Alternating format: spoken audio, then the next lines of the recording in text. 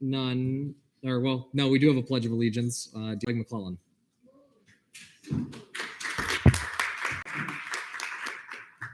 I pledge allegiance to the flag of the United States of America and to the republic for which it stands, one nation, under God, indivisible, with liberty and justice for all.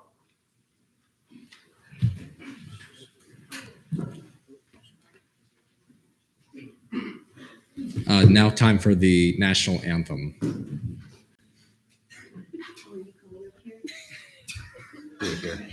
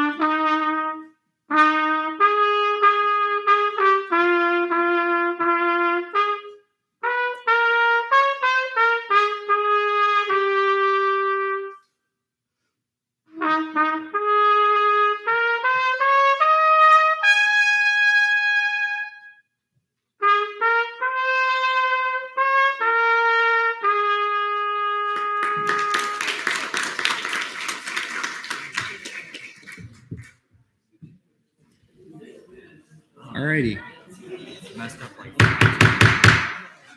Alrighty. Roll call and verification of quorum. Chair Uriah. Trainer, Here.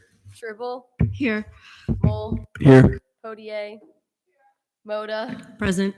Kira, Here. Nimbargi, Present. McClellan, Present. Millington, Present. Temple, Present. Capozzi, Caldwell. Okay, Spalding, Castello, Present. Parmar, Simcoe, Wanjin, Present. Domino, Present. Foster, Here. Shella, Present. Becerra, Present.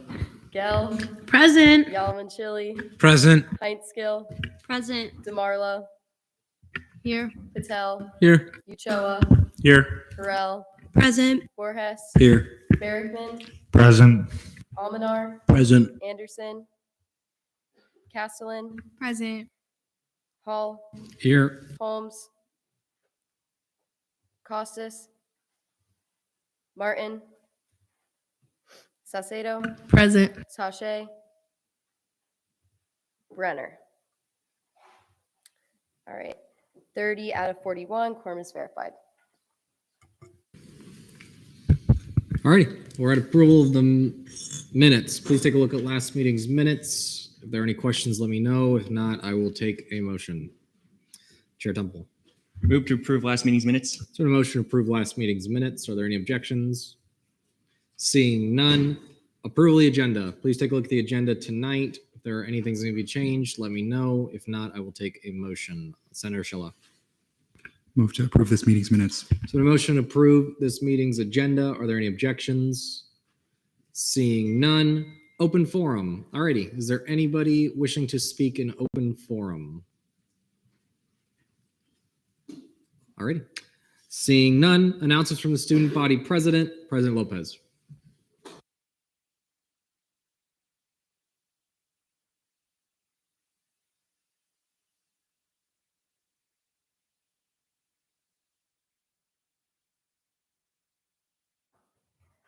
Hello, everyone.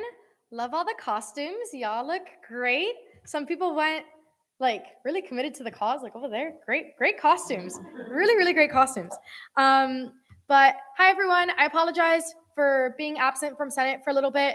My classes have just gotten little crazy. We're at that point of the semester. So I hope you all are doing okay in your classes, checking in on your mental health. And again, we're almost at finals. We're at that point. So just hang in there and stay strong. But with that, just a couple of announcements. So the executive cabinet has been doing quite a few things lately. We met with Dr. Cindy Muniz. In case you don't know who she is, she's the director of HSI Partnerships and Initiatives. She met with cabinet just to discuss some updates regarding HSI and the grants that they received and just areas for future collaborations.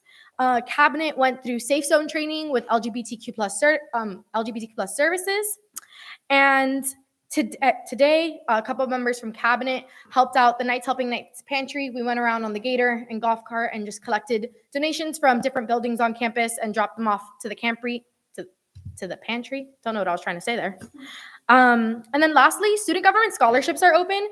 Please, please, please advertise this to everyone you know, and don't hesitate to reach out to apply for them. Just because you're student government agents, it's not students that vote on who gets the scholarships. So you are all more than welcome, and I encourage you all to apply for these scholarships. That's it from me. All right. Are there any questions for President Lopez? Seeing none. Hey.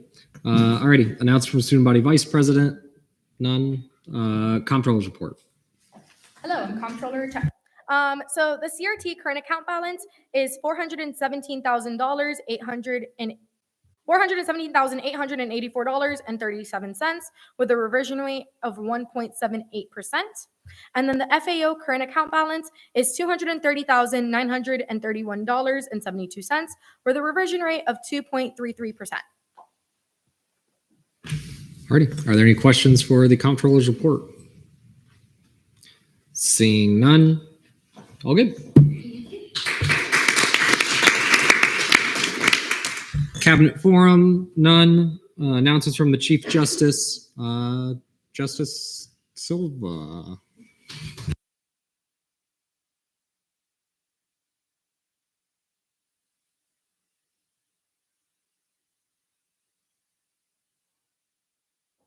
Such a long walk.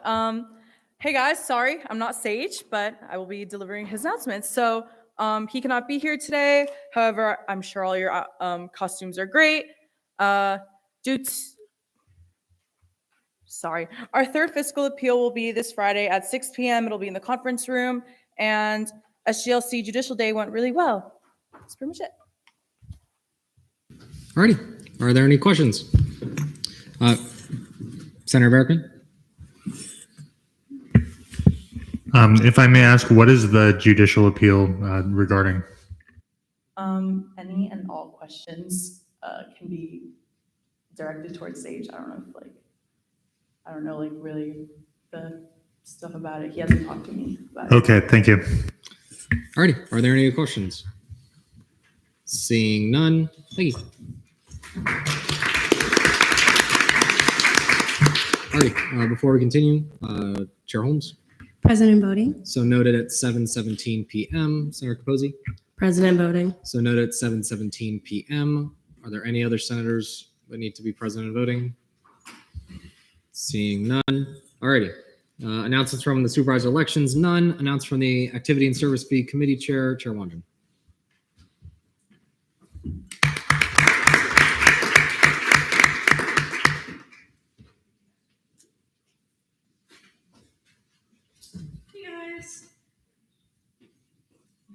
Hey guys, in today's meeting, we approved the budget packets, which are slightly different between agencies and departments this year. They will be distributed by Monday, after which the representatives of each ANSF entity will be contacting them. I'll be reaching out to anybody who has not been present at the last 3 meetings soon. And for any senators in that position, I will try to talk to you tonight. Yielding to Vice Chair Borjas. Hi guys, I'm back again with another budget fact. I know you guys love them.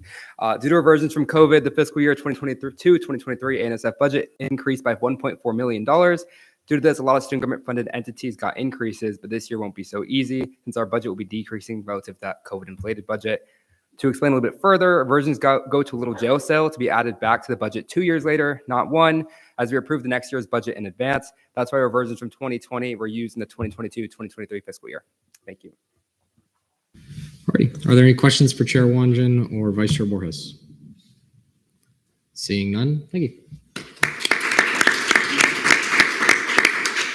Alrighty, announcements from the scholarship committee. None. Announcements from Senate President. All right. Hello, everybody. Happy November.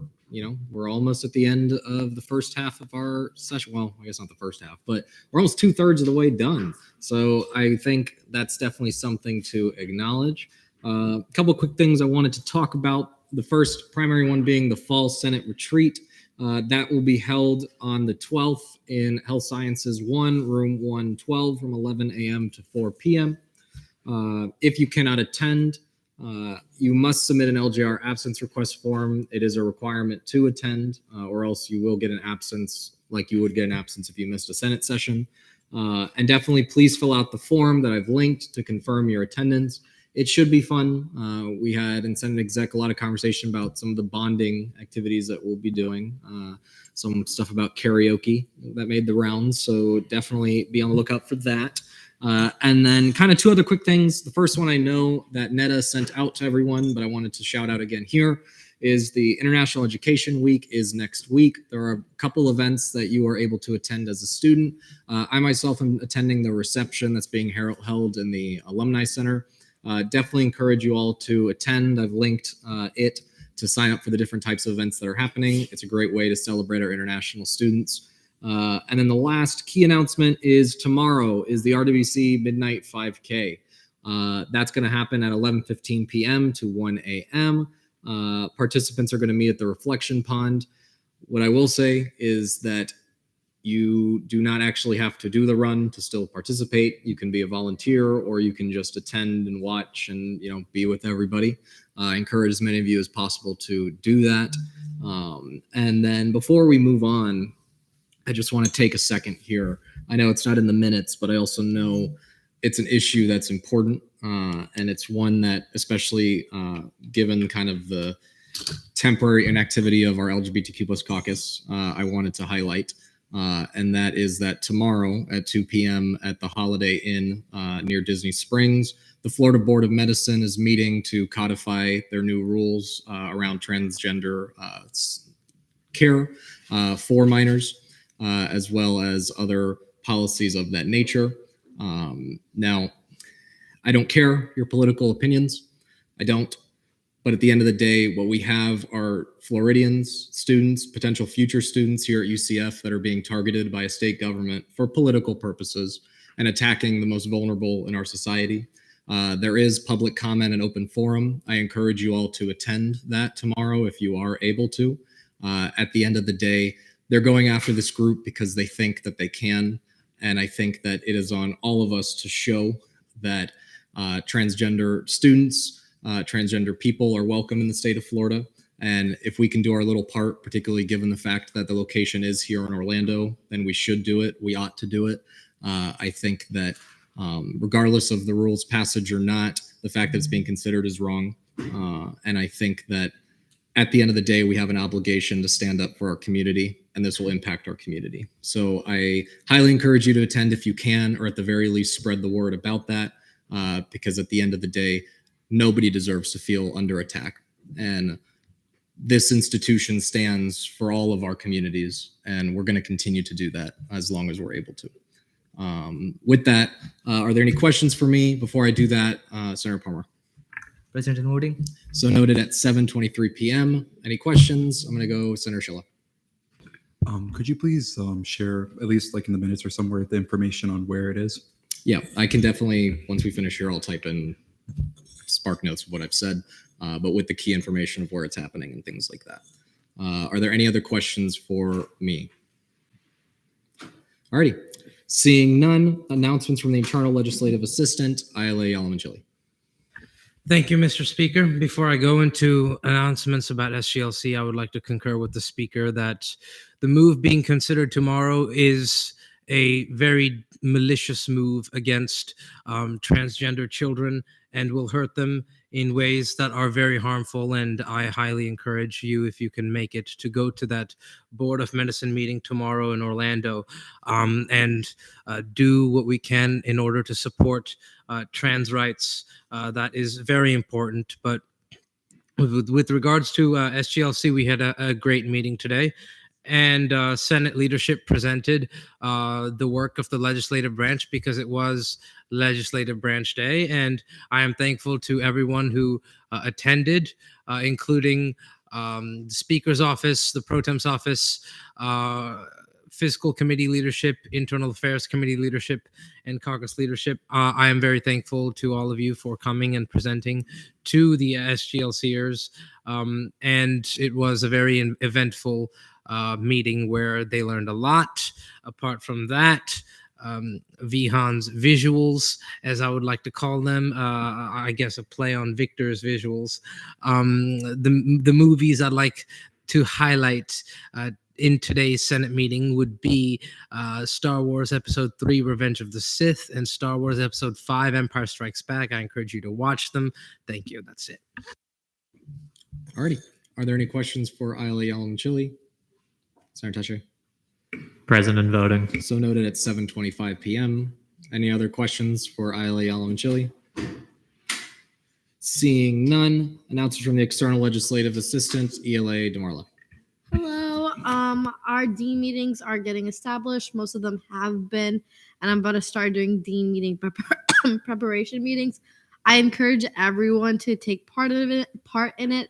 I think Dylan mentioned this last week, but this is one of the best ways you can really get involved for your students and for your constituents. You'll be directly interacting with these deans, and you represent some more than thousands of students, and being able to tell those deans that affect these colleges directly what we want and what the students want is a great way to advocate for these people. So I encourage everyone to not only just be involved in the dean meetings, but also the preparation meetings, because they do help us build our initiatives and help us be more concrete in what we want for our students. Alrighty. Are there any questions for ELA DeMarla? Seeing none, Senator Costas. President voting, Coach. So noted at 7:26 p.m. Alrighty, Senate President Pro Tempore report, Pro Temp Foster. All right. Hello, everybody. It's really nice to see such a full and festive chamber. Appreciate all the costumes.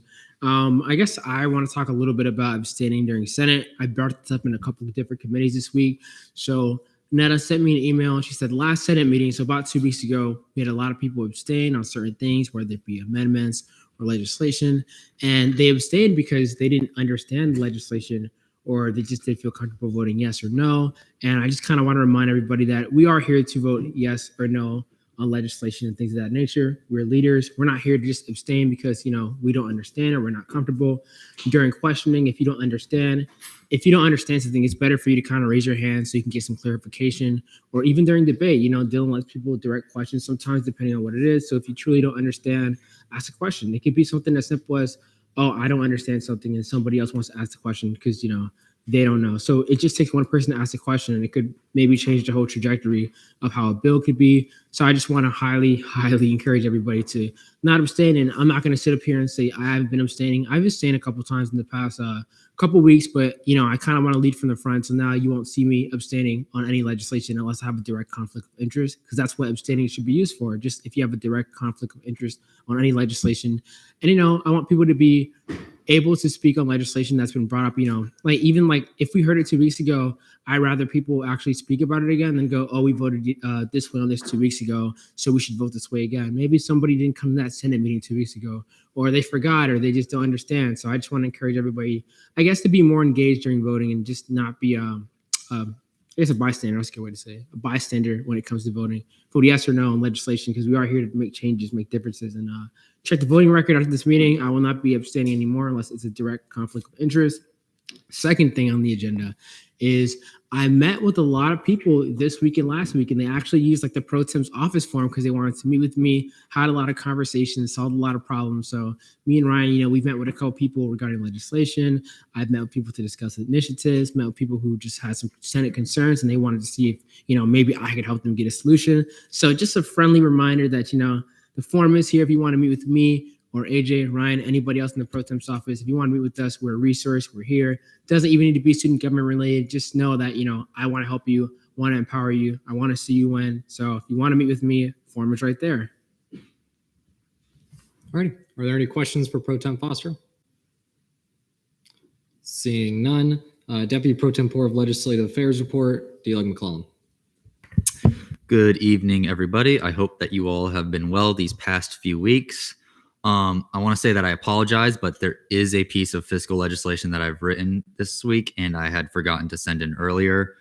So I will be moving to add it to the agenda on first reading momentarily. Alrighty. Any questions for Doug McClellan? 1 second before you do that, Chair Anderson. President voting. So noted at 7:29 p.m. Doug McClellan. Motion to move back to the approval of the agenda. There's been a motion to go back to approval of the agenda. Are there any objections? Seeing none, Doug McClellan. Motion to add fiscal bill 5426, funding for American Society of Civil Engineers to host the American Institute of Steel Construction, Steel Bridge, or to build at the American Institute of Steel Construction, Steel Bridge competition at Southeast American Society of Civil Engineers Student Symposium at University of North Florida, Jacksonville, Florida, on March 23rd, 2023. Alrighty, there's been a motion to move fiscal bill 5426. Is there any objections? To first reading. On to first reading. Any objections? Seeing none, Doug McClellan. Motion to reapprove the agenda. So a motion to reapprove the agenda. Any objections? Seeing none, is there a motion to return to DLEG report? Alrighty. Any other questions for Doug McClellan? Seeing none, Deputy Pro Tempore of Senate Relations report, Deeser Patel. Hi guys, I hope you had a good Halloween. Since the last time we met, I updated the RSO for RSO distribution list to be more updated to this year's RSOs, and I've completely finalized. So it's attached right now on the drive. Whatever you see, that's your final RSOs that I've assigned. Also, ELA DeMarla and I will be working on organizing a Thanksgiving social. It's going to be towards the end of the month, and we'll be sending out interest forms and availability dates soon, probably the next week. Alrighty. Any questions for Deeser Patel? Chair Wanjan. 2, if I may. You may. So the first one, if there are RSOs that are missing, how do we let you know? Deeser Patel. I didn't understand the question. Do you mind asking it again? If there are RSOs that don't have representatives, how do you want us to inform you of that? So I do have a list. I have like a separate Excel sheet where I have all the ones that are from the authorized form from court. I have the ones that are already covered, and I have a list of ones that are not represented. Chair Wanjan. A follow-up to that, if I may. You may. So if they aren't represented, could you add them like to the list so that we know they're not completely missed? Because I'll have RSO. I know I'll have RSOs, and this at least Tyler will also have RSOs that contact him asking about who their representative is. And it would be very helpful at minimum if we could say, hey, you don't have a representative, but reach out to the DSER and know that they're actually on a list rather than that they got missed. So if you could have a separate tab or something that showed that. Okay. I do have a separate tab. It's just like hidden from public view, so I can make that public if you'd like. That would be helpful. And then the second question, if I may. You may. You have like in your first part of the announcement, I've begun reaching out to RSOs on your behalf. Are we not contacting our own RSOs? So what I'm doing is I'll be emailing everyone's RSOs like 10 emails at a time, basically introducing like, hey, this is your senator, this is their email, this is where you can reach them. I'm doing this more because I remember last time around when this was done, a lot of people like were held in non-compliance because they didn't do like their job within the required deadline and reach out. So instead of like relying on everyone else like separately to like reach out to the RSOs, I'm just gonna do it like all in one mass like sitting. I'm gonna go Senator Barrickman first. If we have RSOs that do not return our communication, and we can't find a way to communicate with them, is there a process for cycling through and finding RSOs that would like representation? So that is common. Some will not respond most of the time, but if you would like additional RSOs on top of it because you feel like 10 is like not putting you as much work, I can certainly give you more if you like. Thank you. Alrighty. Any other questions for Deeser Patel? Chair Wanjan? Question for Deeser Patel or Pro Tem Foster or both. So are we expected to try and contact them in a different way in order to fulfill our requirement of 309.4B, that we have to maintain contact with our assigned organizations? Because as far as I know, these emails are generally what we consider fulfilling that requirement. So I would suggest emailing, and I feel like that's a good enough method of trying to contact them. I do remember last time some RSOs are more active on Instagram rather than checking their emails. So if you feel like your RSO is not being in contact with you as much, you can try DMing them on Instagram and like their official profile and saying, hey, I'm your sender. This is what I can do for you if you like anything. All right. Are there any other questions, Chair Borges? Yeah, kind of as a follow-up to Wanjan's question. So do you want us to email them after you'd already emailed them? So since I'm emailing them from my email, I'm just gonna see how the response rate is, and if they like contact me and I feel like that's like they understand what they're doing, I'm not gonna expect all the senators to like go reach out on their own. But depending on like what the response is, I will like suggest like, hey guys, I reached out, I didn't really get responses. I suggest you try to reach out again too, just to like push them in the back and remind them that like you're there for them. Chair Holmes. Hi, would you consider CCing us on it? Like if you could CC me on like the email so I can see as well. That's okay? Yeah. All right. I'm going to go Vice Chair Becerra. Yeah, I was gonna ask, for the students, for the senator, well, for the students that are no longer senators, such as Savannah and Michael, are they gonna be placed vacant because it still says their name here on the spreadsheet? So that's just like a minor like editing thing. Like I purposely didn't give them RSOs, but like if you like, I'll make them vacant later. Sure, go. Hi, Deeser Patel. I know you're in like the hot seat with questions right now, but I guess this is a question for entire Pro Tem's office in terms of like fiscal. I know a lot of RSOs might come in and they don't have a representative. Is there any way that like fiscal and Pro Tem's office can kind of like work together for maybe RSOs that are getting a bills that don't have a Senate representative to be appointed a representative on the specific committee their bill's going through? Or I don't know if that would be too much work because I already know you're like taking on the work of sending out emails, but I was just more of like any RSO that's coming for funding should be represented in a sense, in my opinion. So is there any like way that you guys could work on that in a sense? I think that might be more for the D-Leg as well.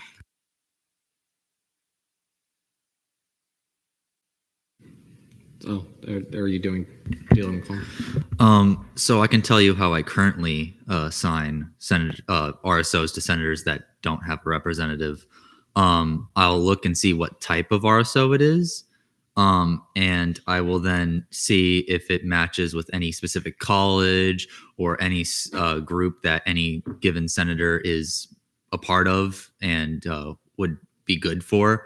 And anytime I do assign to an RSO to a senator, I do let that senator know, and I ask them if they understand, and if they're already are very fiscally knowledgeable, then usually it's in good hands. But like there's been a few that have been assigned to like newer senators, and I've talked with them and walked them through the process, and that's typically how I assign RSOs to that aren't currently represented. I'm going to go Chair Wanjan. May I direct this question to Pro Tem Foster? You may. So how exactly are we enforcing 309.4B, which is the part that requires us to contact our RSOs if we're not like CCing you on those initial emails because the Ds are sending them instead of us? So Deeser Patel, that was kind of his idea of him wanting to send the emails. So I guess, to be honest with you, there's no real way to enforce it. But if you wanted to enforce 304, I could just tell him, I think, yeah, he started to already send the emails, but we could give you a timeline where you could just send the emails yourself and just totally scrap him sending the emails. That was his idea to where he wanted to send the emails, but we can just have it to where you guys send your emails and then just do the normal way, just CCing. If he wanted to go beyond that and contact the RSOs, then he could go do that on his own. there any other questions? All right, before we move on, what I will say at the very least to D.Sir Patel, for the emails going forward, CC the senator onto them, and then for the ones that have already been sent, forward them to the senator in question, and then we can go from there. All right, caucus reports, API caucus, none. Black caucus, Chair Holmes. Hi, everyone. So this is your weekly reminder about Future of Our Faculty, which is on Wednesday, November 16th, 2022. In SU 316A, we revised our goals. Vice Chair Caslin and Coordinator Collins and I have come to the conclusion that we'll focus on educating students on the Charles Nagy situation, but also aiming to improve student-faculty relations, as well as providing a safe space for students to converse about their experiences within the classroom. We requested representation from Faculty of Excellence, Black Faculty and Staff Association, Civil Discourse and Engagement, MSC, and CAPS. And CAPS specifically so that we can, because we are not trained and able to assist any students that may need mental health resources at the time. And then we sponsored 2 resolutions, Resolution 5417 and Resolution 5413. One is Senator Moles and the others is Chair Tache's resolution. Lastly, we are pending sponsorships for our Juneteenth resolution before it is turned in. If an organization that you are a part of would like to support our Juneteenth resolution, please reach out to me. And a last announcement that isn't put on here. If you're in Black Caucus, can you find me after this meeting really quickly so that I can mention something to you that I forgot to mention during our meeting yesterday? And that is it from me. Thank you. All righty. Are there any questions for Chair Holmes? Chair Talbot. More so about the Juneteenth resolution. How far along is that resolution, and and may I be able to sponsor it at any point? First of all, I love the outfit. Second, yes, you can sponsor it. If you would, actually, I'll just link it in the agenda so you can take a look at it and just let me know if anybody else you know wants to sponsor it, but you're more than welcome to take a look at it. We're looking at turning it in next week. Alrighty. Any other questions? Seeing none, Disability Caucus report, Chair Tache. Yeah, we didn't meet this week. Our meetings are on Mondays, and Halloween is a day for whimsy, not a day for meetings. Any questions for Chair Tache? Seeing none, Hispanic Latinx Caucus, Chair Salcedo. Hi, everyone. We will be meeting. We met last week, and we will be meeting tomorrow at 3. We've begun discussions around changing the name of our caucus. It has been a very lively discussion. So if you identify with this group and you have opinions you'd like to share, we'd really appreciate it. Please join us tomorrow. Alrighty. Any questions for Chair Salcedo? Senator Moore. Yeah, just curious what prompted the discussion on change and what are other alternatives are being explored right now? I don't want to go into it too much right now because we will dive into it in depth tomorrow. It was prompted because Senator Castillo came up to us and told me that he was interested in changing the Women's Caucus name, and he just thought, let's change it at the same time if you're interested too. But our discussion has been much more lengthy than I expected, so we're not going to be able to do that. A lot of things have been thrown around, Hispanic, Latin, Hispanic, even Hispano Latino. So there's a few options out there. All righty. Any questions for Chair Salcedo? Seeing none. LGBTQ plus caucus report, none. Women's caucus report, Chair Moda.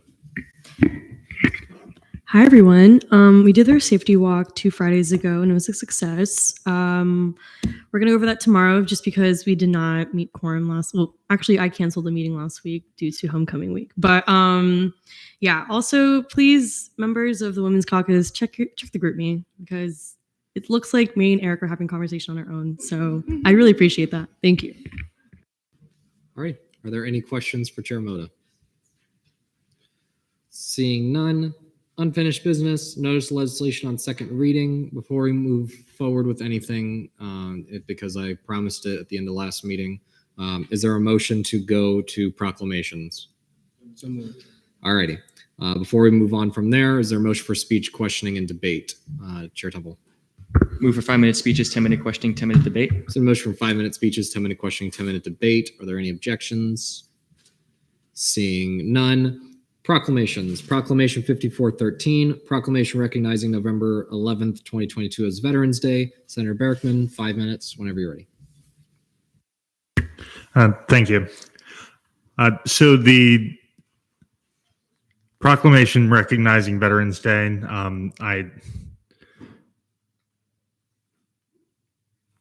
I would like everybody to be aware of Veterans Day. The fact that 22 veterans every day commit suicide, the resources that we have available on campus to support veterans, and also the numbers that we like the numbers of the peoples that we support, whether they be staff members, students, student veterans, or student veteran family members. We also continue to produce veterans here at UCF in the form of the ROTC program. We create leaders here.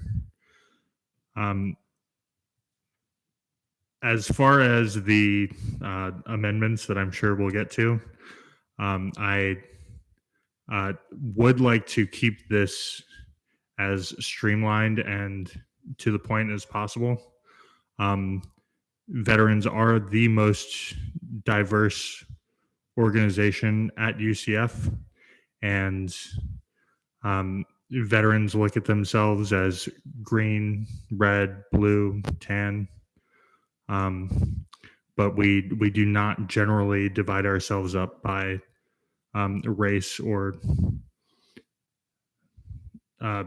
gender or any other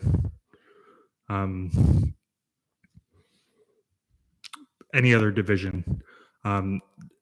To that end, my mom, a retired lieutenant colonel and medical doctor, she is a lesbian woman, but we wouldn't necessarily call attention to the fact that she is a lesbian or a woman when we are bringing attention to Veterans Day. I yield my time. Thank you. Alrighty.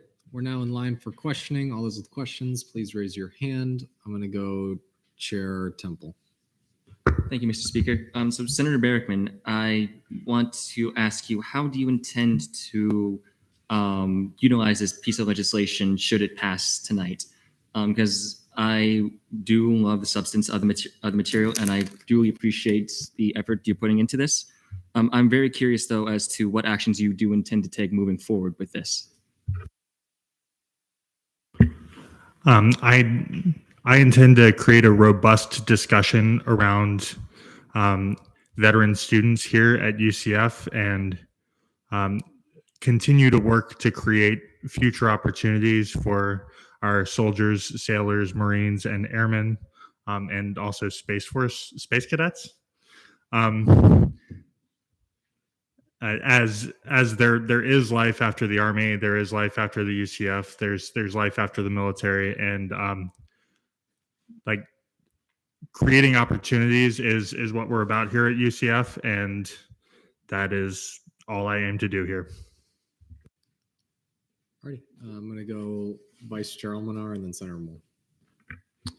Given that the University of Central Florida will be shut down on Veterans Day, how do you intend to like do something for Veterans Day if like you can't do anything on campus? There is a Veterans Day parade during our Senate retreat that I will unfortunately not be able to attend because I am a senator. But we do have many veterans that will be attending that. Senator Moore? Yeah, so UCF recognizes Veterans Day already, like as a university. In fact, I got an email saying that the College of Arts and Humanities is celebrating Veterans Month. So it's obviously something that's already recognized. So I guess my question is just, how do you see student government as a supplement to something that's already recognized in the university, and sort of like what made you want to do that when the university as a whole is already recognizing it, more or less? Unfortunately, as student veterans, I don't think any of us were approached by the College of Arts and Humanities. So I would like to ensure that the student population remains engaged, particularly the 1,700 student veterans and veteran family members that we have. The College of Arts and Humanities seems to be on an alumni track for this. While I do seek to create more opportunities with our veteran alumni and kind of paint the picture of the path forward for our students,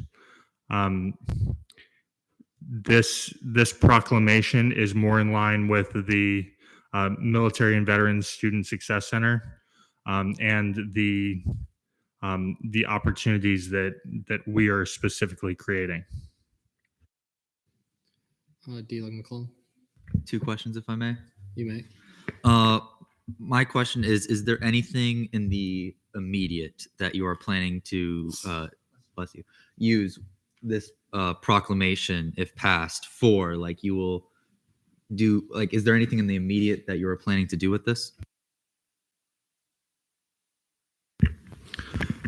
I'm planning to create general awareness with this proclamation.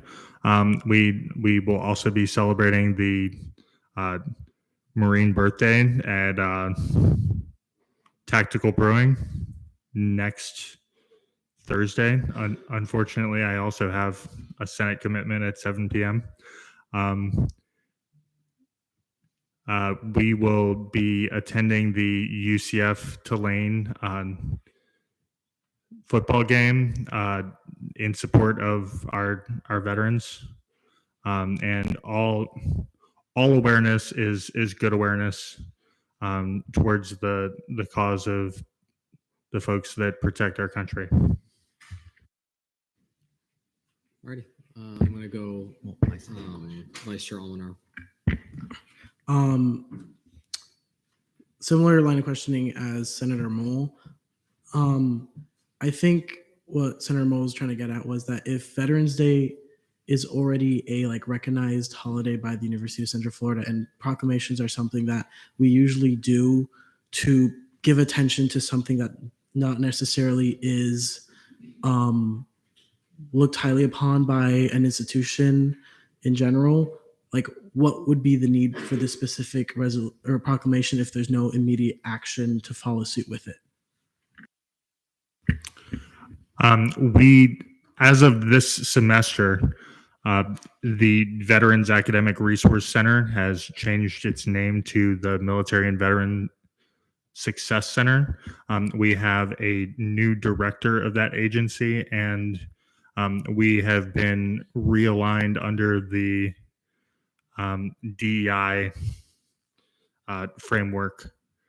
So there are significant things that are happening in the veteran community that this proclamation covers, and it seeks to use Veterans Day to bring attention to that.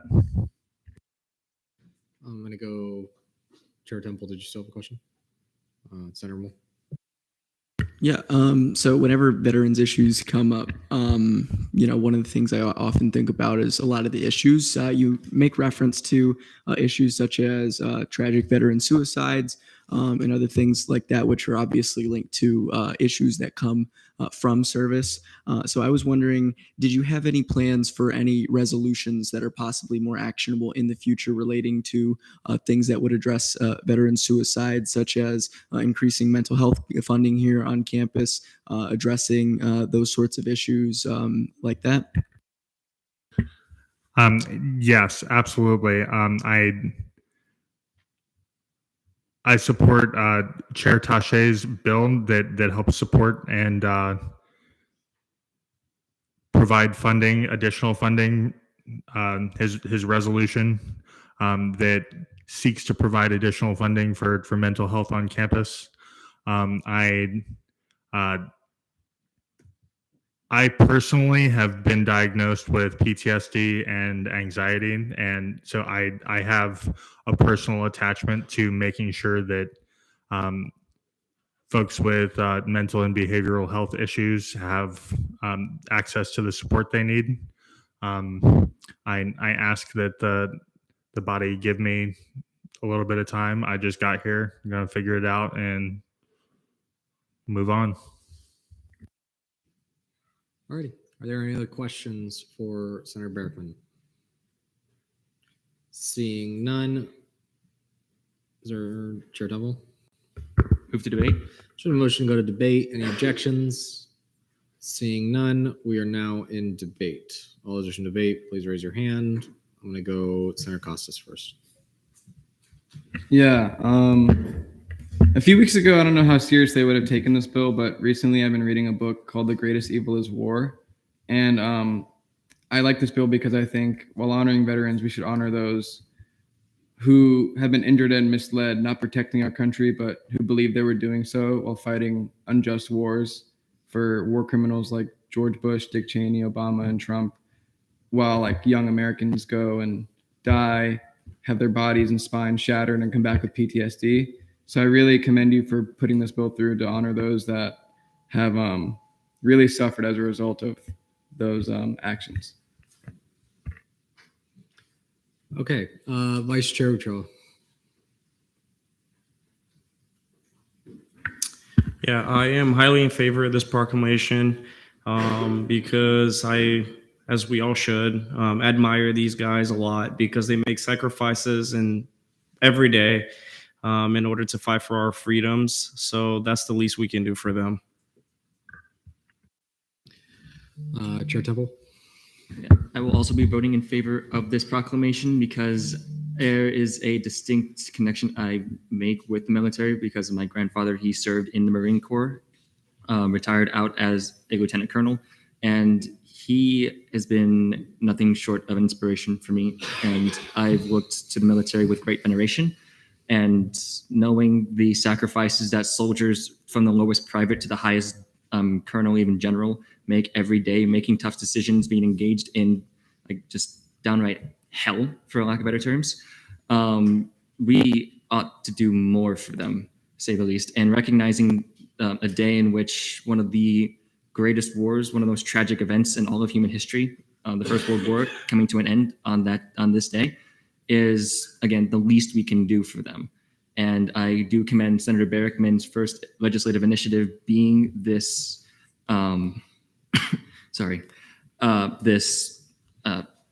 Recognition. And I do highly encourage us all to really not forget those soldiers who have made those sacrifices, again, from the lowest private to the highest officer. And that is why I will be voting in favor of this proclamation. Alrighty, we've seen 3 speeches in affirmation. Senator Moll. Move to see my amendments on the document as a block. Alrighty, there's an motion to see Senator Moll's amendments as a block. Are there any objections? Seeing none, is there a motion for speech, questioning, and debate on the amendment? Chair Temple. Move for 3-minute speeches, 10-minute questioning, 10-minute debate. So motion for 3-minute questioning, 3-minute speeches, 10-minute questioning, 10-minute debate. Are there any objections? Seeing none, Senator Moll, 3 minutes, whenever you're ready. Great, thank you. So, every time Veterans Day comes around, as someone who has lots of military family members, including my mother, my uncle, 2 of my grandfathers, something that always sticks in my mind is the way in which veterans who are putting their bodies on the line, putting their lives on the line, are often misused and mistreated by the system that puts them through, just like Costas was saying earlier during debate.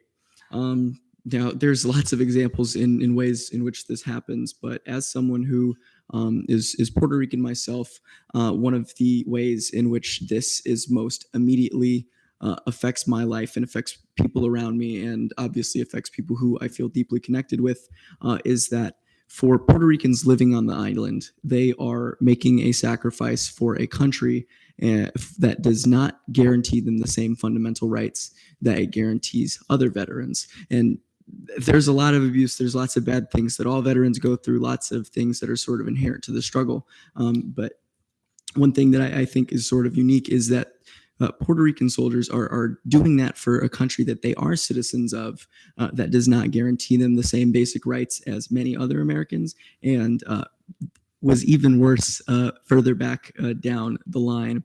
Additionally, while that is an issue that is personally important to me, I think it's also important to recognize that Puerto Rico is in a unique situation in which Puerto Ricans are citizens of the United States. So if they move to the mainland, they can vote, they can affect policy that affects the way that the military is run.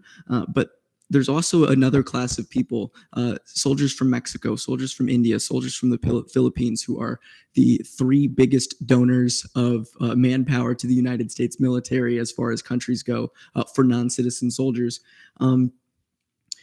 People from those countries have no right to even move to the United States and vote in our own elections and decide the policies that control their lives, control their livelihood, controls their status as veterans. And so the two people or the two groups that I have added amendments tier 2 are two groups of people that have no representation and are at the whims of other people like us who are living in the United States mainland, are citizens, and can affect policy, and in the past have affected policy quite negatively for these populations. So with that, I yield the rest of my time to questioning. Alrighty, we're now in line for questions. All those with questions, please raise your hand. Chair Warhurst. Hi, thank you. As a fellow Puerto Rican, I get your sentiments, but my question is, what do you plan to do if these amendments pass to affect this community? Right. So first of all, it would just be a point of personal pride. Like I said, many people in my family are, veterans themselves, are people who have made some, not the greatest sacrifice, but some pretty great sacrifices in favor of this country. As far as my own personal advocacy, that's obviously something that wouldn't come from myself as much as the person who didn't introduce this bill myself, but my hope is, especially since this is being sent to the Office of Diversity, Equity, Inclusion, that in conjunction with the efforts that are being done specifically for veteran students, that that same office would then be able to do great things for specifically that community of people here, especially since we are a Hispanic serving institution.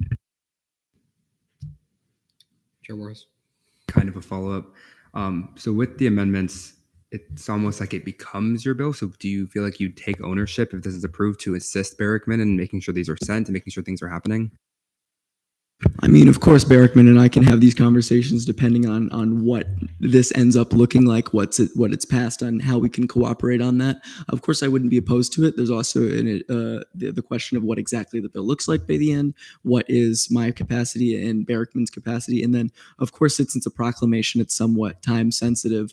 What we can do together on that in the meantime. But I certainly wouldn't be opposed to it. Senator Barrickman. Senator Moll, given that this seems to be driven towards Hispanic representation, what would you have to say for every other veteran that is served in the United States military that is not represented by your amendments? Well, like I talked about, I think that there is a need for extra representation because, we always talk about how people are fighting for our freedoms. Well, in this case, these are people who are fighting for freedoms that they themselves do not have. So I think that is something that is deserving of extra attention, not to diminish anything that any other veteran has contributed, but to give an extra sort of recognition and acknowledgement of the fact that these are people who are fighting for other people's rights rather than rights that they themselves enjoy. So it's not to take away anything from them. It's only to boost up a specific population that is in a rather unique situation. As for other veterans, I mean, there's all sorts of groups that, I think that if we wanted to add even more lines representing the specifically the contributions of other groups of people, Black soldiers, for instance, other populations, LGBTQ soldiers, as you mentioned previously, I think that there is space for that. I was coming from my own perspective, and unfortunately, I did not have time to recognize all of those groups that definitely deserve extra attention. If you want to talk about non-identity based things, homeless veterans, veterans struggling with mental health issues, which are sort of alluded to in this, I'd be open to add that, but I didn't add it because I'm one person with my perspectives, and so that's something that I can speak a little bit more on. Are there any other questions for Senator Moll? Senator Berkman? Senator Moll, you've mentioned that several of your family members have served in the American Armed Forces. Did you by chance ask them what their opinion would be on your amendments? So it's not to represent those people specifically, because of course they have their own opinions here, and especially seeing as they are not students here at UCF, I would love to hear their opinions on it, but for family reasons and different reasons like that relating to our own culture and identity, I won't get into the specifics, but it's something that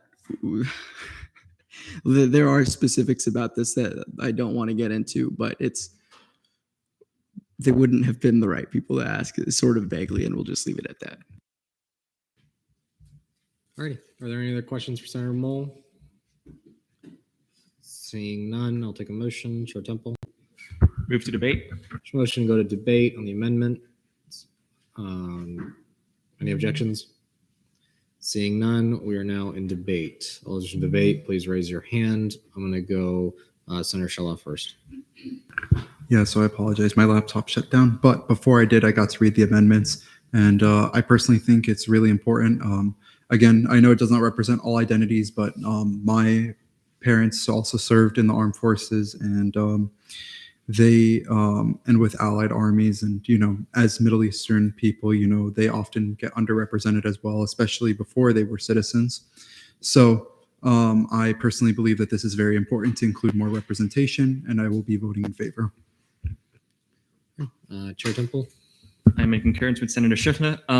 I loved how Senator Moll brought up the fact about Philippine fighters, because the Philippine Army and the Philippine guerrillas during World War II had been an instrumental effort in preventing the Japanese from using the Philippines as a proper stronghold during that time, and they helped beat back the Imperial Japanese during the counteroffensive the United States had waged during the latter stages of World War II. And it is not very well talked about how the Philippine community in particular is brought up, but in general as well. Like, history is a immensely broad subject matter. And the fact that there's so many different minority communities that have served in the United States, despite the discrimination that they have faced, it is still astounding how much they put forward, even with that discrimination against them. And even though, yes, it's true, only one particular community is highlighted here in particular, it does serve as a good way to engage students to think about more communities moving forward.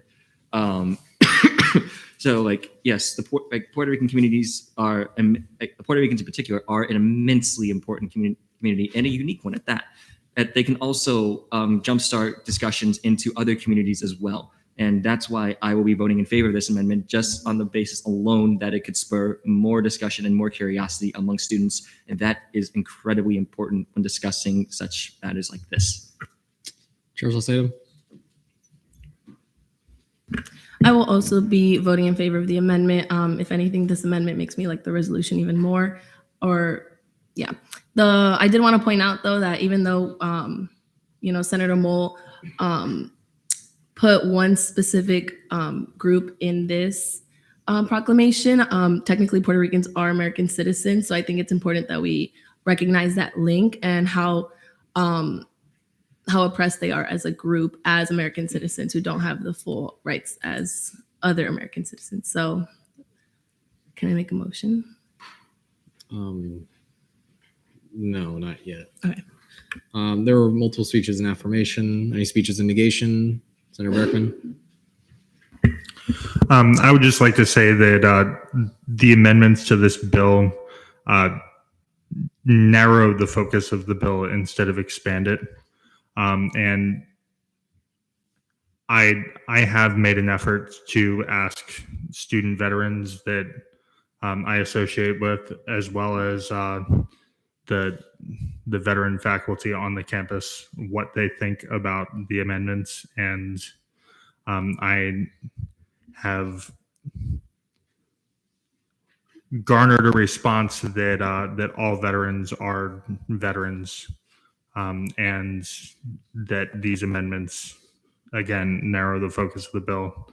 I will be voting against these amendments, and I would hope you all do the same, because there is ample opportunity within this body to recognize all of the groups that have also served as veterans. And yeah, thanks.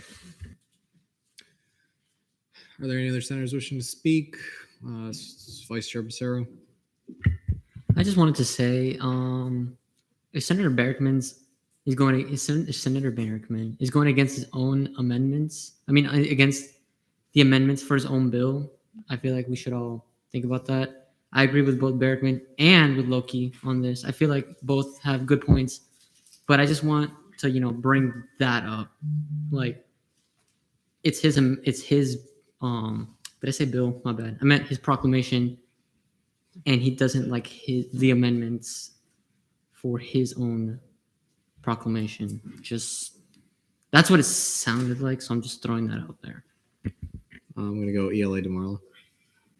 I'd like to hear more debate on this. I'm kind of torn because Senator Berkman did mention that when he did talk to other people who are affected by this resolution, and they have one opinion, but I also do recognize the importance of what Loki recognizes in this. So maybe we can either think about adding more amendments to expand it, to talk about different minority groups, or we can think about creating more proclamations for these targeted groups. So that's just my opinion for now, but I'd like to hear more debate because I'm kind of on the fence.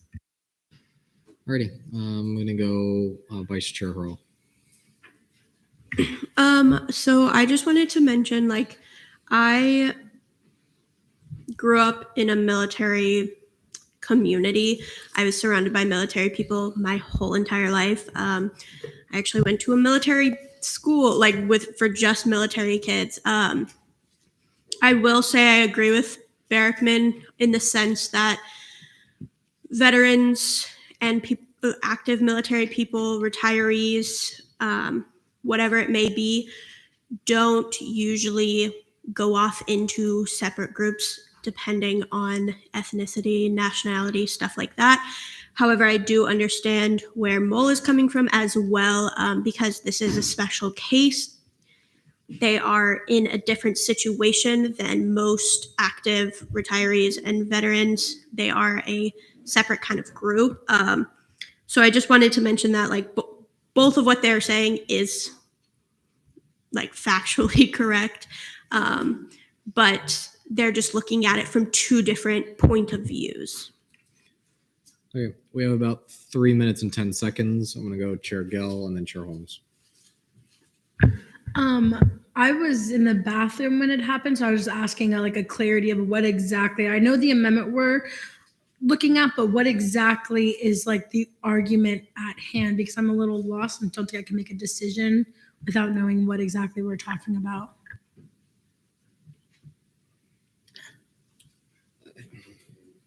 Senator Berkman, if you want to just explain this. Yes, for Chair Gell, So Senator Moll has proposed amendments to the Veterans Day proclamation that highlight the sacrifices that non-citizens and also American citizens that live on the island of Puerto Rico have contributed to the armed forces of our nation.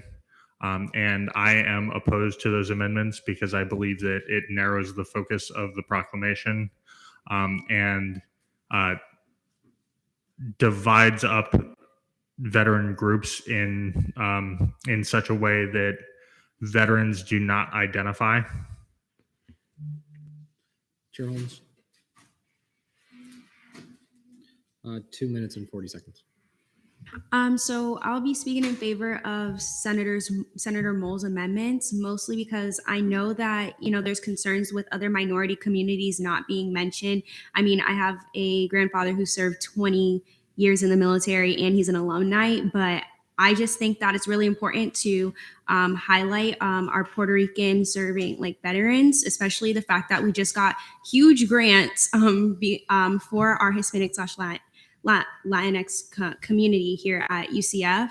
And so I think it's a very important time to highlight it. I don't think it's taking away from the fact that there are other veterans of other colors and from other communities, but I think it's highlighting. So I know I know Senator Berrickman said that it seems like it's narrowing it, but I honestly think it's expanding it and providing another opportunity to show that student government cares about what's going on specifically during this time.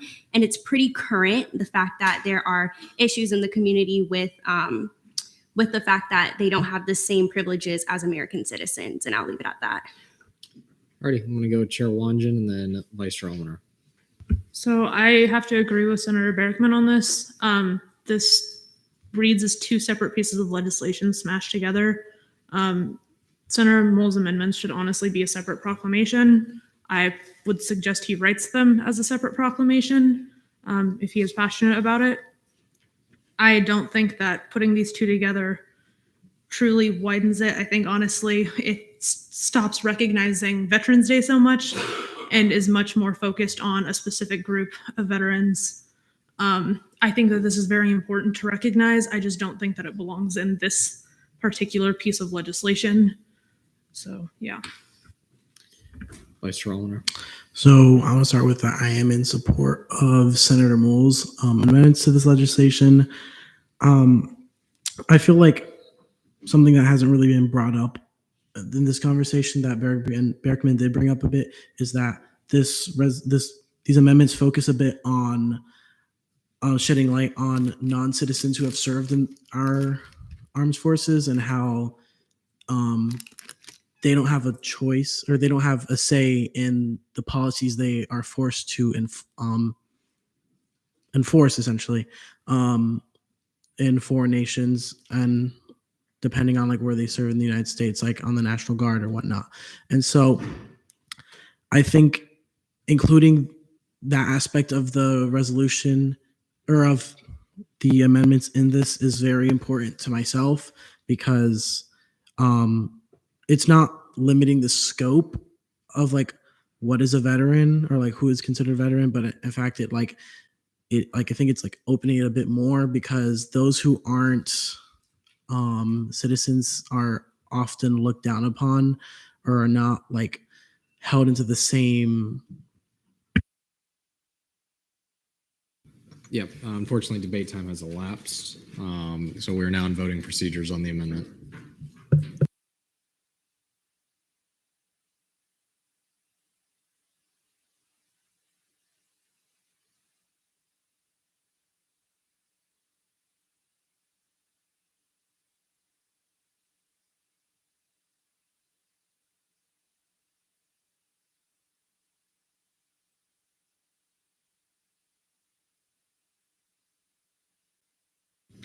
Alrighty, with a vote count of 15 to 18 to 0, the amendments do not carry. We are still in debate. We're still in debate. Senator Shalom. Yeah, so even without the amendments, I do believe that this is a pretty important proclamation. So, like I mentioned, again, I've had family served in like ally military and armed forces. So this is pretty important.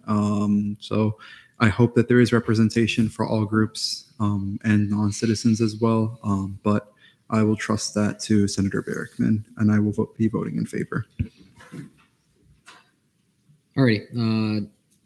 Yeah, because he already did anyways. I was going to see those amendments as technicals. Alrighty. I'm going to go Senator Costas. And yeah.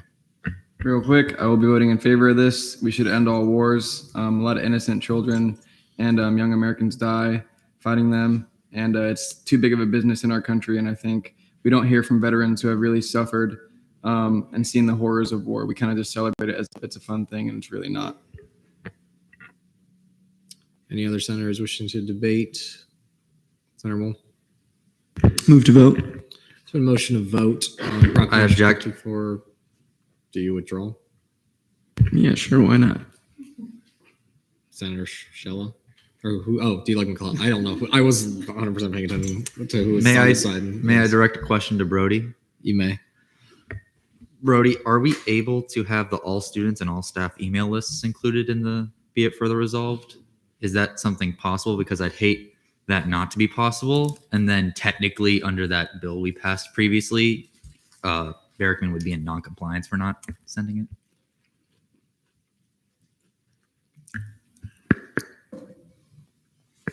Yeah, I think so.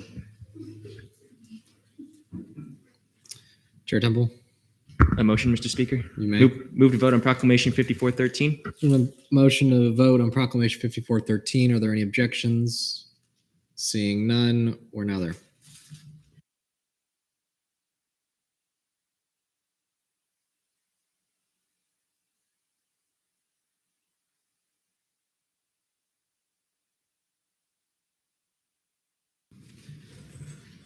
With a vote count of 33 to 1 to 0, Proclamation 5413 passes favorably.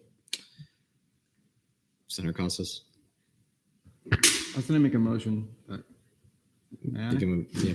Motion to move to fiscal legislation, notice of legislation on first reading. I just know there are students here and we have a bunch of intense bills that we're going to be seeing, and I think it would be courteous to have them present their events so we can get them out of here. So the only reason I'm not going to see that is if you can alter that to just fiscal committee reports, because those also still need to be read in as well. Motion to move to fiscal committee reports. There's a motion to go to fiscal committee reports. Are there any objections? Seeing none, we're now there. CRT committee, Chair Warros. Thank you, Senator Costas. I appreciate it. In committee, November 2nd, yesterday, old business allocations approved 54-125, 40-0, postponed 54-151 by general consent. New business allocations approved 54-199 with 40-0, 54-205 0-0, 54-201 and 202.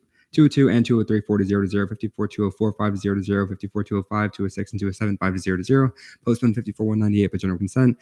Cool, no more numbers. This week we approved 10 allocations, postponed 2, and it was pretty short and minimal. We have impacted over 700 students. Woo! We've also spent over $200,000. We're on track to run out of money. This is the first time in months I think we are not caucusing, so I'm sure my committee is very happy about that. Some members of fiscal leadership, along with the pro tempor's office, met with Jared Hector, CFO of the University of Central Florida, pretty cool guy. We discussed Resolution 5409 that Wanjan and I wrote that discussed transparency with the ANSF budget. And then I yield to my vice chair for Tribbles Tasty Treats. Okay, so we didn't have any treats this past meeting because we were over Zoom, but the one before that, Senator Shidla brought in some Toggy milk chocolate wafers, and overall they were pretty good. But the key takeaway is that McClellan revealed that he was an avid milk drinker in high school. Alrighty, are there any questions for Chair Warros? Seeing none, FAO committee report, Chair Millington.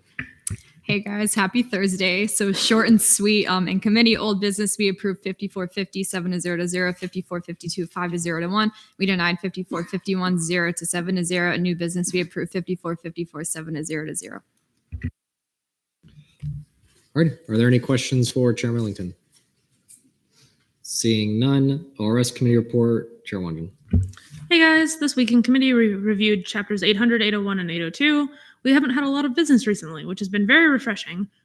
We also keep getting into very fun discussions about fiscal as a whole and finance code and all that fun stuff. So if you're interested in any of that, we'd love for you to sit in and be involved because we're an informal for that entire time. So if you were interested, you could talk. I yield to my vice chair for Victor's visuals. Hey guys, so I just want to start off by explaining what Victor's visuals are because people have asked me. So we checked pictures from a year ago and shared them with ORS. For this week, Ethan shared a meme that makes fun of different English languages. According to him, no one understands Scottish people, and apparently he speaks Canadian. I was on top of an abandoned house. Eric had a freshman dinner, crackers with peanut butter. You should eat. AJ was in a Publix parking lot at 2 a.m. and found his friend in a car trunk. I don't even know if that's legal or not. Might as well call a lawyer. And our chair had a meme. And let's just say we all agree that we do not like X's at all. Oh, all right. Are there any questions for Chair Wanjin? Seeing none. Fiscal legislation, notice legislation on first reading, bills, Fiscal Bill 5426. We've already heard that read once. Is going to be remanded to CRT, FAO. To build. I thought they were going there. Okay. To FAO, resolutions done, special acts none. Notice legislation on third reading. Is there a motion for speech, questioning, and debate? Senator Shalom. Motion for 5-minute speeches, 10-minute question, 10-minute debate. So motion for 5-minute speeches, 10-minute questioning, 10-minute debate. Are there any objections? Seeing none. Alrighty.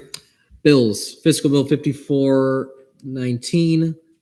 Funding for Ross Rampage, the host of Ross Rampage at Lyman High School on January 28th, 2023. Deeser Patel, 5 minutes whenever you're ready. So make this quick. It's the same thing as last week. Nothing has changed. They're just throwing a Ross event at a high school auditorium. Alrighty. We're now in line for questions. All those with questions, please raise your hand. I'm going to go to Chair Borges. Did we see them last Senate meeting? Yes. Vice Chair Loner. There's some amendments on here. I don't know. You said nothing's changed. I'm not sure if like those were there before or not. I think these are the ones that were like we saw last week, but I'm not sure if they got like check marked or by.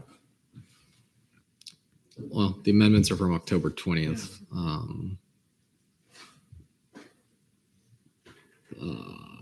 Hello. These are not the ones that we saw last week. All of the amendments from last week should have been accepted. Brody? Senator Palmer. Excuse me. So last week we accepted the amendments, but I noticed that I made a mistake. I did not include so basically the second amendment which we saw was a mistake, shouldn't have been seen. I did not include, it was including the delivery fee, which I assumed was taxes, and I removed that. So that's why the second amendment was done. And after, when I rechecked it, it was apparently the delivery fee. And so I changed that, but by that time, the bill was already passed. Senator Barrickman. Move to see these amendments as technicals. I'll do that in debate. We're still on questioning right now. My apologies. You're good. All right, we're still in questioning. All those questions, please raise your hand. Senator Shalom. Fun question. What happened to the water bottles? They're still ordering them. Vice Chair Becerra. Move to debate. There's a motion to go to debate. Any objections? Seeing none, we're now in debate. Senator Barrickman. Two, if I may. Yes. A motion and then debate. Do the debate and then the motion. Debate first and then the motion. Okay. Sorry, guys. So as I can see that the body of the Senate is in favor of this bill, I will be voting in favor. I would like to bring attention for this bill and for future financial requests that that when we order 2,000 plastic water bottles and then we also provide branded reusable water bottles, it does seem to be in conflict, or should be in conflict for some people, I guess. And also move to see these amendments as technicals. Brody, should these be seen as technicals, or do we have to? So it's up to you fully. Yeah, it's up to you. I will let you decide.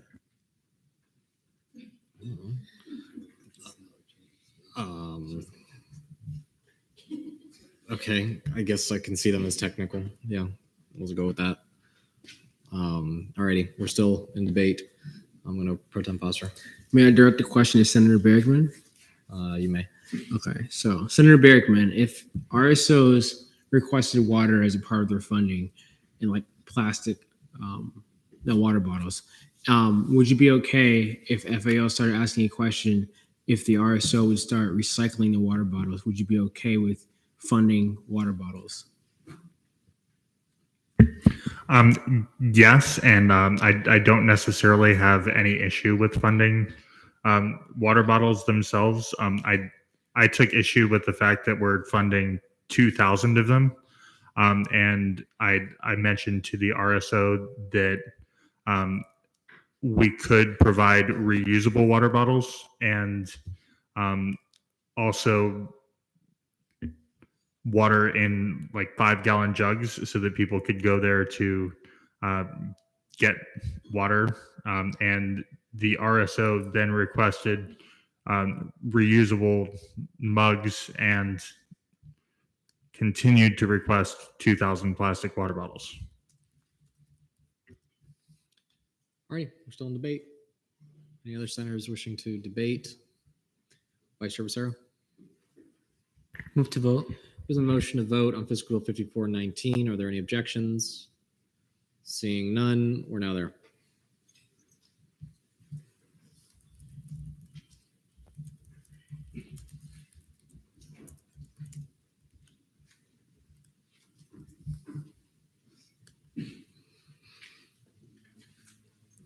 With a vote count of 32 to 0 to 1, Fiscal Bill 5419 passes favorably on third reading.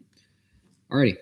Fiscal Bill 5421 for 16 members of trial team to travel to the third annual AGI Invitational in Fort Worth, Texas from January 12th to January 15th. Aile Alum and Chili, 5 minutes whenever you're ready. All right. Thank you, Mr. Speaker. The RSO is not here, but that is okay. And it was seen in the last Senate meeting, passed with a vote of 30 to 0 to 1. There are no changes from the bill since then, and there are no issues with it. I do not see why the Senate should not approve this bill again in third reading.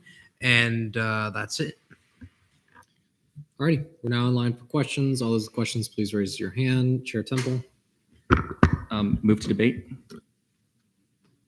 I'm going to see at least one question. Are there any senators wishing to ask a question? Vice Chair Becerra. Hey, Vihan, is the RSO familiar with the post-funding process? I believe that question was asked in the last Senate meeting when the RSO did their presentation, and I believe they said yes. All right, Senator Wool. Move to go to debate. So a motion to go to debate. Are there any objections? Seeing none, we're now in debate. All those wishing to debate, please raise your hand.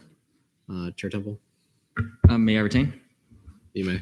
Right. So I voted for in favor of this bill last time. I will vote in favor of it again because I want to see our trial team kick some. Well, I want to see them win out big time in Fort Worth. So with that being said, and hopefully keep me from doing that, let's move the vote, Coach. All righty. There's a motion to vote on Fiscal Bill 5421. Any objections? Seeing none, we're now there.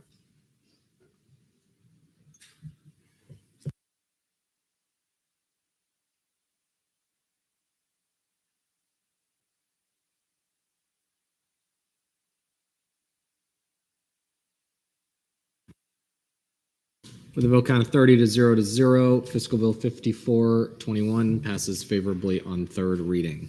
Alrighty, before we move on to the next one, just kind of point of not necessarily information, but clarity. I do intend to make sure that there's at least one question asked and one debate. Something to keep in mind. We're here every session. Anyone looking at a live stream isn't. So if we just kind of say we passed it last week, let's do it. Nobody asks a question, nobody debates. Nobody on the live stream has any idea what we're talking about. So that's the only reason why I would encourage that we think of at least a question and some debate. I know some of these are easy to pass, but let's just kind of keep that in mind. Moving along, Fiscal Bill 5422. Yes. Okay. Funding for 44 members of the Student Physical Therapy Association, Travel to the American Physical Therapy Association Combined Sections meeting in San Diego, California from February 22nd to February 26th. Center Heights School, 5 minutes when you're ready. Hi, everyone. Okay, so this is for, like he said, the Student Physical Therapy Association, which is the DPT programs. That's the doctoral program that we have at UCF. It's their RSO basically to fund, what is it? The American Physical Therapy Association combined sectional meetings. They've all been here before, or most of them have been here before, and I believe some of them are actually presenting and sharing some of their research that they've conducted over the past year. They went to CRT, and I believe they passed favorably there. Riley, who was the vice president that was here 2 weeks ago, she had a nice little PowerPoint with all the numbers and all that stuff, and it's in the last meeting's Senate minutes. Yeah, sorry, that was wrong. But yeah, if you guys want to look at any of that, and yeah, she had all the nice numbers written out for you guys, and I don't see why we shouldn't pass it again. I yield my time. Alrighty, we're now in line for questions. All those questions, please raise your hand. Chair Juarez. A few, if I may. Go for it. Okay, so I had to leave early last Senate meeting. I see in travel there's a deposit area. What is that? So I believe we had like a whole thing about that last time with Brody, and they said that because of the deposit, I'm kind of new to everything, but I know that they have to split it 50-50. So the deposit is just going to come out of their half, if that makes any sense. So it'll just be subtracted from their total. Yeah. And then my follow-up. Just before we do that, Yeah. Brody, if you just want to just clarify it. I was just going to add that there was concerns about the numbers not adding up on that line, and that was because the deposit was included in the total, but like the price per ticket, I believe, was still the same. So we just added deposit so it was clear, so that it wasn't confusing with the numbers. Have they already paid for that deposit? Yes, they did. Okay. May I ask Brody a question? Yeah. Brody, is it true that we can't fund things that have already been paid before the bill is passed? We can't reimburse them for that cost, but we can still pay for the tickets even if they have already paid for a deposit. Chair Wanjin. Can I make a point of clarification on how ORS views it, or should I wait for debate for that? You can now. Okay. ORS does not accept things generally. Like, we don't normally count things that were bought before this, like before the bill was passed. If it was already paid for, we don't generally count it towards the VBF.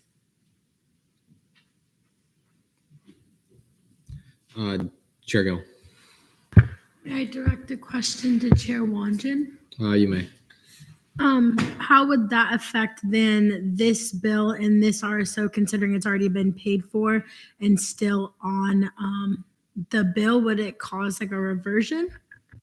My amendment should fix it. All right. Any other senators with questions? D.L. McClellan. May I get some clarification on if this deposit was added on the Senate floor last meeting? Because I also was not present. Because last time I checked, it wasn't included in the price. The price was as the amendments say it. So I just want to kind of know, was this something that the RSO discussed and then wished to be added to the bill? Brody. So yes, that was part of the conversation previously, was that they were, yeah. So I I apologize, specifically to Chair Borges. I misspoke earlier. They had already paid the deposit and assumed that that could not be covered. And somebody asked in Senate about, well, like if that's part of the cost of the plane tickets, can we fund that? And we said, yes, we definitely can. So we might as well include that.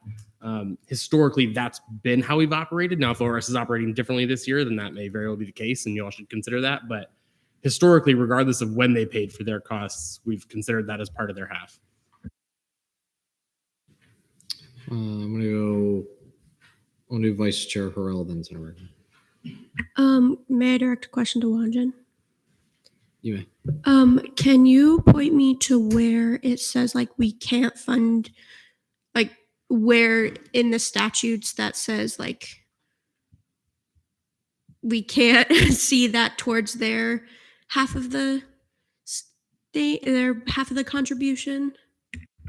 So I'm not 100% sure exactly where it says it, but I know since last session we've been treating it this way within ORS. If Borges could point to where it says, I don't have Title 8 up right now. I was still doing the math on the bill itself. But if Borges knows where exactly it says we can't fund things that they've already paid for, then that would be where, because then it would no longer be an eligible cost. Do you have a follow-up? Wouldn't it be different for a bill and an allocation? Because I know we can't reimburse for allocations, like that's very clear, but like wouldn't a bill and allocation be completely different because the way it's set up is different? I believe there's somewhere within 810 where it specifically states that we can't fund things that are already paid for, and that would make it no longer an eligible cost, whether it's an allocation or not. Otherwise, I would say the fact that we haven't accepted it already would mean that it's a precedent ORS is working off of. Chair Morris? Can I answer the previous question? You can answer that and then Okay. So to clarify, 816.4, all items that cannot be funded through the registration and travel account shall not be included in the total cost of allocation or bill. What we've been interpreting, to my knowledge, for the past while is that items that cannot be funded through us, through our account, include things that have already been paid for, because a lot of times on the bill, like, yes, it says this is how much we're funding, you pay half, we pay half. We can kind of talk with the accountants and say, okay, the accountants are paying this half, ours is paying this half. So if it's already been paid for, it cannot be funded, and therefore it cannot be added to the bill. Senator Berkman?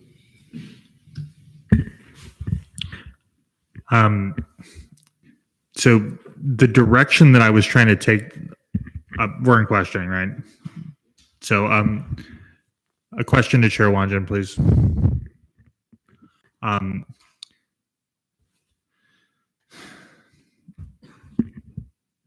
So if, as ORS, we're taking the stance that deposits cannot be included in the total, are we placing an unfair burden on the RSO, considering that their timeline and travel requirements?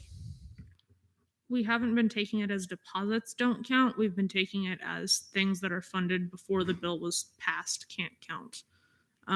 At least when Borges and I have spoken to RSOs in the past, we've been lenient even with saying that since after Senate's already passed it, they should be able to buy stuff.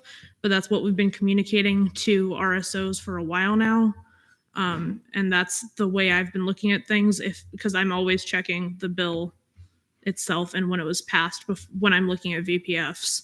And I will automatically take things off if they were bought before that date. All right, I want to go Senator Capozzi and then Senator Poirier.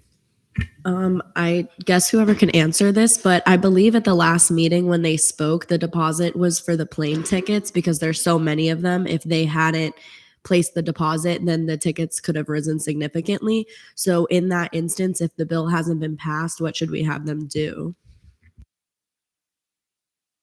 Chair Wanjan? The deposit should not be included on the cost of the bill if it's already been paid for. Senator Berkman? So I guess another question for Chair Wanjan.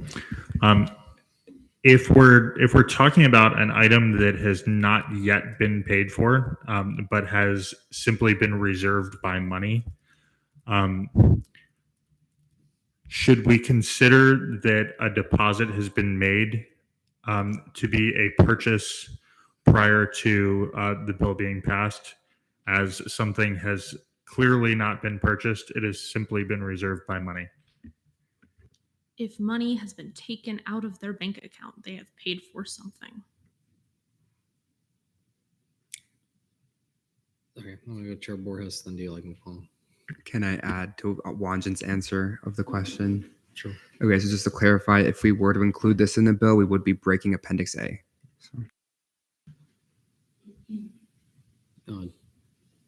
Senator Heights, go. Sorry, I just have a statement. If that's okay. So We should probably say that for debate. okay, sorry, never mind. Delia McCollum. From my understanding, just taking off the deposit doesn't mean we can't fund the plane tickets that were paid, like reserved with the deposit. It just that the deposit amount can't be included in the total price. That's correct, right? Chair Borges. Honestly, that's a question for the accountants, because they could technically take that as a partial cost has been made, and therefore they fund a full cost. But I feel like with my experience with the accountants, they have always paid even if deposits made. They do have the ability to not do that, but I can't say for certain about the confirmation. I'll allow the follow-up. What part of Appendix A that you mentioned just now would it be breaking? Because I know you mentioned a part of Title 8 was mentioned, but like which part would be broken specifically? 816.4. All right, questioning time has elapsed. We are now in debate. All those wishing to debate, please raise your hands. I'll go Heights go first. Okay. Please correct me if I'm wrong, because my memory it's 2 weeks past, so my memory's just not there really. But I'm pretty sure that because we talked about the deposit 2 weeks ago, they were perfectly fine with us not paying for the deposit, because they initially thought that we weren't paying for the deposit. So I forgot the initial amount that was in the bill previously, but they were perfectly fine with paying just half without the deposit even involved. So if you guys want to just take it out, I believe they're fine with that. Correct me if I'm wrong, but that's what I remember. Chair Wanjan. Move to see all amendments on the page as a block. So motion to see the amendments as a block. Any objections? Senator Barrickman, is that an objection? Yes, I believe that. Wait, do you withdraw? No. Okay, pro con. Okay, so each. It's a minute. Minute. Okay, so pro the objection is Barrickman, Con, Wanjan. A minute. Senator Barrickman, when you're ready. I believe that 816.4 refers back to 816.3, and thus all items that cannot be funded through the registration and travel account shall not be included in the total cost of the allocation or bill. Refers back to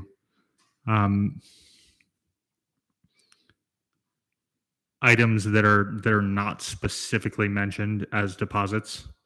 And I think that interpreting this in any other way doesn't make sense. All right, Chair Wanjan, when you're ready. I mean, this is just me motioning to see the amendments, which I think should happen whether or not we're going to vote for them.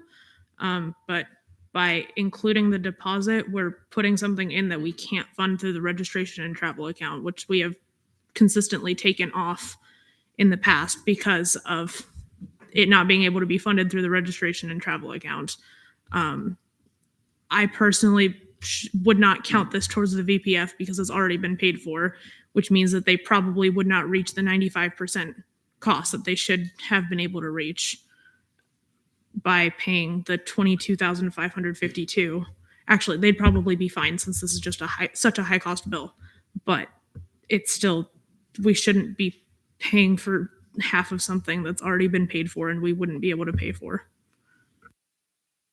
Alrighty, we're now in voting procedures.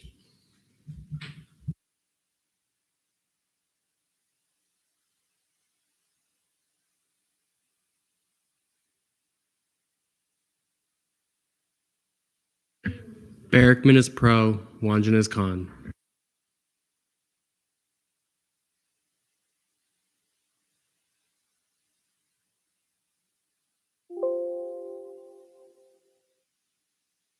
Voting has started again.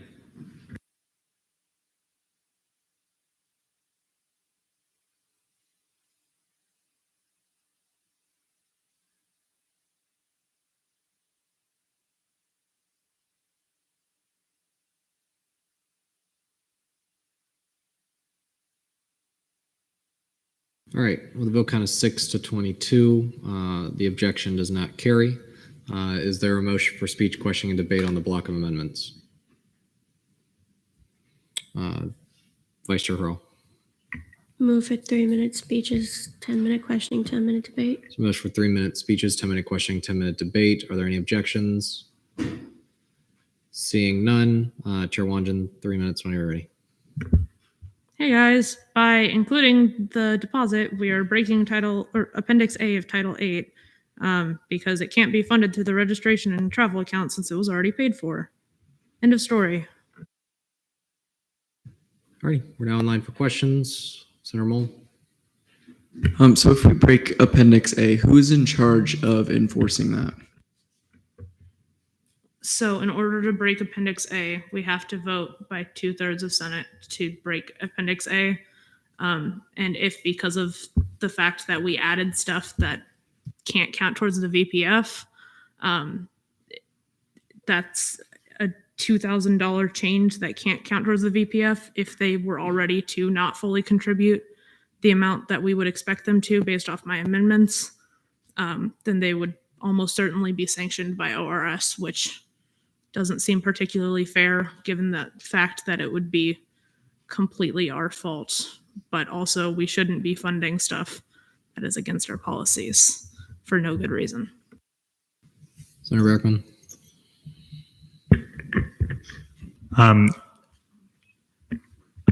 A question for Chair Wanjan.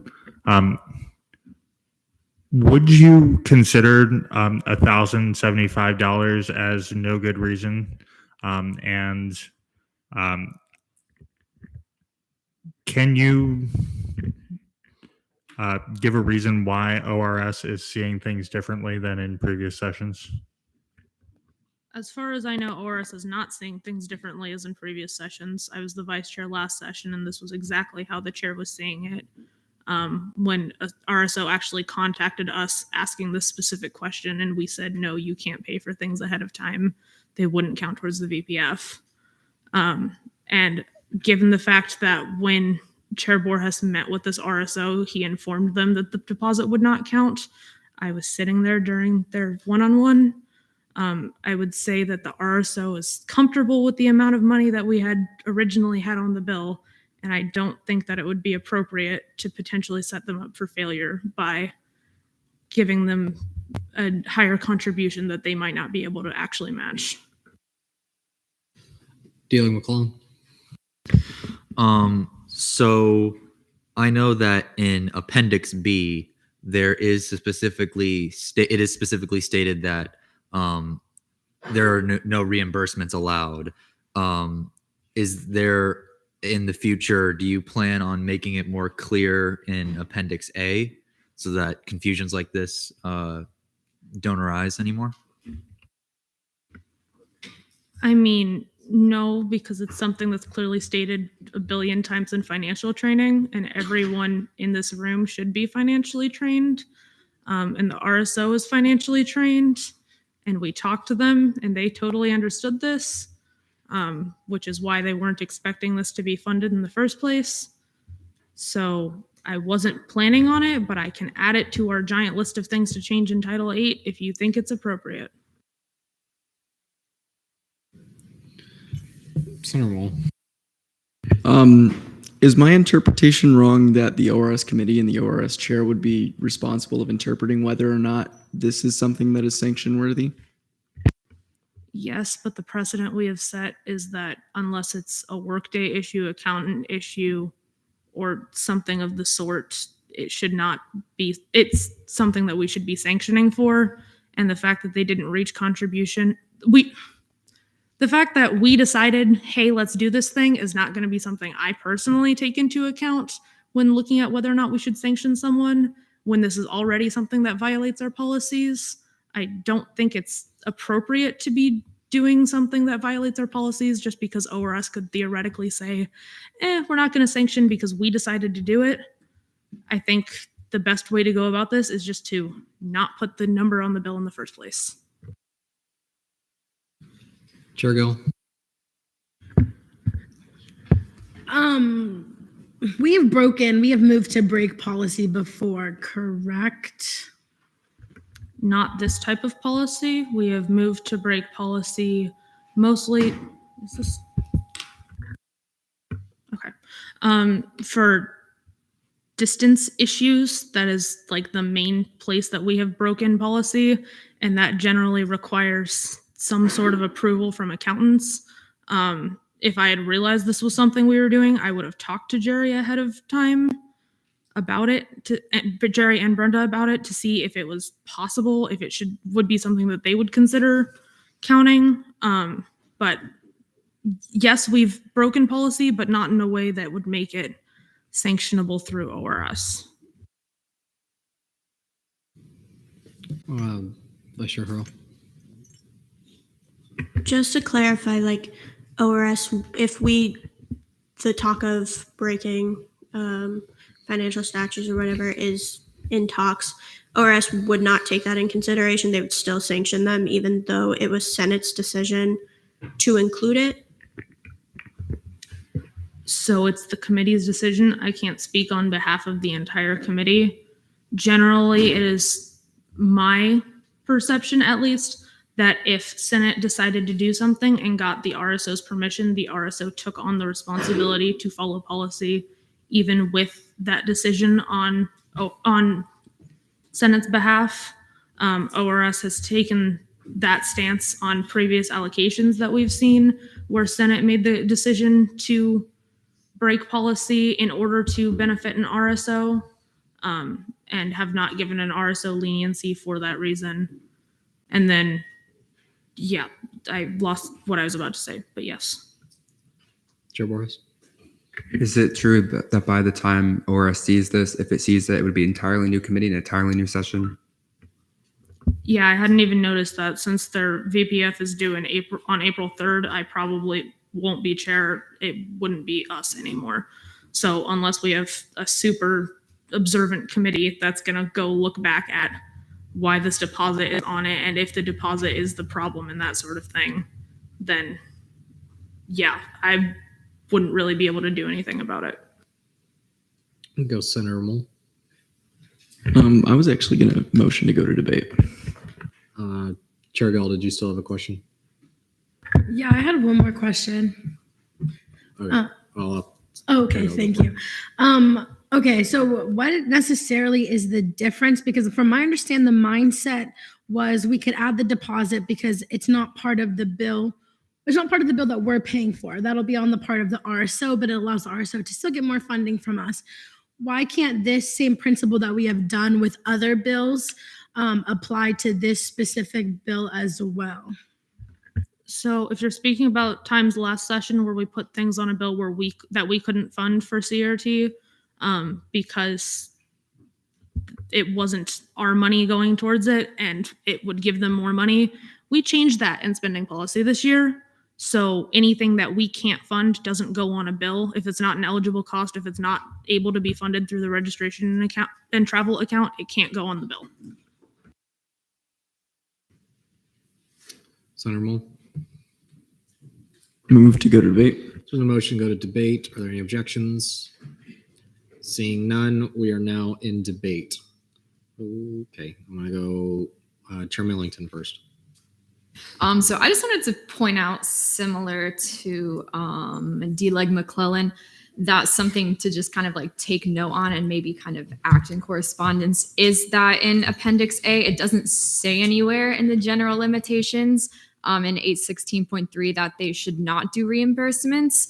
And that's kind of how I analyzed 816.4 to be that the items cannot be added onto the allocation or bill that are listed in that they cannot fund. And Appendix B for FAO 826.4 in our general limitations, it does actually state that we can't do reimbursements. So I think that's something worth it in the future would be to add that to Appendix A possibly. I know that there are some changes that are being worked on for Title VIII, so I think that that could be very beneficial to the students. It was mentioned that the fact that we can't do reimbursements is mentioned in financial training, but we all know that financial training can be kind of all over the place. And at the end of the day, financial training isn't really the statutes, Title VIII is. So I think that making sure that that's in the general limitations, at least, if that's kind of the precedence that CRT has set and is going to be following, then I think that's worth adding that in there. I'm gonna go Chair Borges. Hi guys. So I want to clarify that CRT does look over Appendix A and that 816.3 and 816.4 are separate for a reason. If this applied only to 816.3, it would be a smaller line within that and not its own separate line. In addition, I believe from what I've seen with Title VIII in general, former Attorney General Soto failed to include that part that's in Appendix B that should be here in Appendix A. Attorney General Moore, I know, is working on a lot of those issues because a lot of things that were passed that should be in here are not here.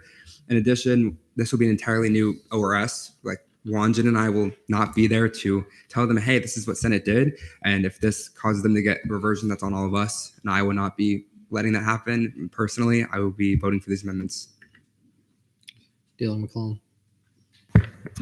I think that just throughout all fiscal interactions, whether it's in Appendix A or not, RSOs and individuals are told that student government will not reimburse, that if you have paid for anything prior, that you will not, that's not eligible to be included in funding, to be considered at all.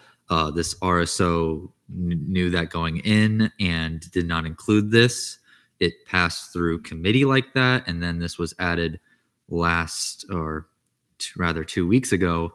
I think to just avoid every issue that is being discussed, we should just go and accept approve these amendments and just have whatever's needed to be added to statutes to make it as clear as possible. But I think we've set precedents to not fund anything that's been paid for already, and we should just stick with that. Pro Tem Foster. Yeah, I kind of want to echo what D. Lake McClellan said. It is precedence that if anyone talks to like anybody or the accountants in the business office, it's widely known, like if you pay for something ahead of time, you will not be reimbursed. So I do agree with D. Lake McClellan where I do think we should vote to approve the amendments. That's just been precedence and it's widely known. I'm going to go Senator Portier. Sorry. Yeah, straight up. I do not want them to like get in trouble or anything because like it clearly states that, you know, we can't fund them. We can't reimburse them. So like, and plus they said they was cool with it when they paid the deposit. So basically we should like, you know, do what's appropriate and what's in the titles and stuff. But yeah, like, no, we can't do that. So I'm done. Senator Tushy.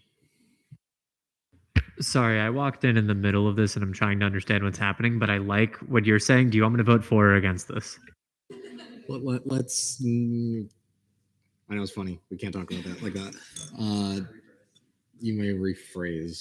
Are you voting for or against this? Is that allowed? You can ask if you also don't have to say how you feel. All good. Or Vice Chair Ochoa. Yeah, I'll be voting in favor of this just because statutes are there for a reason. And in ORS, we try to be fair with every single RSO and individuals who come in. So that's why we try to follow the statutes the max possible. So yeah, the RSO did an incredible job writing this bill, and I don't see a reason why we should possibly punish them by not approving this, because what if something happens, some miscommunication, and next year the ORS does decide to sanction them when it's not really their fault? We shouldn't do that. So I am in favor of approving this amendment. I'm going to go Senator Berkman. In my reading, it is still fairly clear that we can fund the travel that the RSO is requesting, and we will also not be reimbursing them. Those two issues at hand are not mutually exclusive, and I also think that weighing in on whether the RSO will be inappropriately punished because no one will be here until or when April rolls around is inappropriate. Vice Chair Becerra, Mayor Ratain. you may. Yeah, I'm going to be voting in favor of the amendments as well. I mean, I was in CRT too in the summer, and from what I understood, we cannot fund if they have already paid for this. So I'll be voting in favor and move to vote. So motion to vote on the block of amendments. Are there any objections? Seeing none, we're now there.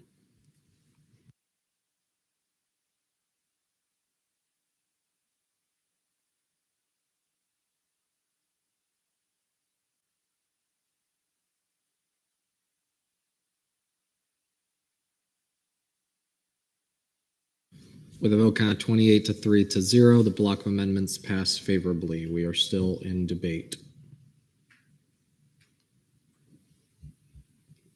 D-Leg McClellan. Well, with the amendments, I think that this is a good bill. I like it.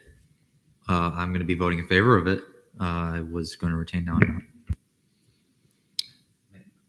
May I retain? You may. Move to vote on fiscal bill 5422. There's a motion to vote on fiscal bill 5422. Are there any objections? Seeing none, we're now there.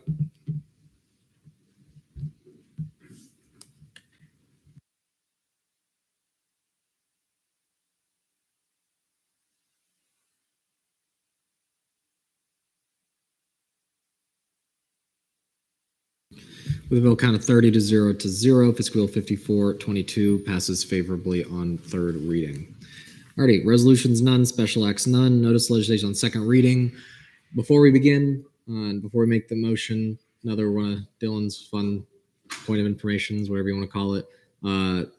It's 9:06. We've seen 4 bills, and we have a lot more to do. So I would encourage, if we have amendments, barring fundamental ones like the last one we just did, to please not do 10-minute questioning, 10-minute debate, because we will get through these fiscal bills and that will be the end of the night if we continue at this pace. With that, is there a motion for speech, questioning, and debate? Vice Chair Hurl. Move for 5-minute speeches, 5-minute questioning, 5-minute debate. I want to clarify. I do want to clarify. I just meant that for amendments, not the actual. okay, Yeah, if you have a different thing, yeah, I just meant specifically amendments. Yeah. Okay, so move for 5-minute speeches, 10-minute questioning, 10-minute debate. There's no motion for 5-minute speeches, 10-minute questioning, 10-minute debate. Are there any objections? Seeing none. Bills, fiscal bill 5420, funding for 20 members of the Pre-Dental Student Association travel to the spring 2023 Panama service trip in Panama from March 12th to March 19th. Deeser Patel is not here. ELA DeMarlo. I can just introduce it for him, if that's fine.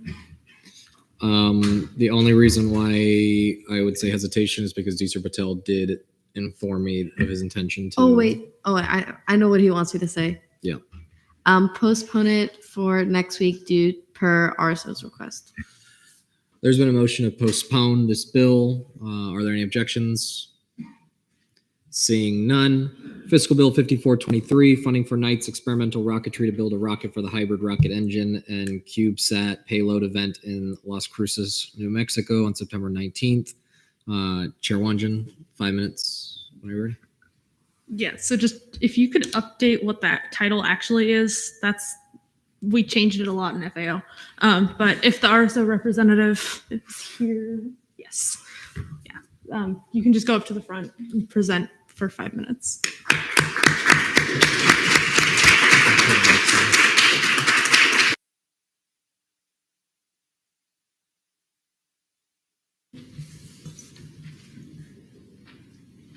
Alrighty, 5 minutes whenever you're ready.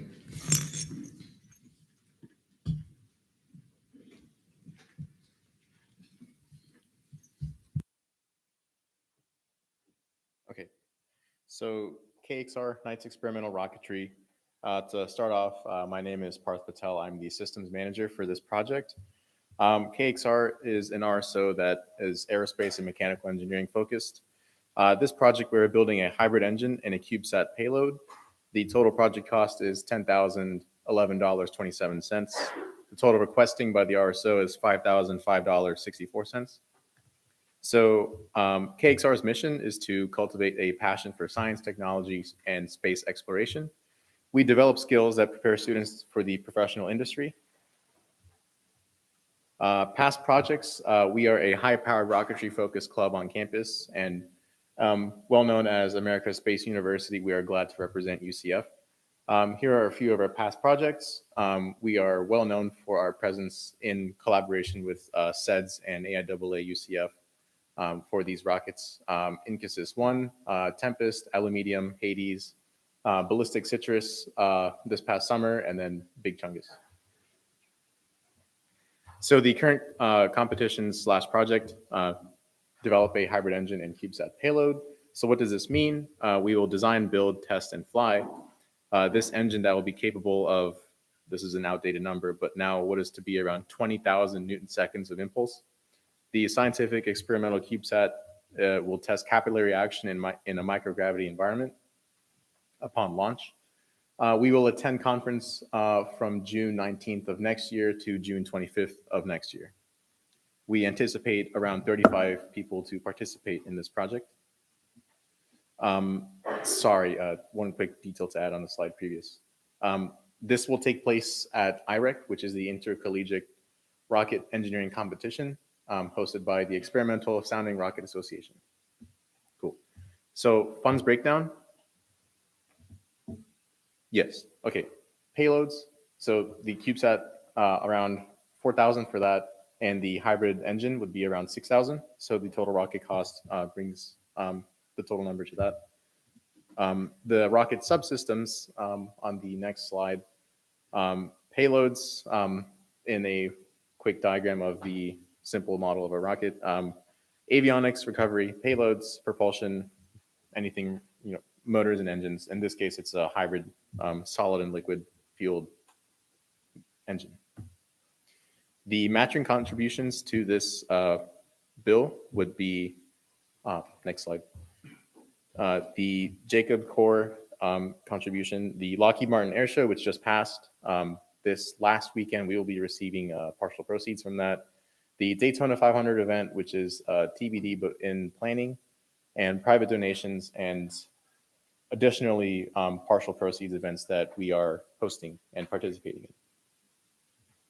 And that is the information that I have.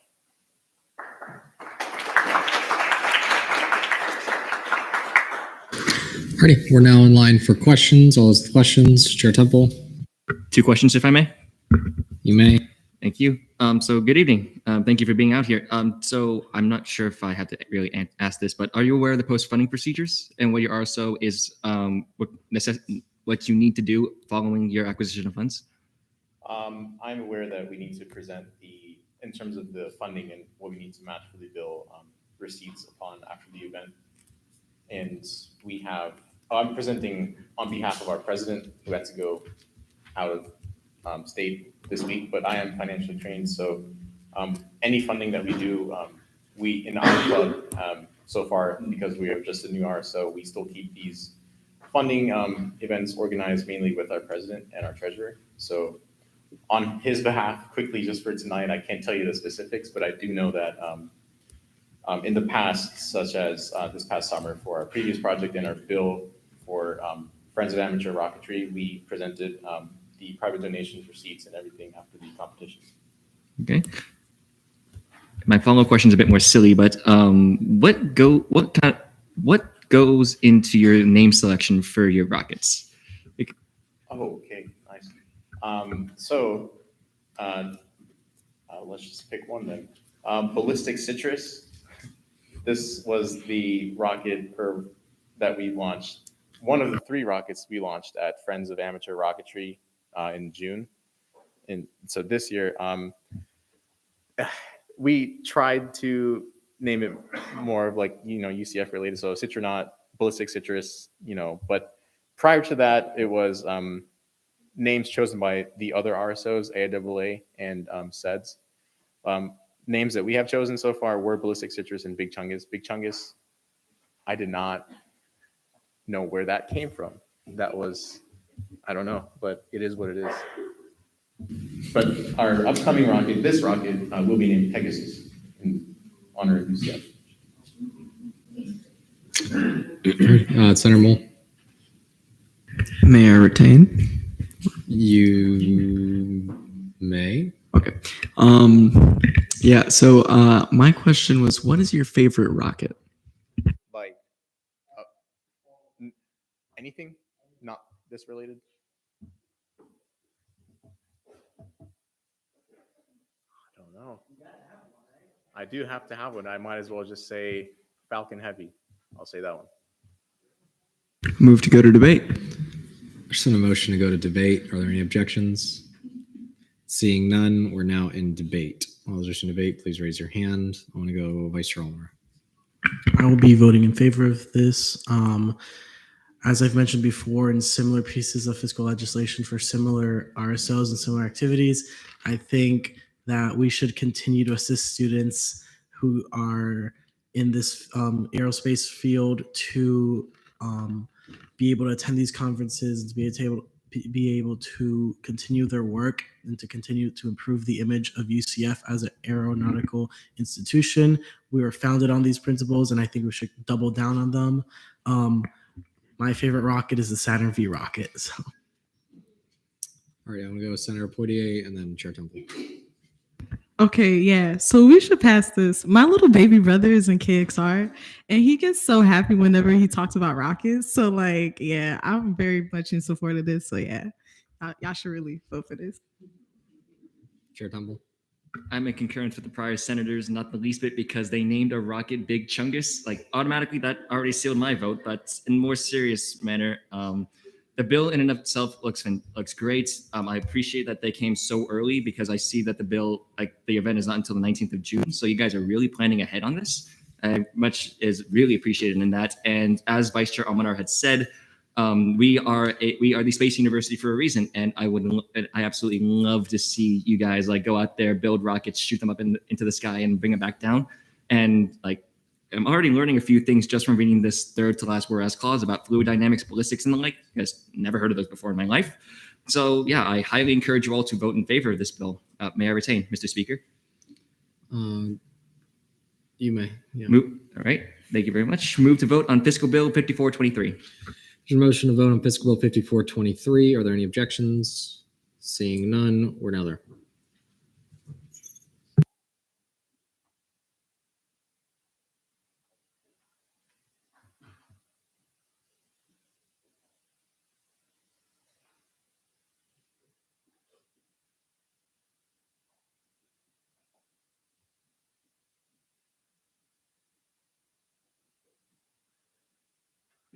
With a vote kind of 29 to 1 to 0, Fiscal Bill 5423 passes favorably on second reading. Alrighty, thank you. Fiscal Bill 5424, funding for students for the exploration and development of space to build a rocket to the Spaceport America Cup 2023 in Las Cruces, New Mexico on June 19th. Aile Almanchili, 5 minutes whenever you're ready. Is the RSO here? Seeing not, bear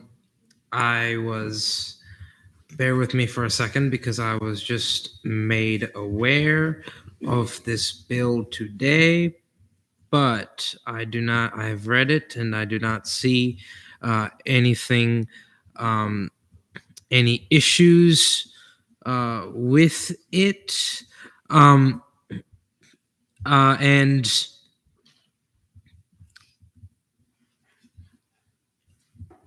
everything seems to be written well, except for Chair Wanjan's amendments, which I think should be approved.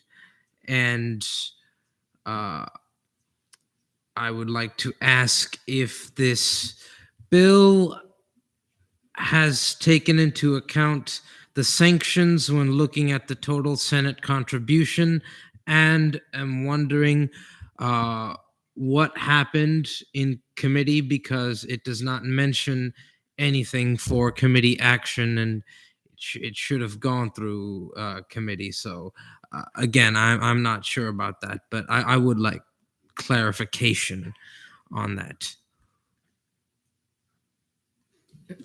Okay. We're now in line for questions. I'm gonna go D-Leg McClellan first. Just on that point, do we have, for the committee action, that's blank. I wonder why that is. May I also clarify? I'm pretty sure this was seen 2 weeks ago. And I did reach out to you about it. But basically for this event, it is for the same Spaceport America Cup. Although they are, as KXR was building propulsion and payload. And as they mentioned in the KXR speech, that is part of a similar project where this organization is building separate parts of a rocket. Wait, hold on. Is the RSO here in the back? No. Yes. Then I yield to the RSO, if that's, or may I? Let's wait a sec for that. I'm gonna go Geld and Boris.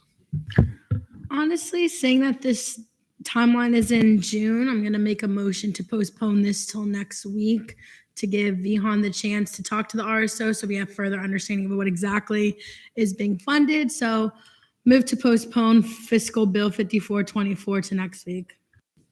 There's a motion to postpone the bill. Are there any objections? Seeing none, the bill is postponed. Okay.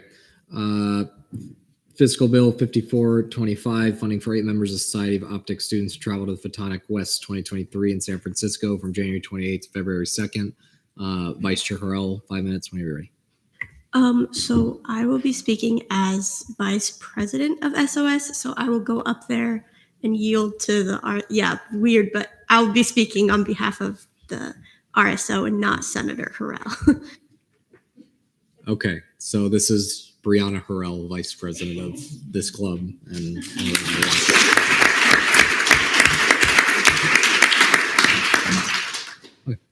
5 minutes. Do you guys have a presentation? Yeah. So 5 minutes whenever y'all are ready. Just wait for that.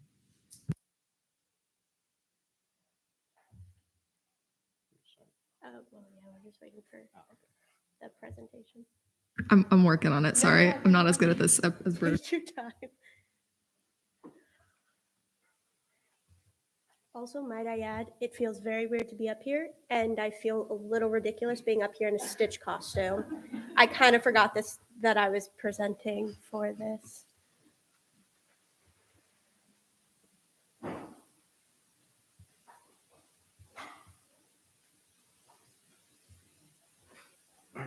Okay, so my name is Michael Soto. I'm currently the treasurer for Society of Optics Students. I'm here with Brianna Harrell, who's the vice president, and we are asking for funds to take 8 students to go to Photonics West, which will occur on January 30th through the February 3rd. Next slide. So just a little bit about us. So we're a RSO that's made up of undergrads and grad students for the College of Creel. We're the largest RSO. We host socials for our RSO. This one here is the one of the fall picnic that just happened recently. We also do light study, which Essentially, because we're such a small major, we are able to gather all the students and we can help study for our class together. And we also do host some professional workshops such as resume workshops, interview skills, etc. And we do that through the industrial affiliates that we have listed up here as our sponsors. Next slide. So how would this conference benefit UCF as a whole? So by taking 8 students, we'll be representing UCF and the College of Creel in our undergraduate program. And there's only about 7 undergrad programs that are dedicated to photonics. And universities such as like University of Rochester, University of Arizona, et cetera, they take their student groups over to this conference as well. So it'd be nice to have some of us go and represent UCF and Creel and show like, hey, we're strong, reliable students that could be hired. On top of that, it would be great for networking with companies that we've already seen in the past and new companies that could possibly attend our industrial affiliates event, which happens annually. And essentially within this event, they come to the College of Creel and they do presentations and also offer us internships and professional development workshop opportunities as well. So I just wanted to add, this is the biggest photonics conference there is. Anyone who is anyone in the photonics world will be there. There are thousands of companies who are ready to hire interns on the spot. So this is a great networking opportunity, and we will be able to go to workshops and stuff like that to better our professional skills. Next slide, thank you. So the cost breakdown for flights, yeah, these are the flights we chose. We're going to be flying out on the 30th and flying back the 3rd. That amendment was made on the bill because the reason we changed from the 27th to the 30th was because the first couple of days are very industry heavy, where you have to pay up to $1,000 for registration. And that's just not something we were interested in doing and attending. But we are going on Monday the 30th, because Creel actually holds an alumni event that night to kind of bring back all of the Creel students all back in one area at Photonics West. So we were hoping to attend that on the 30th and fly back the day after the conference. Ends. So it will be around $441 per person. That is including tax. So we didn't increase the flight for fluctuation just because that included tax. So we just left it as that. And then for the hotel, we did reserve the room. We put down a card, but we haven't paid anything for the hotel. And so this is a set price at $4,952.37 for 4 nights and 3 rooms. 2 rooms will have 3 individuals, and the last room will have 2 individuals. So that is why there's a little bit of a difference in the rooms for room 3 than room 1 and 2. And then those are just all the numbers. The total requested is $8,475.97, and Senate's contribution would be $4,237.98. And we yield to questioning. All righty.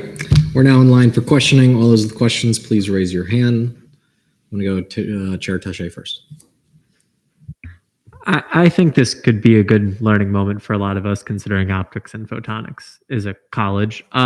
What is an optics and or a photonics? So pretty much Creel as a whole deals with a lot of lights and lasers and LEDs. That was created by a photonic engineer, kind of just improving different light sources and stuff like that, and ways to manipulate light to measure certain things.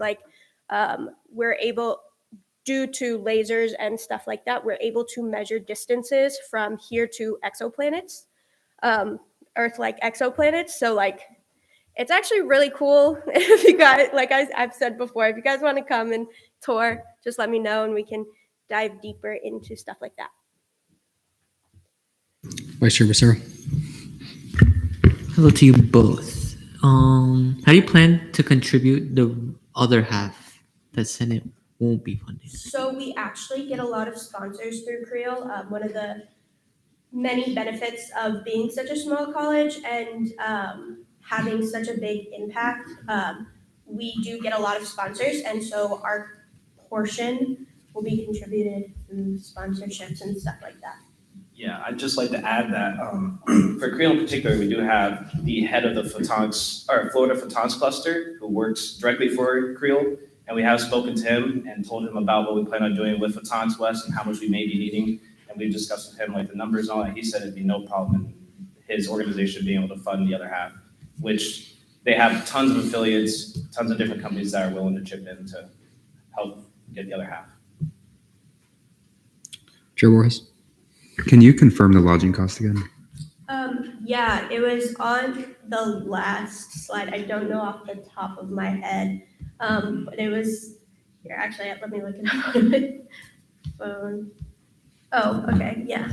$4,952.37. Chair Morris. Follow up. Yeah. Sorry. Just with what we have in the bill, 41269 for 4 nights for 3 rooms adds up to slightly less with the cents. Was that like intentional, or should we fix that? Sorry, what was that? So with 41269 times the 4 nights and 3 rooms, that's a little bit less cents. Just for like clarification, is that like, was that intentional, or should we fix that? I changed it because I didn't know how, because when I divided it, because it's weird because they have different rates for different nights. So I didn't know what like rate to put.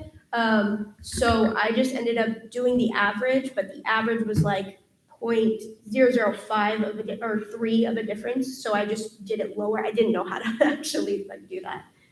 But if you do, you can make changes. Senator Moll. Move to go to debate. There's a motion to go to debate. Are there any objections? Seeing none, we are now in debate. All those wishing to debate, please raise your hand. Senator Berkman. As an Army veteran, I appreciate the optics and lasers that were afforded to me, and they definitely benefited our use of force, and also our ability to stay silent and protected. I will be voting in favor. Chair Moda. Yeah, I'll be voting in favor. I really do support STEM and what you guys do. So I will definitely want to come by and do a tour ASAP. I'm going to see the amendments on the page as technicals, but Chair Temple, I think your one comment is if you want to, yeah, I'm seeing it now. I'm just more or less confused as to what this whereas clause I highlighted is meant to say. Like, just genuinely curious. For context, it says, whereas what members who attend will bring back to UCF. Yeah, I don't know if you want to take a look at it.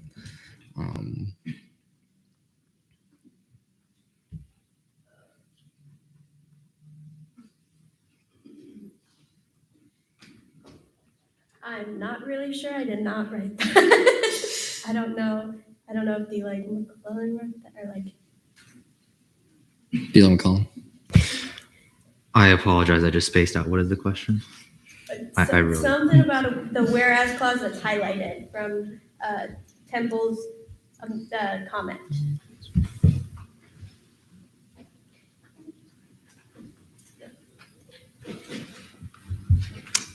I can fill that in soon. Okay. There's also an amendment just to delete the whereas clause. Is that whereas clause necessary? That is also fair to just delete it. I'm gonna see Senator Moll's as a technical, just to remove that whereas clause. All right, we're still in debate. Senator Capozzi.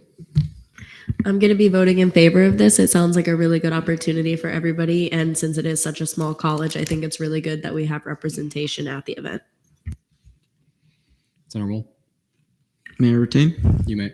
So, as someone who learned what optics and photonics was today, that sounds cool. Let's all vote in favor. Move to vote. There's a motion to vote on Fiscal Bill 5425. Any objections? I object. Do withdraw. Yeah. Chair Borges. Sorry, it took me a second. Can you just see the changes to the dates as technicals? Oh, I just noticed those. Yeah, I'll see those as technical too. Alrighty, Senator Moll. Move to vote. Alrighty, there's been a motion to vote. Any objections? Seeing none, we are now there.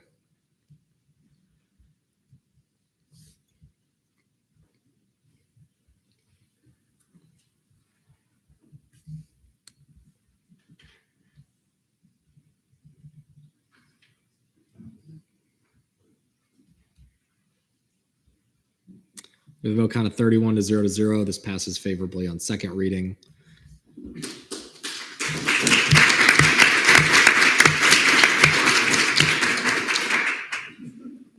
Vice Chair Hurl, Sorry, can I make a point of information really quick? you may.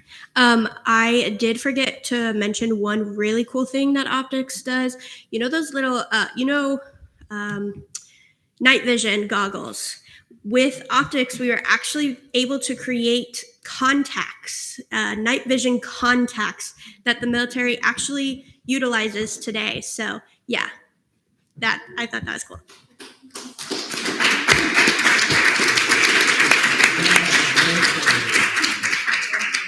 Chair Wonjin. Move to return to approval of the agenda. There's a motion to return to approval of the agenda. Are there any objections? Seeing none, we're now there. Chair Wonjin. Move Fiscal Bill 5420, 23, and 25 to notice of legislation on third reading. Just for clarity, you want the postponed one to move? What? You said the one that's been postponed as well. No, Okay. no, I didn't. I said 20, 23, and 25. Fiscal Bill 5420 is the one that was postponed. Is it? Oh my, two of them are postponed? Never mind. 23 and 25. There's been a motion to move Fiscal Bill 5423 and 5425 to notice legislation on third reading. Are there any objections? Senator Barrickman? Or do you withdraw, Chair Wonjin? I guess. Okay. Chair Borges.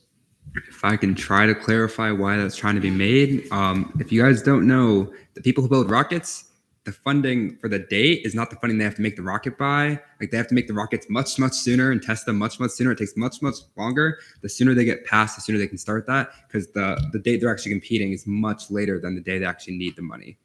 That helps.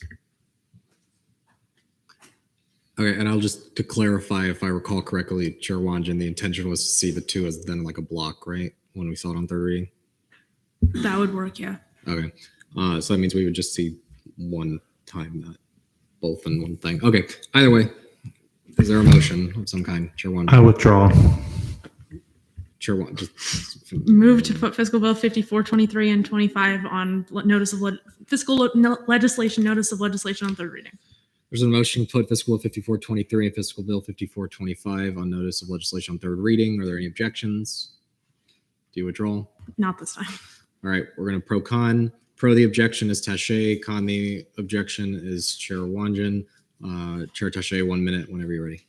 Yeah, there's a bunch of stuff we have to get to, and if it's not like necessary, if they just want it sooner, like, I don't know, like if we get to later in the session, I'm down to do this. I just feels weird to be doing it right now when there's a bunch of time left that we could be doing it. All right, Chair Wonjin. These probably won't take very long to get through because we basically just have to put them on third reading and say, yes, we approve them because we already voted yes on them once today. And then they get their funding at least a week sooner, if not longer. So I think it's worth it. All right, we're now in, well, Chair, Can I withdraw my objection? you may. I withdraw my objection. All righty. Not to make you say it again, There has been a motion to put fiscal bill 5423 and fiscal bill 5425 on notice of legislation on third reading. Are there any objections? Seeing none. Chair Wanjin. Move to reapprove the agenda. There's been a motion to reapprove the agenda. Any objections? Seeing none. Is there a motion to return to notice of legislation, fiscal legislation, notice of legislation on third reading? All righty. Notice of legislation on third reading. Bills. Is there a motion for speech, questioning, and debate? Chair Gall. Move for 1 minute speeches, 1 minute questioning, 1 minute debate. So a motion for 1 minute speeches, 1 minute questioning, 1 minute debate. Are there any objections? Seeing none. Is there any other amendment? Since it's that short, we can probably just do both of them instead of as a block. Unless you want, Chair Millington. Move to see both fiscal bills as a block.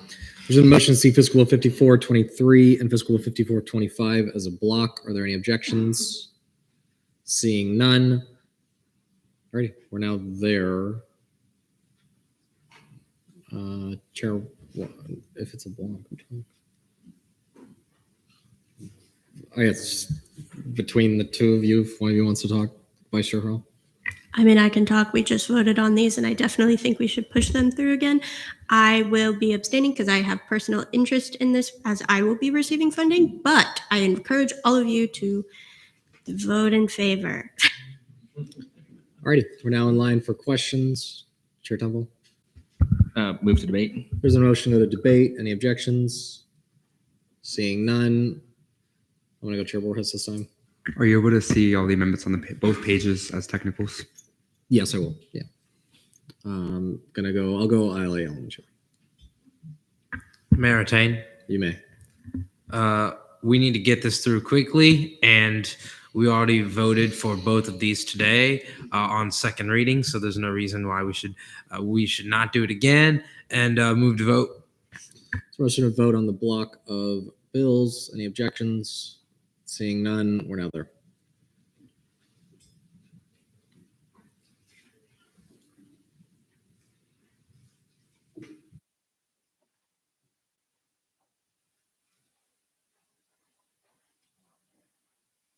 With a vote count of 31 to 0 to 1, the block of bills passed favorably.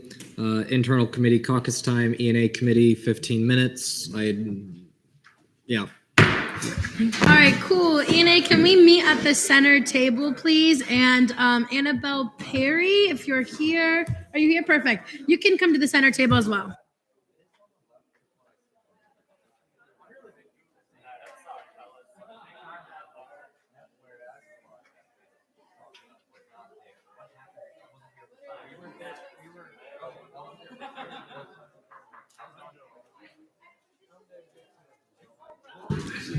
Okay, if you don't need to be in here, please step out. Thank you.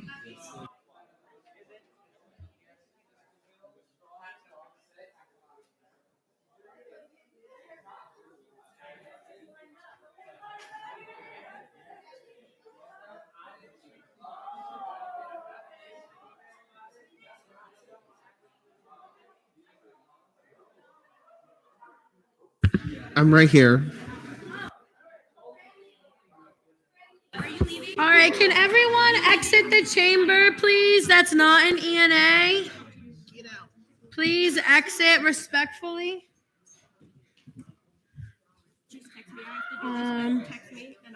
Okay. It's just like a break period. Cool. Domino, you don't want to come down here? You can stay down there. I don't care. All right. Can everyone please? Okay. Word. I feel like, okay, I feel now there's calmness. Whew. There's a lot. All right. Does everyone have access to the agenda or word? Okay. I hereby call this meeting to order at 9:42 p.m. Roll call and verification of quorum. Vice Chair Almanar. Let's switch computers. Word.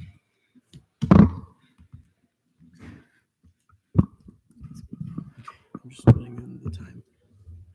9:42. Chair Gale, Present. Vice Chair Almanar present. Brenner excused. Domino. Present. Demarla. Here. Pro Temp Rep. Present. LJR Rep. Present. 6 out of 5 quorums verified. Word. Thank you, Vice Chair Almanar. Approval of the minutes. Everyone take a look at last meeting's minutes. Vice Chair Harrell. Move to approve last meeting's minutes. There's been a motion to approve last meeting's minutes. Are there any objections? Seeing none, the minutes stand to approve. Approval of the agenda. We just have one confirmation today. Is the agenda, is there a motion to approve today's agenda? So moved. The agenda stands approved by general consent. Announcements from the chair. Thank you, Vice Chair Almanar, for leading yesterday. I wasn't feeling well. And the committee, you guys are doing great. Announcements from the vice chair, or are there any questions for the chair? Awesome. Seeing none. Announcements from vice chair. Seeing none. Announcements from committee members. Any committee members have any announcements? Awesome. Seeing none. Non-committee members. None. Word. Old business, Senate questions. Please ask them. We're not going to have, let's just ask a lot of the important questions here so we do not have to waste any more time on the floor. New business, the confirmation of Annabelle Pierre, I believe, for CECS, seat number 4, College of Engineering Computer Science, seat number 4. Is there a motion for speeches, question, and debate? D-Leg McClellan. Motion for 3-minute speeches, 10-minute questioning, 10-minute debate. There's been a motion for 3-minute speeches, 10-minute questioning, 10-minute debate. Are there any objections? Senator Domino, is that an objection? Yes. Okay. Domino? Just because we only have 15 minutes to actually caucus, 3-minute speeches, 3-minute questioning, 3-minute debate. I will not see that. Harrell? Move for 3-minute speeches, 7-minute questioning, 7-minute debate. That's exactly what I was thinking. There's been a motion for 377. Any objections? Awesome. That stands approved. Cool. Annabelle, you have, for the committee, I attached her resume.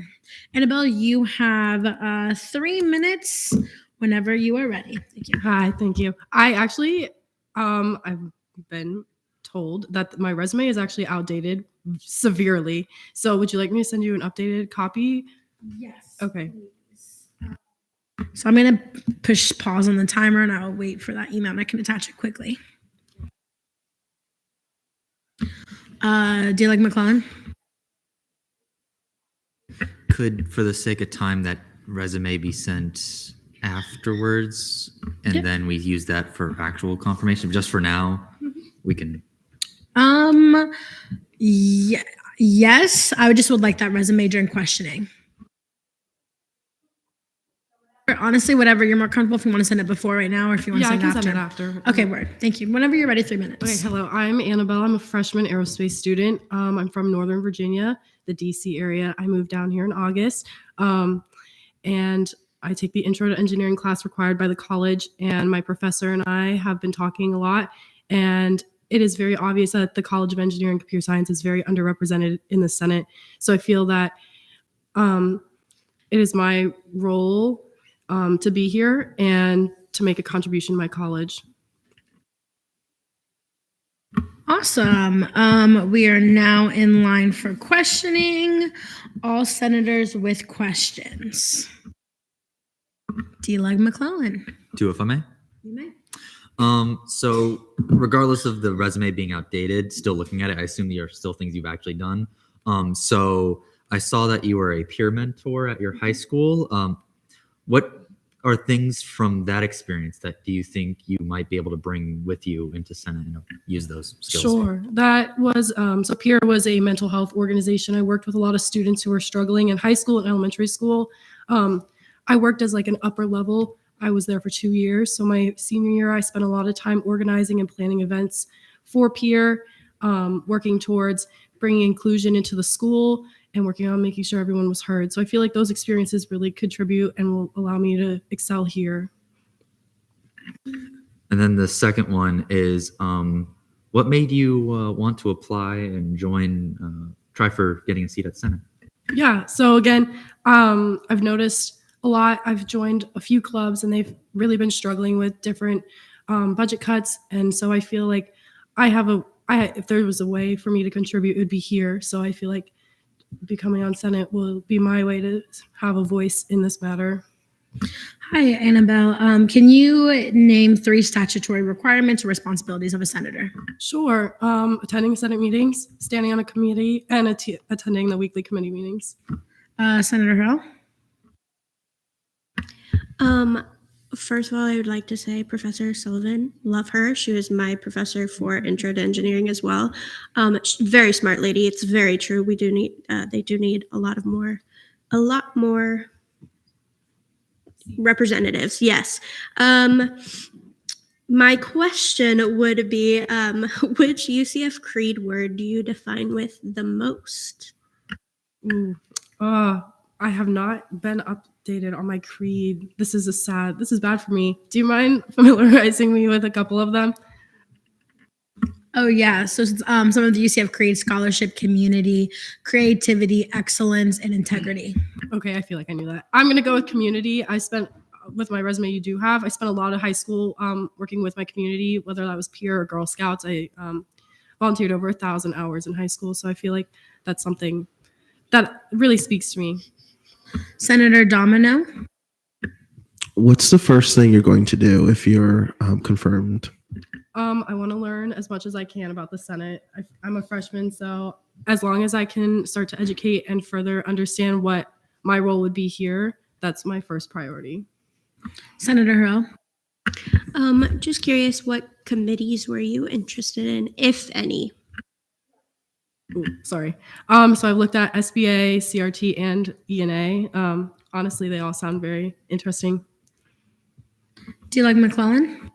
Do you have any initiatives either for just student government in general or college specific that you have that you're really passionate about right now? I would say I attended a conference for SWE 2 weeks ago, and I feel like a lot of the students were kind of struggling with how like SGA is kind of taken away from the college. So I feel like my priority would be making sure the CCS is heard and has a voice and matters. So that's probably how I feel right now. Ryan, could you repeat your question, please? My question was, be it Senate or college-specific initiatives, which ones are you most passionate about right now? Awesome. Annabelle, what is your why for joining student government? Is there, I know you said to help your college, was there a specific moment? Like, what is the why that will drive you in Senate? Because Senate is a big commitment. Yeah, so I attended the SWE conference 2 weeks ago, and I was sitting in Houston, and most of the people, I was the only freshman attending, and I sat there and I heard the struggles that a lot of my peers have been through, and they're all upperclassmen, juniors, grad students. So I felt like that in that moment, I felt like there's something I can do, and I'll be here for at least 4 years. So my involvement will have a contributing factor. I'm just going to give Vice Chair Almonar a second because we've been kind of rapid firing right now. Got it? That was the reading part, but yes. Okay. That's okay. I'm going to go with Senator Harrell Domino. Then Domino. Hearing that you were interested in CRT, do you know the difference between a bill and an allocation? If not, no worries, but yeah. I believe an allocation is like the passing of like funding. Please correct me if I'm wrong. And a bill is a piece of legislation that's going to go through. That's essentially correct. A bill is a piece of legislation. We see an allocation is what we see in committee report back to Senate. There are different things, but financial policy is something you will learn within Senate. Senator Domino? In reading your resume, I see that you've done a lot of volunteer work, and as you know, being a part of SGE is a volunteer commitment. So how will you use your outside student government experience to coincide with your future, if appointed, student government experience? Yeah, so I've held a lot of volunteer roles within the Girl Scouts and Nation's Capital. I served as a delegate member for 4 years.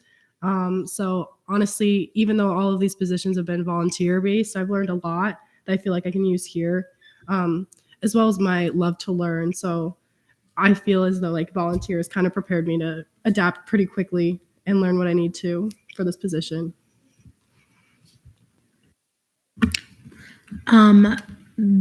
Dealig McClellan.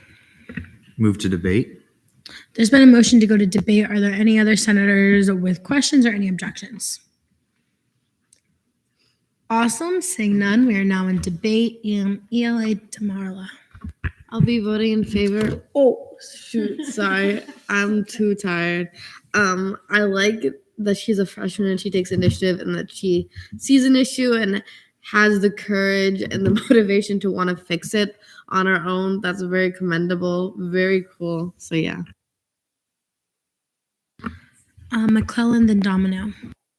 I'd like to echo the same sentiments ELA Demarla just said. However that's supposed to be said. I liked your answers. I liked looking at your resume, even the things that you've done in the past. And I look forward to seeing your updated one, and I'm going to be voting in favor. Bless you. Senator Domino. I too will be voting in favor. Your commitment to your volunteer work and your willingness to understand and the knowledge that you do have of student government, I think, will play a greater role in engineering. Is in need of representation. So is the College of Graduate Studies. But other than that, I think that your commitment to your volunteering outside of academics says a lot about the type of person that you are and what you prioritize and how you keep your time best managed and organized. And I think that'll really help. So with that, I make a motion to vote. There's been a motion to vote on the confirmation of Annabelle Perry for CECS Seat 4. Are there any objections? Awesome. Seeing none, we are now in voting procedure. All those in favor? 1, 2, 3, 4, 5, 6. All those against? All those abstaining? With a vote count of 6 to 0 to 0. Congratulations, Annabelle. You've been confirmed. Member discussion. Oh, question? Oh, yeah, you can go ahead and send it to me and I'll add it to the agenda. No problem. Member discussion. Anyone wishing to engage in conversation? Awesome. Seeing none. Miscellaneous business. None. Anyone? Dealig McClellan. Motion to adjourn pending final roll call. There's been a motion to adjourn pending final roll call. Any objections? Seeing none. Vice Chair Almanar. I hereby adjourn this meeting at 9:55 p.m.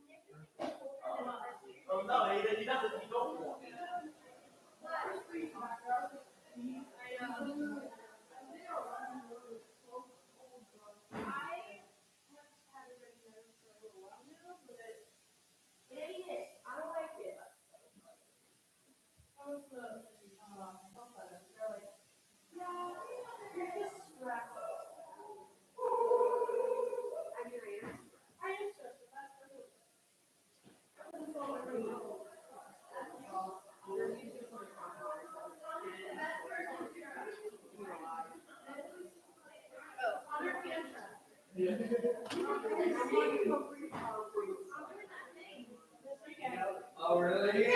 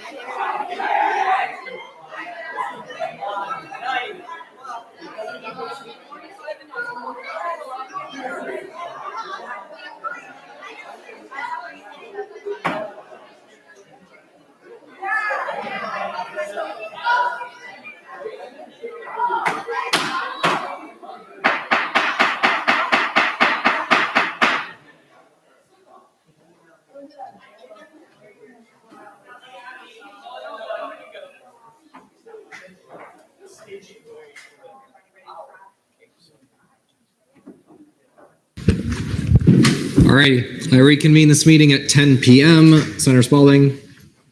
Present and voting. So noted at 10 p.m. Internal committee reports, E&A committee, Chair Gill. Hi, everyone. Happy November 3rd. On 10/26, we confirmed Connor Cantrell with a vote count of 7-0 and Hussein Shalel with a vote count of 7-0. We postponed 2 confirmations and discussed tabling at the 10/26 meeting. I also attached those minutes. On 11:02, shout out to Vice Chair Almanar for leading the committee as I felt ill. He did awesome. We postponed 2 confirmations and confirmed Elise Butler with a vote count of 5-0. And our June, I don't want to mess that name up. So our June B with a vote count of 6-0. Today in caucus, we confirmed Annabelle Perry with a vote count of 6-0. I will attach those minutes as soon as I get done with my announcements. I've also attached Senate questions. You'll have 2 confirmations today, Connor Cantrell and Annabelle Perry for CECS. So hopefully, Chair, all of our engineering people will not be as lonely. And then I will be meeting with Chair Urea, Wanjan, Dealing McClellan, and AG Moore on Friday for more statutes crash course.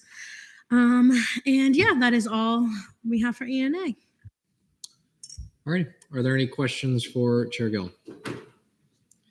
Seeing none. GAP committee report, Chair Temple.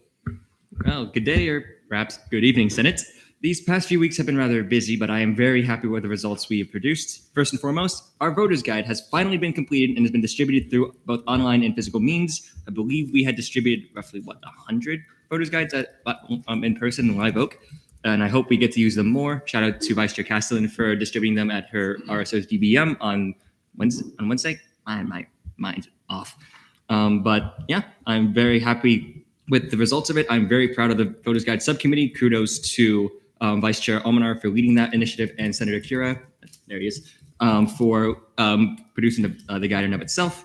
Moreover, last meeting, we did discuss how to prepare for the spring semester and the downtime before the election. And in my personal capacity, I've met with Amanda Dever of OSI's Volunteer and Community Engagement to discuss civic engagement strategies and focusing on how to engage students in the long term. We are planning on meeting in a post-election debrief within the coming weeks alongside the Governmental Affairs Coordinator, Courtney McLean. So if you're interested in knowing of what we're talking about, please reach out to me. And then, of course, you will hear me say this again and again and again and again. Please, please, please vote. Early voting has started. It has continued throughout this week and will go until this weekend. And the actual election is on Tuesday. Please register to vote and just please vote. You are members of a country like this. You have to vote. That is all. Alrighty. Are there any questions for Chair Temple? Seeing none, LGR committee report, Chair Urea. Hey everyone, hope you had a fun Hollow weekend. LGR didn't meet this week since I was feeling under the weather and we did not have any business to go over. Though I will be meeting with D-Leg McClellan, Chair Gale, and Chair Wanjan tomorrow to discuss the titles crash course. Alrighty, are there any questions for Chair Urea?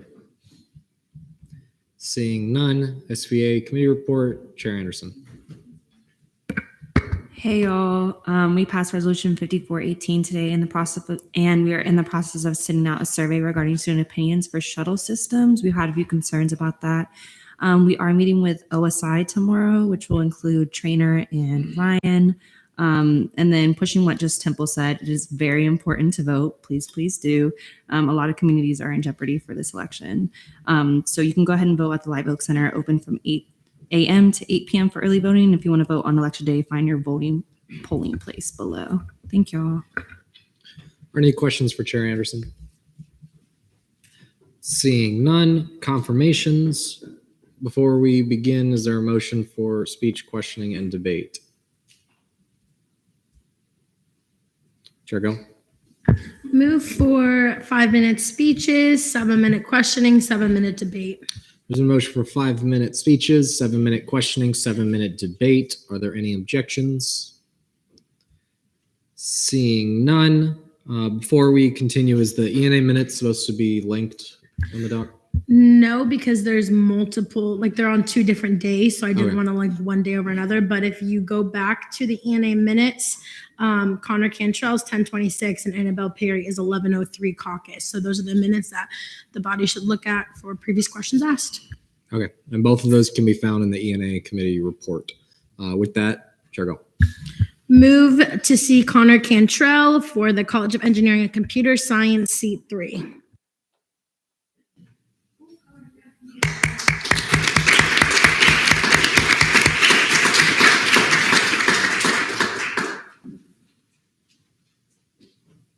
All right. And you will have 5 minutes whenever you're ready. Thank you. Hi, I'm Connor Cantrell. I'm a student in the College of Engineering and Computer Science as an aerospace engineering major. I wanted to get involved in student government in high school because I thought that it would, that I thought that it would be a good way to kind of get involved with the school and the ongoings of the admin and kind of be a voice for the student body. But then I realized that in high school, you don't really get that. Admin kind of makes all the decisions themselves and you're kind of just there and it's a popularity contest. But I looked into it here and I decided that it would be a very good use of my time. And I thought that it would be a good way to actually get involved and make changes regarding the student body, as well as funding for different clubs, as well as different bills and such that need to be passed in order to just better the lives of the students living here. I was talking to my RA, and he told me about this opportunity and that College of Engineering and Computer Science really needed people to help, and they really needed some open seats, or they had some open seats. So I decided to basically apply, and here I am. So I'm really excited to be here, and I hope that you guys can confirm me. That way I can get started immediately on this. Thank you. All righty. We're now in line for questions. All those questions, please raise your hand. Chair Tumble. Thank you, Mr. Speaker. Good evening, Mr. Cantrell. It's lovely to see you out here today. So, assuming that you have looked through the committees of Senate, which ones piqued your interest the most and would want to join? I was pretty interested in the one for student funding for different clubs. I thought that one was pretty interesting. Chair Tumble. May I ask a clarification question? So would that be the Conference Registration and Travel Committee or the Financial Allocations Organizations Committee? Financial allocation. Right. Senator Moll.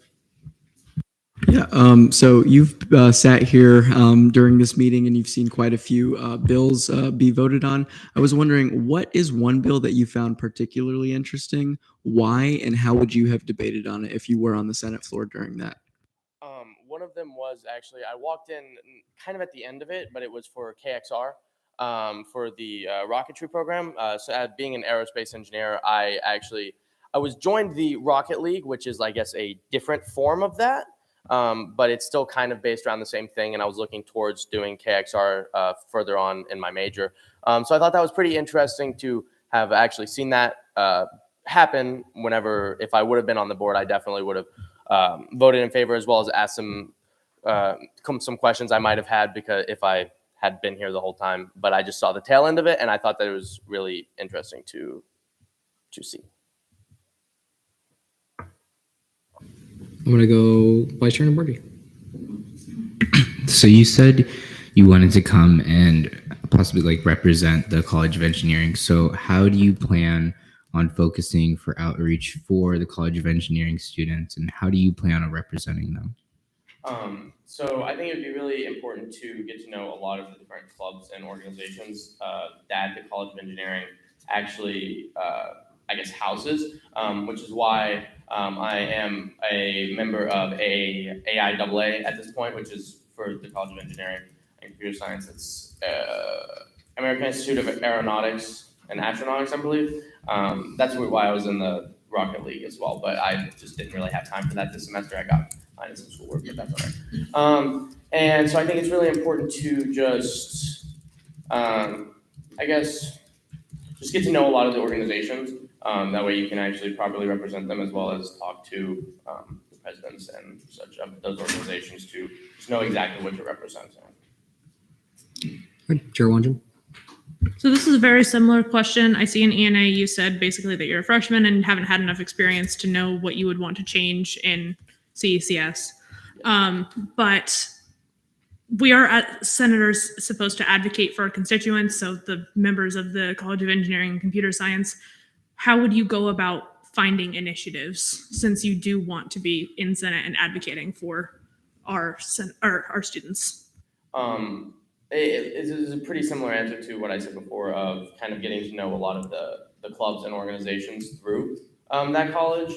And through that, I feel like I'll be able to give them good representation once I start attending some of the meetings, if I'm able to, as well as talking to board members of the clubs and see where they need different funding and how I can help them.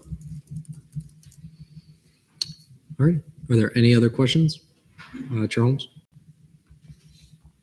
Oh my gosh. Okay. So before I ask his question, I need to clarify with form. I need clarification before I ask the question. May I direct the question to Pro Temp Foster? You may. So in the ENA minutes, this was probably, I think, maybe a week ago, you said that you said that you should do more reading before the Senate meeting. Are you referring to the statutes? Yeah, specifically Title III. Okay. May I direct my question now? So in the ENA meeting, Pro Tempore Foster recommended that you should do more reading on Title III before you came to the Senate meeting. Did you do more reading on Title III? And if so, what did you find out?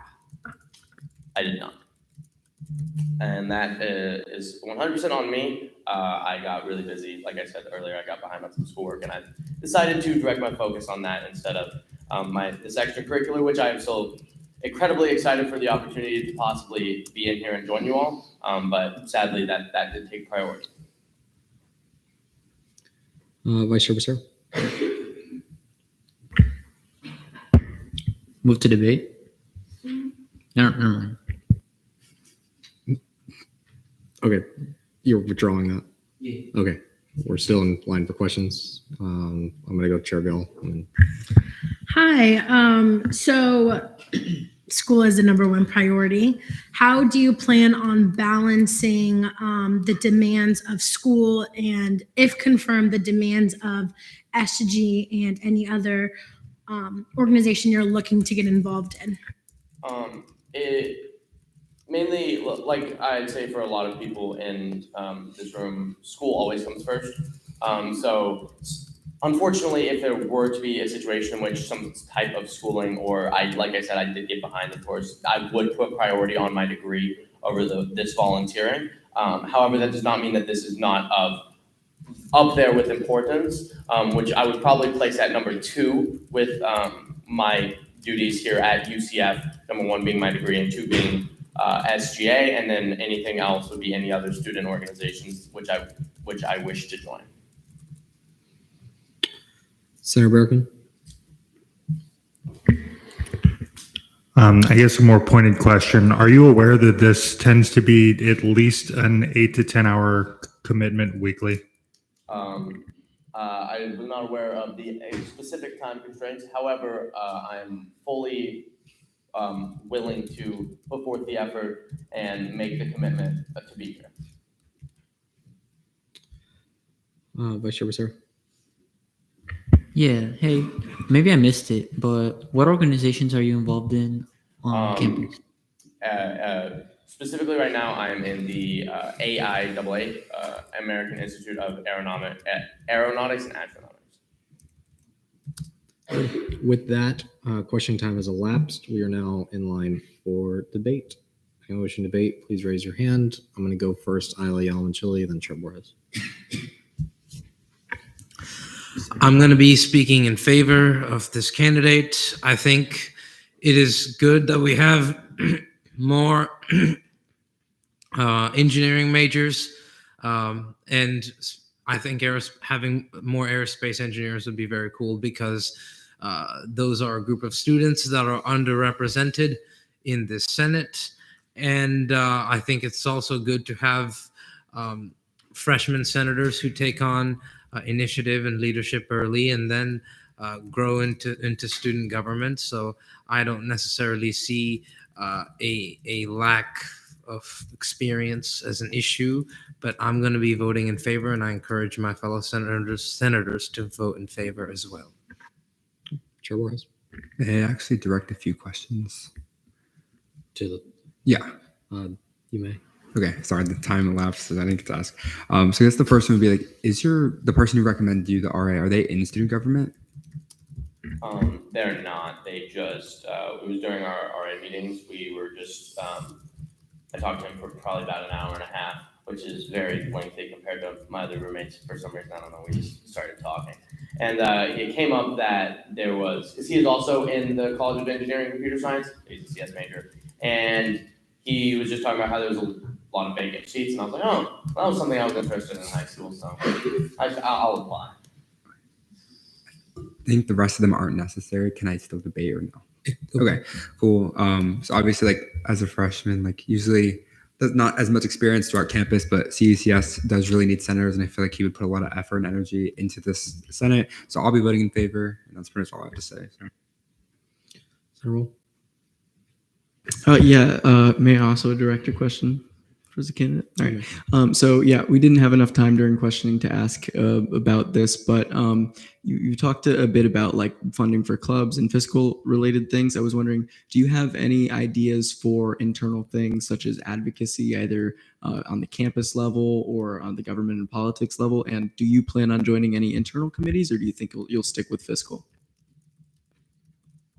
I'd be interested in joining some internal committees and getting more entwined with that part of the campus once I get some more experience.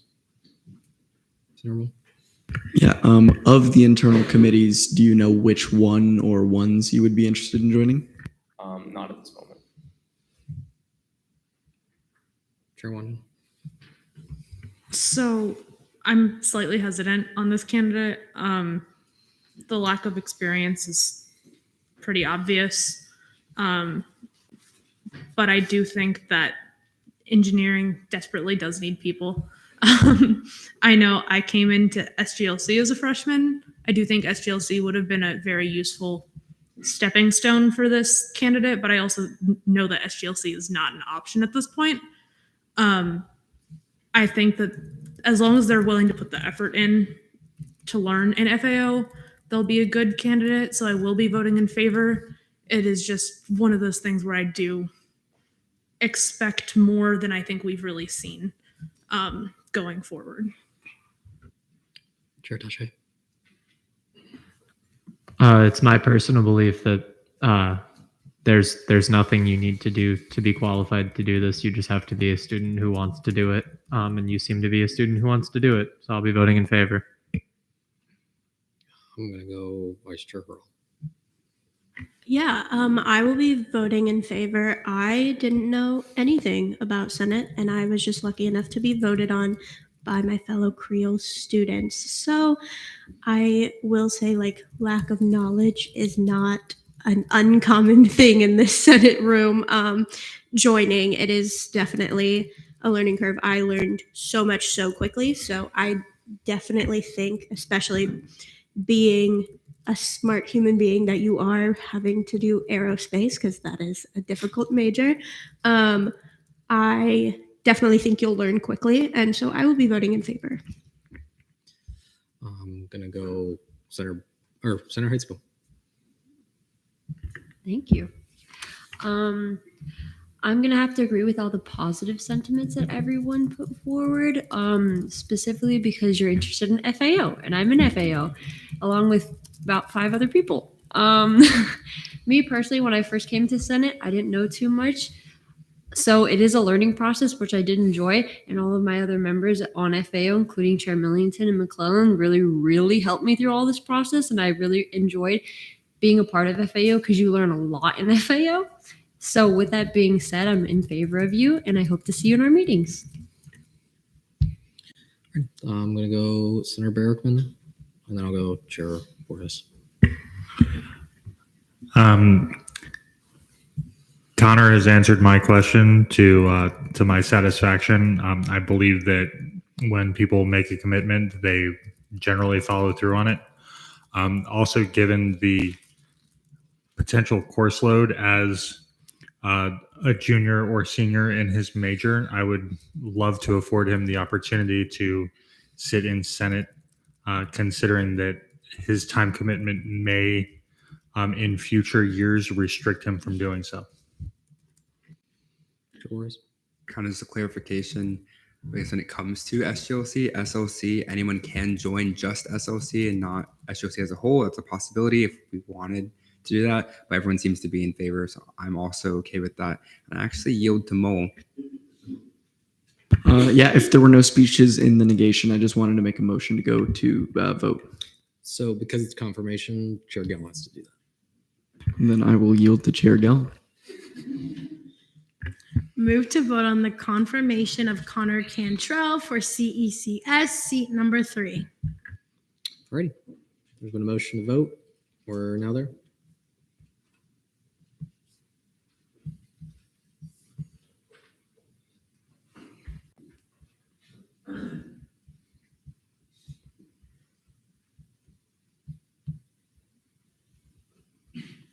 For the vote kind of 32 to 1 to 0.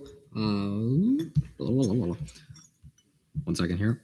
Connor Cantrell is confirmed to the College of Engineering and Computer Science. Thank you.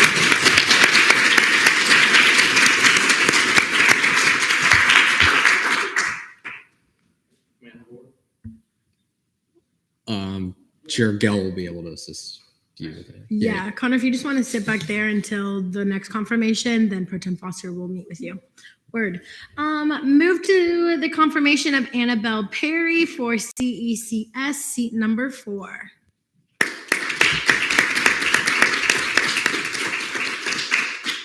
Before we begin, Chair Holmes. Can we amend the questioning time just because there's questions after? Can I make a motion for it? You can make a motion. If Okay, move to extend questioning 3 minutes. just for the sake of it, can you make the speech questioning debate? Okay. Yeah. Move to make for speeches 5 minutes, questioning 10 minutes, debate 7 minutes. I don't really know. Speech was 7 minutes. Speech was 7 minutes for. Speech was 7. Oh. Oh, speech was 5 minutes? Okay. 5 minutes. 5 minutes, 10 minutes, 7 minutes. All right. There's a motion for 5-minute speeches, 10-minute questioning, 7-minute debate. Are there any objections? Do you withdraw? Just on the basis that we didn't run out of debate time, even though we were using debate time for questioning it. Yeah, I know. I'm just saying that questions can be done in debate, and so that's and we didn't run out of debate time, so yeah, just for that reason. Any other amendments? Dealing and Colin? Motion for 5-minute speeches, 7-minute questioning, 7-minute debate. There's been a motion for 5-minute speeches, 7-minute questioning, 7-minute debate. Are there any objections? That's what we already had. Do we need to do it again? Technically not, no. So, okay, are there any other amendments before we move forward? Thank you. Alrighty, Ms. Perry, 5 minutes whenever you're ready. Thank you. Hi, I'm Annabelle Perry. I'm also a freshman aerospace engineer here at UCF. I'm originally from Northern Virginia. I moved down here in August, and I've joined a few clubs and organizations since coming here, and I've realized that sitting in here and through the clubs that CCS is very underrepresented, as you can see the empty row. So I feel as though my love for service and community is important, and serving as a Senate member here will allow me to continue my love for community.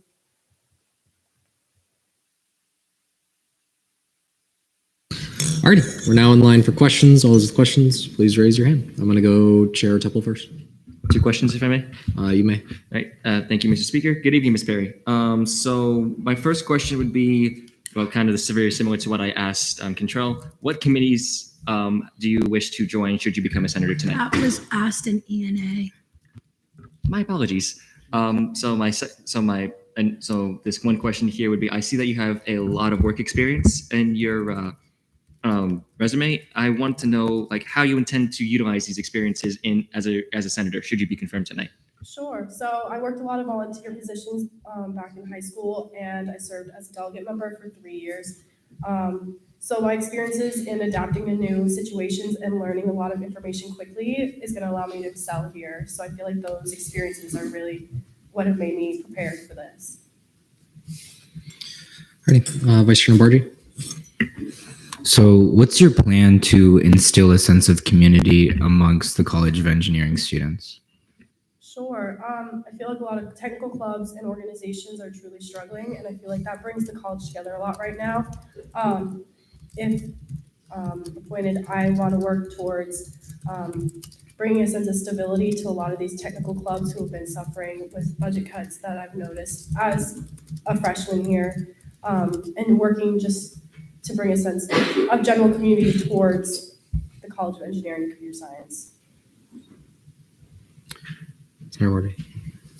What budget cuts do you notice for these engineering clubs? Sure. So I'm a part of AIAA as well, and I know that I am a part of Rocket League as well, and conversations have been met about how funding has contributed to different issues. So there was a conversation where students would have to pay for their own supplies. I believe that was rejected, but I'm also a member of SWE, and I attended the conference in Houston, and I know that they struggled a lot with booking and getting us to Houston with SGA. So that's kind of my main notices of being here. Chair Wangin. So as senators, we have dean meetings every semester. Do you have any initiatives that you would want to bring to the dean of the College of Engineering and Computer Science? I feel like I don't know enough to have an opinion on that, but I feel as I learn more, I will have an initiative I would like to bring. All right, I'm gonna go Senator Castle. So I know you're a freshman, so you might not have too many involvements on campus yet, but if you do or plan to, how do you plan to bridge your outside student government involvements with your position as a senator if approved tonight? Yeah, so again, I'm a part of SWE, so I've been attending that since the first week of school, and I feel like that has allowed me to learn a lot about the College of Engineering. I'm also part of AIAA and SEDS, which are different technical clubs here on campus. So I feel like continuing those will allow me to know more about the college and bring it here. Alrighty, I'm gonna go Vice Chair Becerra. I don't know if this has been asked already. I'm not talking about the minutes. I don't know if that's what Vice Chair Nombargi asked, but like, what is there one initiative that you have for the College of Engineering and Computer Science, like that you tend to do soon? So since I'm a freshman, I feel like I don't have enough information to have an opinion on that. But as I continue through the next semester, I want to learn more and focus on one initiative. All right, Chair Wonder. So this isn't the exact question that was asked in ENA, but it's similar. So you had said in ENA 3 different committees that you would like to join. Do you know which two you would, one or two that you would join tonight? I say if I had to join two tonight, I would join ENA and CRT. All right, are there any other questions, Chair Boris? Just to clarify, when it comes to if you had joined CRT, what would you like to have seen differently with the SWE bill or allocation? Sure. I think from what I've learned from my peers, communication was probably the biggest issue between here and the organization. And I know on the communication wise, if more info had been passed before we were in downtown Houston without a hotel, some issues would have been solved. All right, are there any other questions? Seeing none, I'll take a motion. Chair Temple. Move to debate. There's a motion to go to debate. Any objections? Seeing none, we are now in debate. I'm going to go Senator Palmer. Yeah, I really like the candidate. She has got a really good resume, especially for a freshman. She's got a lot of extracurricular activities, as we can see. She has been involved in her major with the 3 projects she has, and I feel that she would be an amazing addition to the Senate body. So I'll be voting in favor, and I recommend my other fellow senators to be voting in favor as well. Thank you. I'm going to go Vice Chair Uchoa. Yeah, the candidate seems to be very passionate about what she does. And something that really impressed me is how much she knows. She knows a lot about student government. And when I was getting confirmed in her position, I did not know half of the stuff that she does. So I think she has a lot of potential, and I'll be voting for her. Chair Wonder. Yeah, basically echoing a lot of the same things the previous two said. With the addition that I really like that she has a specific thing that has drawn her to CRT, because when people have specific things that they want to learn more about, they tend to be more passionate in learning the policies. Like whatever the specific issue with SWE was, I'm not aware of anything. It was probably more stuff on the business office side of things, but learning those processes better is always something that we are very excited for our fiscal committee members to be doing. Dylan Clone. I'd like to echo all the sentiments that have been mentioned so far in the positive. I saw your old resume in ENA, and I've now seen this new one, and I am impressed by both. And I think you will do good things in the Senate if you are to be confirmed, and I will be voting in favor of you. Chair Boris. Yeah, so I wanted to apologize on behalf of the business office to SWE because this is an issue with the accountants and it's absolutely not acceptable. Because obviously communication, I have records of communication between the president and myself. They were great, and the business office just fell through. And so I'm glad this candidate's here today. I wanted to make sure that's improved because I want to see it improve too. And I didn't even know about this till right now. It's really upsetting. I'm going to send an email to Jerry and Brenda and Fong and everybody. So yeah, I'll vote in favor. Vice Chair Becerra. I'll be voting in favor as well. I believe the student is very spirited on this and will learn a lot throughout the college. College of Engineering Computer Science is pretty dry right now. There's only 4 of y'all, so let's get 5 of y'all. So let's get a +1 there. Alrighty. Are there any other senators wishing to debate? Seeing none, Chair Gill. Move to vote on the confirmation of Annabelle Perry for computer engineering and College of Engineering and Computer Science seat 4. There's been a motion to vote on Annabelle Perry for the College of Engineering and Computer Science. Any objections? Seeing none, we're there.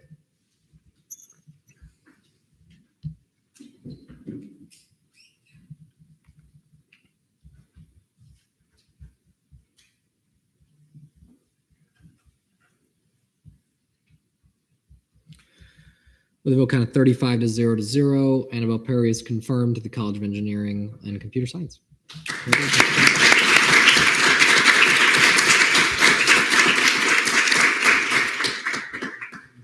So I will have.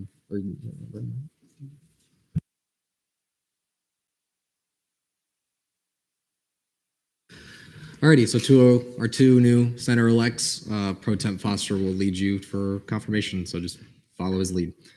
Alrighty, internal legislation, notice legislation on first reading, none. Senator Moore. Yeah, I wanted to move to go to Resolution 5412 as it pertains to something happening on Election Day, which is next Tuesday. Just briefly before that, if I am correct, Chair Anderson, for your amendment. Motion to reapprove the agenda for 5418, Resolution 5418. There's a motion to go to approval of the agenda. Are there any objections? Seeing none, Chair Anderson.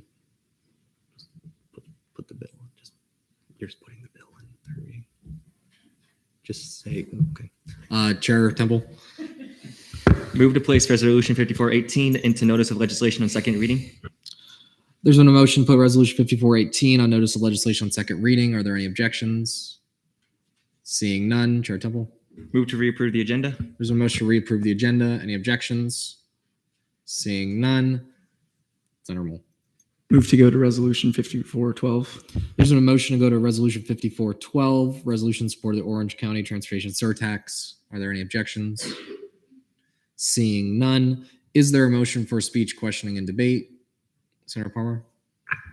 Motion for 3-minute speeches, 10-minute questioning, 10-minute debate. There's a motion for 3-minute speeches, 10-minute questioning, 10-minute debate. Are there any objections? Seeing none, we are now at Resolution 5412, resolution support of the Orange County Transportation Surtax. Senator Castellan, are you speaking on behalf of Senator Simcoe? We worked on another bill that's related to like campus safety, not this one exactly. So I think he said he's gonna log into Zoom tonight. Not sure. Okay. Okay. Give me one.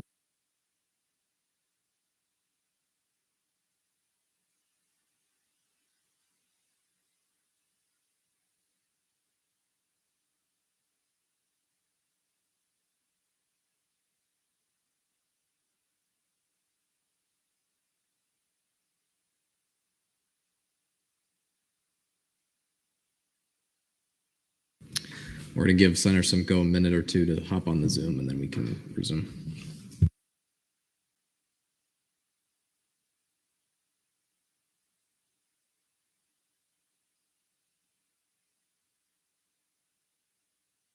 Do you have McClellan? In the event that we cannot get Senator Simcoe, is there any sponsor who is willing to speak on this bill?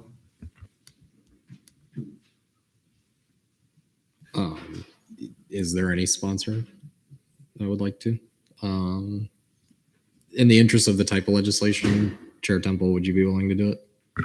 Yes, Mr. Speaker. Okay, so let's give Senator Simcoe a minute or two, and then worst case, we'll do it.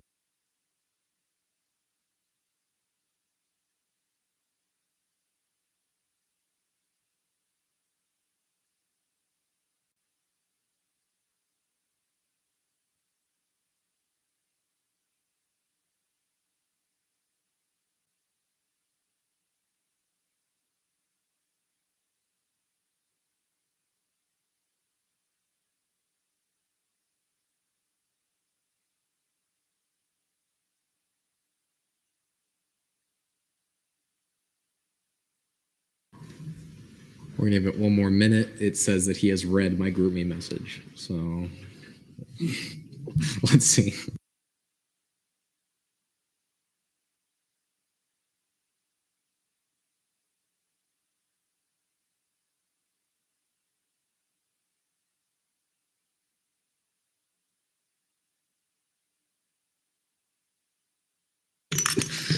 Like Wizard of Oz behind me. Okay.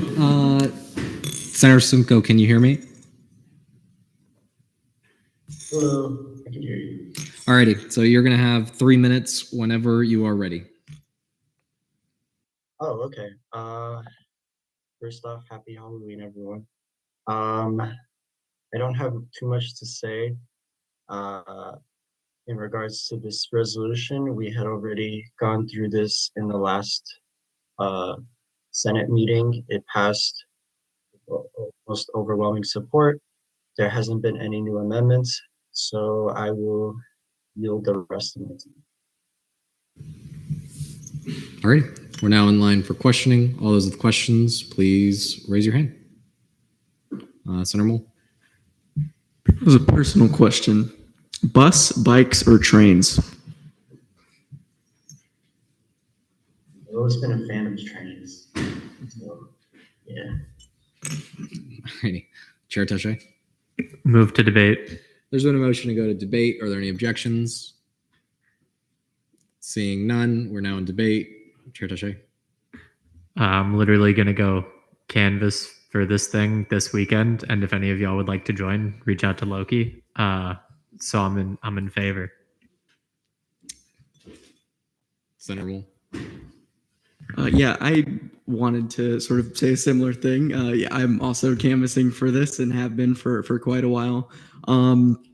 Just more on a personal note, from where I live in relation to campus, in order for me to get to campus, I have to wait for a bus that is not regularly scheduled, that comes maybe once an hour. And again, not regularly scheduled, so it could be at the beginning of the hour, could be at the end of the hour. Then I have to take it for about 30 minutes to where Colonial intersects with Goldenrod. If the bus doesn't come right when I get there, I have to wait for up to 30 minutes to connect to that bus that takes me up to UCF. And so it's like a 2-hour round trip just to go one way to UCF. So kind of ridiculous. I live like a 10-minute drive away from campus. So yeah, definitely the public transit here is way inadequate. So I will personally also be voting in favor. And may I retain? You may. Move to vote. There's a motion to vote on resolution 5412. Are there any objections? Seeing none, we're now there.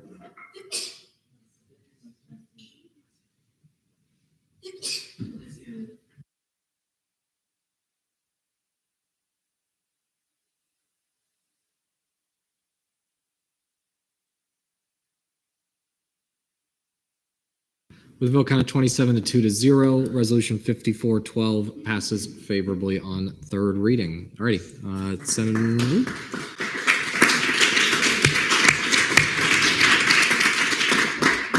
So Senator Simcoe is, wow, I was going to say thanks for coming. He was gone, yeah. Before we continue, Senator Cantrell. Present and voting. So noted at 10:40 p.m. Senator Perry. Present and voting. So noted at 10:41 p.m.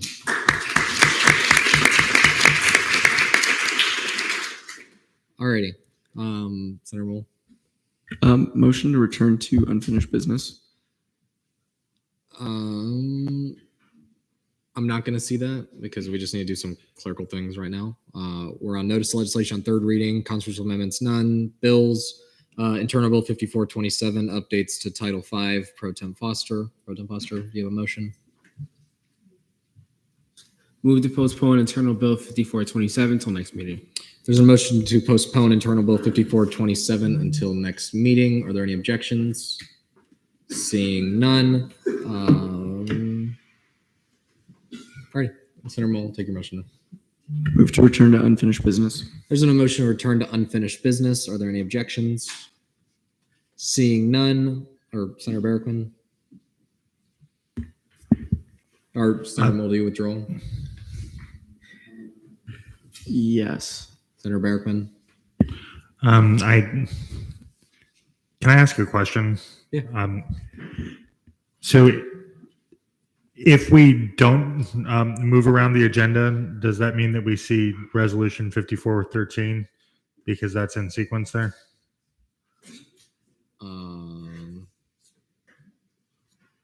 Give me 1 second. I'm having to move around. Resolution 5413. We would see that after we see the rest of the unfinished business. Okay. I just think the time is of the essence of that resolution, and it's currently in sequence. I will direct the question to Chair Taché. Would you like to see the resolution now or after we do unfinished business? I also think that Senator Shalah's thing is important and time sensitive, but we could do like a little bit of unfinished business and then maybe like move back after one bill, a little compromise. You good with that, Loki? I'm good with that. Dealing McClellan. I do think we should actually see 54, 13, and 14 now, just to make sure that we do see them and have enough time to, and then we can see about moving around the agenda afterwards. Senator Costas. Motion to see resolution 5413 as the effects of Hurricane Ian are still present and waiting another week will cost a while. And I know there will be some debate on this bill that might also take a while. So move to see that resolution. The only reason I won't see that is because technically we're already there. But Pro Tem Foster. Yeah, I just had a question. I guess to anybody who can ask it, or answer it. Is that fine? Fine. Okay. So Mohammed, he had to leave. So I don't know if he'd be okay with any one of us, speaking on his legislation. So I'm not sure if anybody contacted him to see that. I'm unaware of his intentions, Chair Taché. He said he's chill with Aquila doing it. We talked to him before he left. Okay. All right. So are there any other motions to do anything? Seeing none. Alrighty. Resolution 5413, resolution urging the University of Central Florida to adequately help students who are suffering as a result of Hurricane Ian. Before we continue, is there a motion for speech, questioning, and debate? Senator Palmer. Motion for 3-minute speeches, 10-minute questioning, 10-minute debate. There's a motion for 3-minute speeches, 10-minute questioning, 10-minute debate. Are there any objections? Seeing none, Chair Taché, 3 minutes whenever you're ready. I actually wrote something for once. Howdy, friends. I know a lot of you have strong feelings about this resolution, but I also know that many of you have some misconceptions on what I'm trying to do here, and that is my fault for not being prepared enough or clear enough last meeting, so let's try this again. As you all know, this resolution was spawned from a conversation a few weeks ago in Senate deliberations and then an ad hoc meeting the day after. Beyond that, let me tell you why I wrote this resolution. I am upset. I am upset that many of the people in our community are struggling, and while everyone I know is doing everything that they can to help these people out, our university, our leaders, the people whose salary we pay, and the man whose mansion we fund have shown no care. That's what this is all about to me, caring. It is nowhere in their job description that they have to do the right thing here, but shouldn't they? If you ran the university, would you not do everything you could? This resolution focuses on 4 central points: housing, mental health, academic accommodations, and creating a comprehensive plan for future storms. All of those things are essential. All of these things are life-changing. I will be fighting as hard as I can to make those things happen. Please make it as easy for me to do that as possible, because no matter what, it's going to be a tough fight. Thank you. All right, we're now in line for questions. All those with questions, please raise your hand. ELA DeMarlo. Oops, sorry. I know that you mentioned that you talked to people regarding this, whether it's clearing up conceptions or just talking to them. I'm just curious to know what you learned or what you talked about, and just how does that affect the way we should view this bill now or resolution now?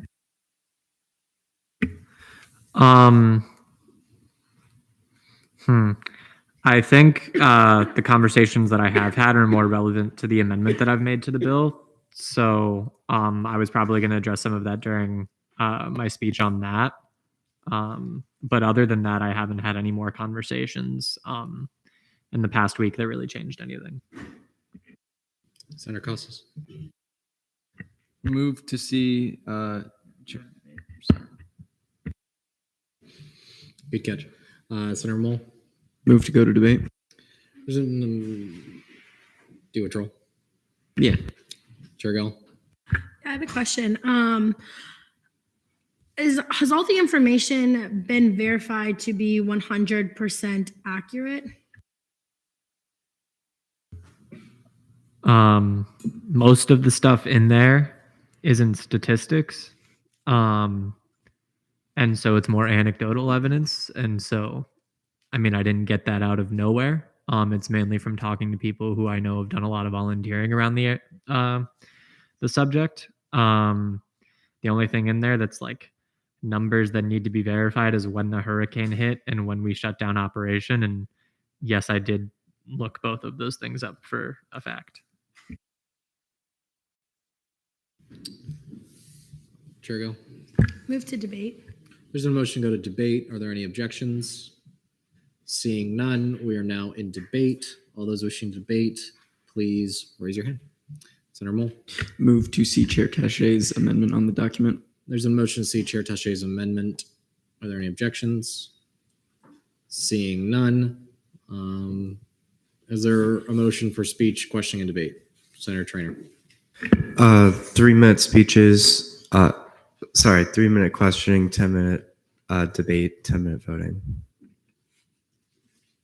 I withdraw.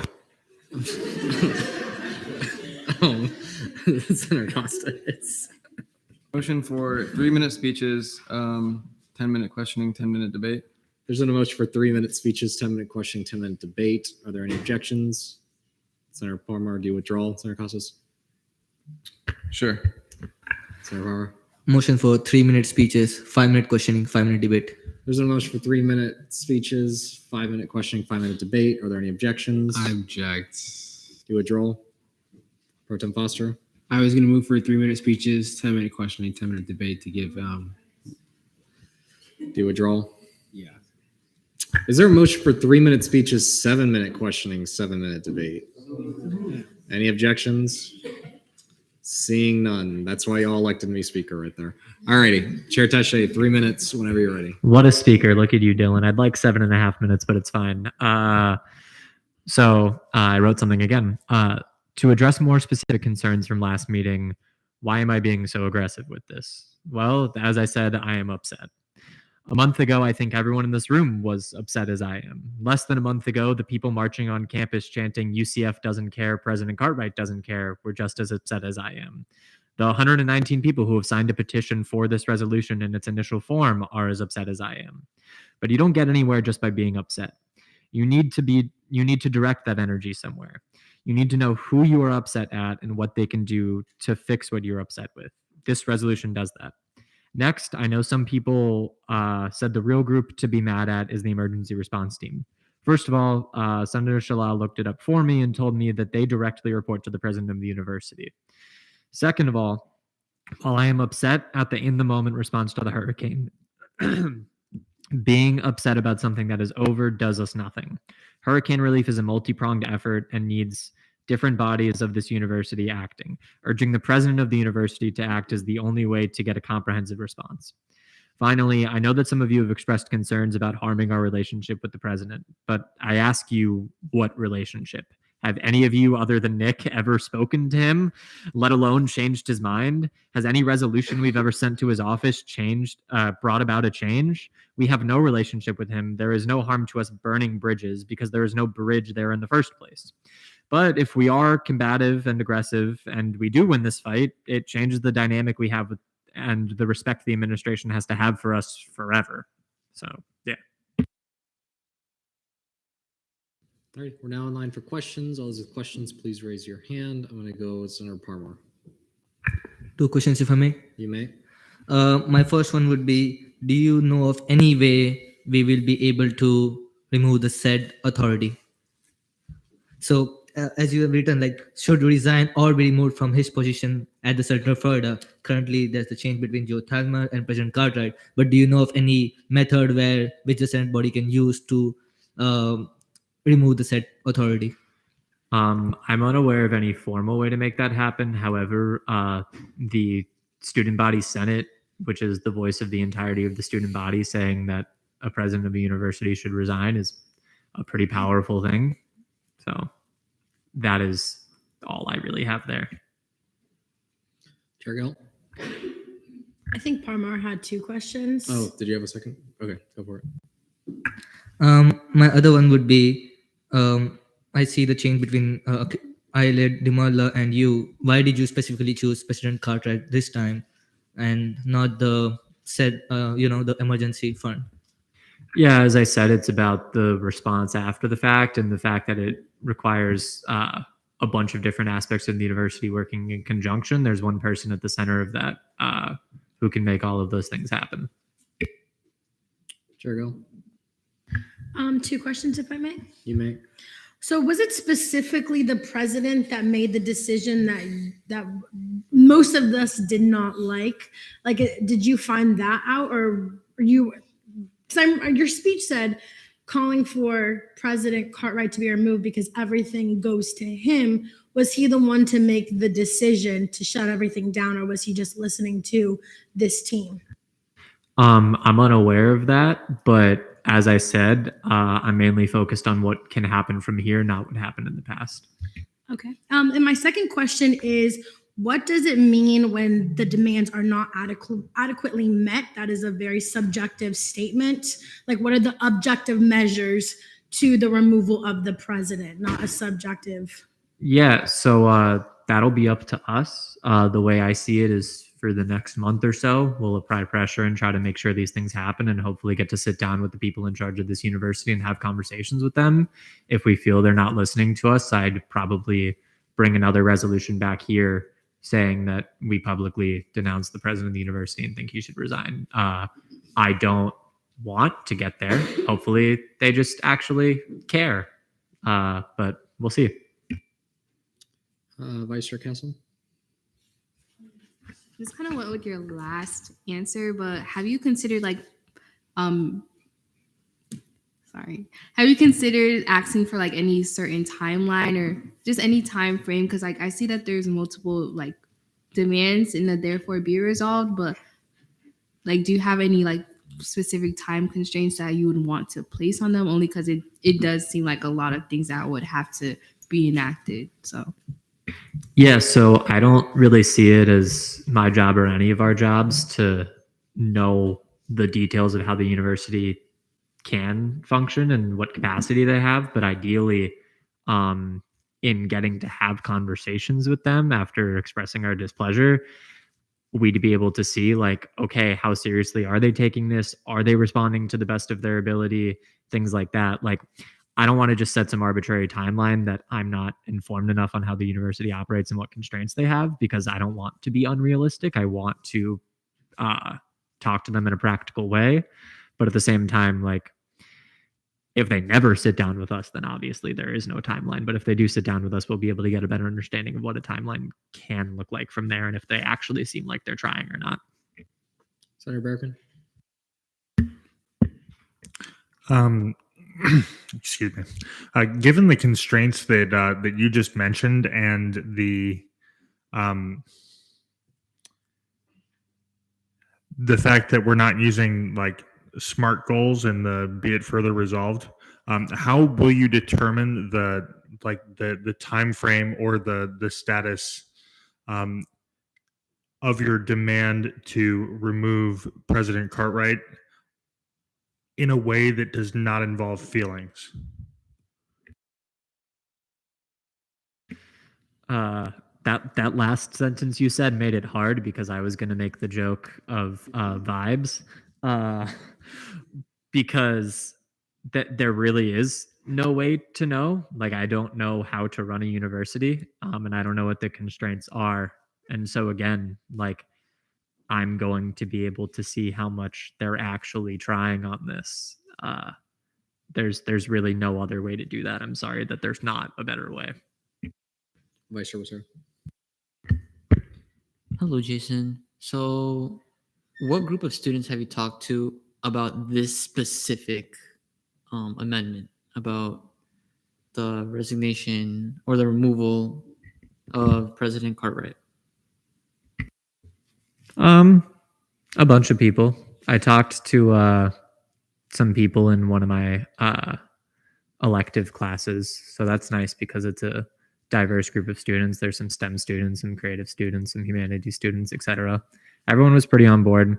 And then beyond that, friends, people I'm with in RSOs, no explicit outreach. I sent out a petition it has 119 signatures. And I will also just state that, like, I do think that is more outreach than people tend to do for their resolutions. I think we only tend to ask those questions as a way to be like, I don't support this thing. And so if you reached out to students, but like, we don't do that for like 95% of the things that we do. So like, I hope it isn't held against me, especially considering like I do have some ways that I have reached out because there aren't many other ways to do that. All right, Senator Costas, briefly. May I direct a question to Pro Tempore Foster? You may. As somebody who serves on the PLC and has contacted Cartwright before, what are the possibilities of bringing him or the individual listed by DeMarla or any other members of the cabinet to Senate so that we can ask them questions and kind of see what they've done and what they can do? Is that even feasible? Or did Cartwright just ignore us like he always does? Or? I think if this passes on third reading, oh my God. Okay, forget that happened. If this passes on third reading, regardless of whether the amendment is in it or not, I think it would definitely be possible. It probably wouldn't be possible for like, maybe like a week or 2 weeks, 3 weeks because he's busy. But I think if everybody really wanted him to like come to open forum and this is something that was really like pressing, concerning, I could always reach out. I think it's possible. I'd say it's probably about a 60% chance if I had to give you an estimate. Brody? I'll just add that, like, yes, that regardless of this, like, upper administration has come to Senate to speak and answer questions about a variety of things many times. So, yes, that is relatively easy to do. All right, questioning time has elapsed. We are now in debate. All those in debate, please raise your hand. Chair Gill. Yeah, I think I like the idea of President Cartwright coming and speaking to us before we make this specific amendment. I think giving someone the opportunity to be receptive of our concerns before we call for him to be removed from this position, I think is fair. And if we as a body feel like he is not receptive and he is not listening and they do not care, then I think that this amendment could be seen. There's no logistical way that we can go about removing the president. I don't understand why we would add that into this. Our voice does matter. I think that is something that we can add when the time comes, if we've given someone the chance. There might be constraints that we don't know about. I'm not saying that the way the university went was correct, but we don't know all perspectives. We don't know everything behind closed doors. We don't know how it happened. We know how it affected us, and we can speak that if the president does come. If he doesn't, then I'd be happy to revisit this. But as for now, there is no objective way that we are measuring this. There is no objective way we can get to removing the president, who is appointed by the Board of Trustees, who's appointed by the state. I don't think that there is any way that we could really do this besides a call for action that has no stepping stones to achieve what this is saying. Therefore, I do not think it is feasible to be in this. It's not that I am trying to fight this. It's just like logistically, there's no way. And I understand feelings. I understand that, but I just think this would look really crazy on our body to call for something we can't do. And so I will be voting against this amendment as it is. And I encourage the body to really think about this and vote against it as well. Senator Domino. So in reading the resolution, we saw it yesterday in Black Caucus as well.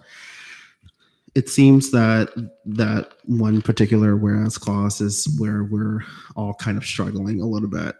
I, for one, understand tethering with the very fabric of leadership and administration and how it's not always ideal, irregardless of what the outcome or circumstance may be.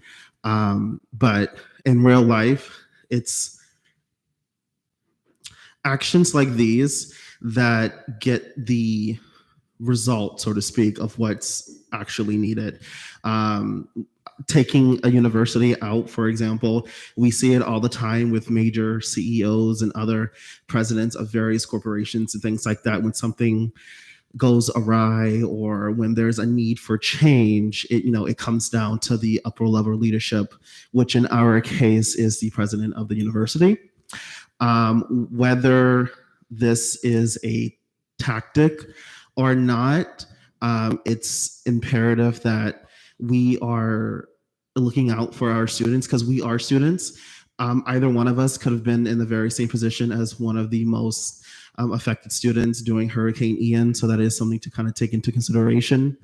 And while it's not ideal, having that in there can potentially get things moving in the way that it's meant to be, as we are a very large university. So, it's our tuition, our hard-earned money, X, Y, and Z that has a huge contribution to all of the positions of administration and leadership in which they all hold. And lastly, when voices are heard, action is taken and change is made. So let's all keep that in consideration. Thank you. I'm going to go Chair Taché and then ELA tomorrow. To address everything Chair Gell just said, so first of all, every single resolution calls on something we have no power to change. That's literally the premise of resolutions, is calling on the university to do something. Second of all, if I put out a specific plan of I want the university to house everyone by this date, all of you would call me crazy and say that I have no semblance of understanding of how the university functions. And oh my God, where did you get those stats? So I left it intentionally vague to be able to work with the university in a kind way. Finally, it feels in bad faith to continuously pretend like I am calling on the president of the university to resign tomorrow, because that seems to be the sentiment of a lot of what I'm hearing. And I have said, I don't know, 50 times over the last 2 sessions that that's not what I want. Nothing will change if the president of the university resigns. Things will stay bad. It's simply a way to get attention drawn to this, to say that we are angry. It has literally nothing to do, or rather, to rephrase, it's just not what I'm calling for right now. It's just to say that, like, we're going to circle back if it doesn't go well. And it feels ridiculous to keep pretending like that's what I'm saying when I've made it so explicitly clear that that's not what I'm saying. Okay, briefly, just before we continue more for everyone, because I've seen it more than once now, of like when we are debating, let's not debate directly at somebody. Let's avoid that as much as we can. But I've seen it from more than one person, so that was not singling you out in that situation. But let's avoid that going forward. ELA DeMarlo? Motion to see my amendment to the amendment. We can do that? Can I do that? Okay. There's a motion to see ELA DeMarlo's amendment to the amendment. Are there any objections? Senator Barrick, ELA DeMarlo, do you withdraw? No. Okay. So pro con. Pro the objection is Barrickman. Con is ELA DeMarlo. You'll each have a minute. Senator Barrickman, minute whenever you're ready. I think this clause in and of itself is like children throwing blocks across the room. So while I completely support the Let's not use that terminology about it. Like, so if you want to rephrase, I understand how you feel. my apologies. I believe that this phrasing in and of itself is attention grabbing and unnecessary, and does not promote the resolution as a whole, which I fully support. I think it's, I'll say again, unnecessary. I yield my time. ELA DeMarlo, 1 minute. I'm not sure if I'm supposed to be debating my amendment, but I think I'm supposed to be debating if we can see my amendment. I feel like my amendment has validity if you can just like hear me out. Like it'll literally take like 30 seconds for me to explain why I think so. Like, let me talk. I withdraw. Okay. So then, are there any other objections to seeing the amendment?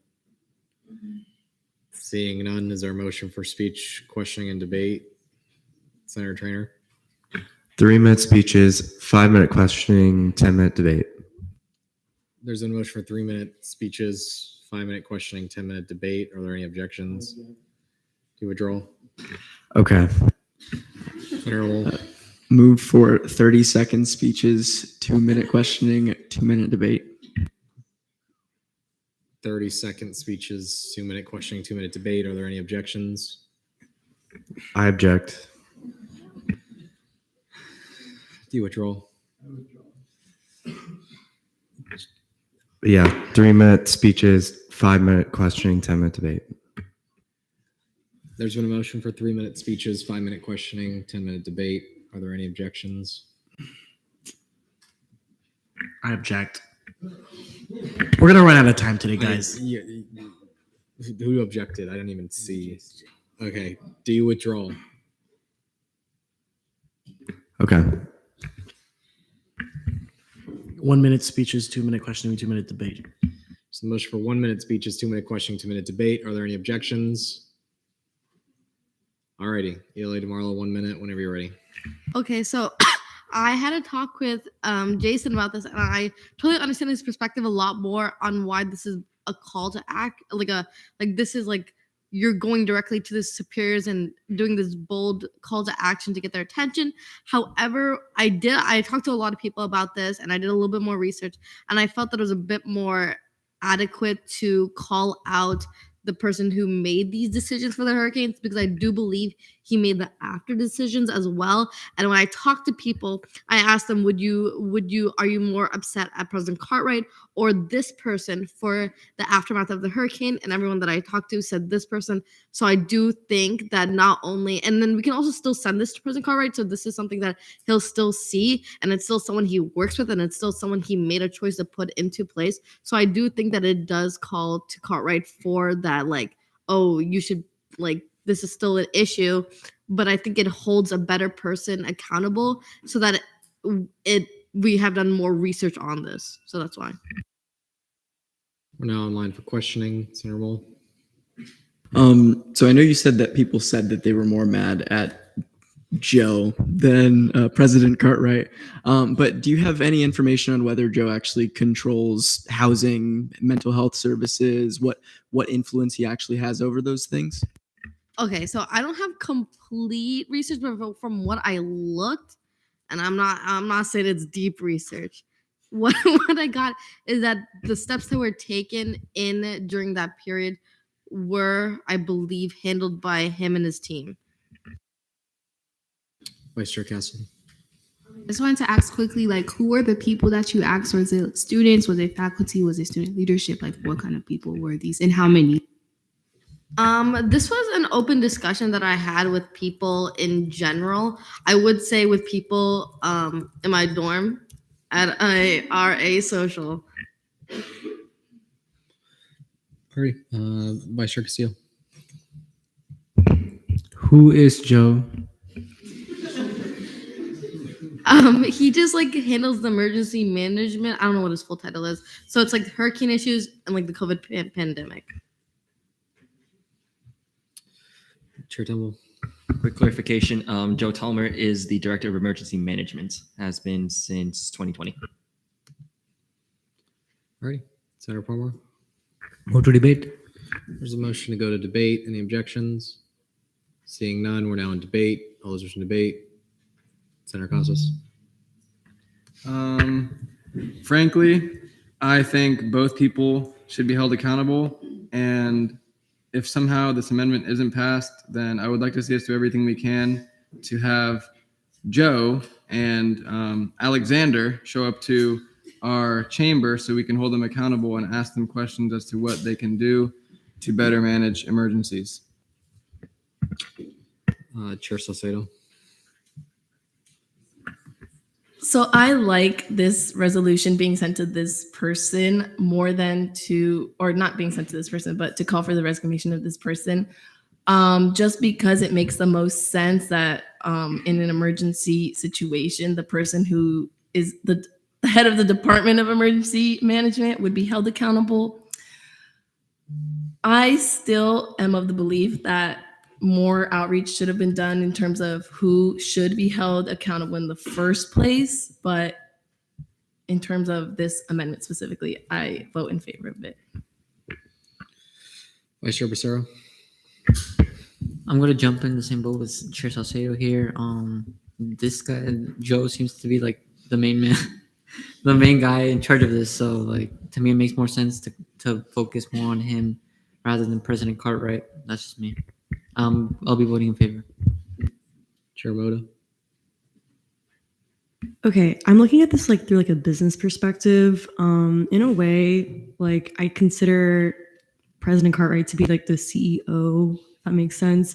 Whatever he says kind of goes, also like the board of directors and such like that. So at the end of the day, like he knew that there was a hurricane coming. He knew the precautions that we had to take, and he didn't feel like the measures that we needed as students. I get that it's hard because yes, this person is in charge of risk management. However, he does report to the president, the president of the university, and whatever the president says goes. So I'm going to be voting against this. Debate time has elapsed. Is there a motion to extend debate? Senator Costas. Move to extend the debate time by 3 minutes. Motion to extend debate time by 3 minutes. Any objections? Senator Palmer, do you object? Do you withdraw? Sure. Senator Palmer. I feel this is kind of going too long at this point. Can we vote? Please move to vote. There is a motion to vote. Are there any objections? Chair Tesh, do you withdraw? Withdraw. Chair Tesh. Can we motion to extend debate time by 1 minute? Motion to extend debate time by 1 minute. Are there any objections? Seeing none, extended by 1 minute. I'm going to go with Senator Spalding. Hi, I'm going to make this pretty quick. I just want to echo the sentiments of Chair Moda. I feel like when you want to have like a resolution that has bite, then you want it to work and you want change, you need to go to the top. And President Cartwright at the top. So, Chair Anderson. Very briefly, I 100% agree with that. I think that this is us taking the easy route because we're afraid of the repercussions. And I don't think that's fair because these are people's lives on the line. So I'll be voting against it. Chair Tesh. This resolution is about this moment forward, not what's happened in the past. If you guys want to write a separate resolution to hold someone accountable who messed up a month ago, that's fine. That's not what this resolution is about. Vice Chair Castle. the fact of anyone actually being fired through this resolution is the chances are very slim. So I feel like this will just, out of anything, bring more awareness since it's such a bold movement. So I think that's what we should advocate for. All right. Debate time has elapsed. We are now in voting procedures.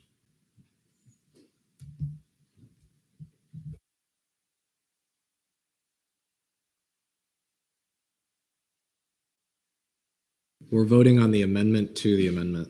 This amendment gets rid of Cartwright's name and puts Joe Thalheimer in this instead.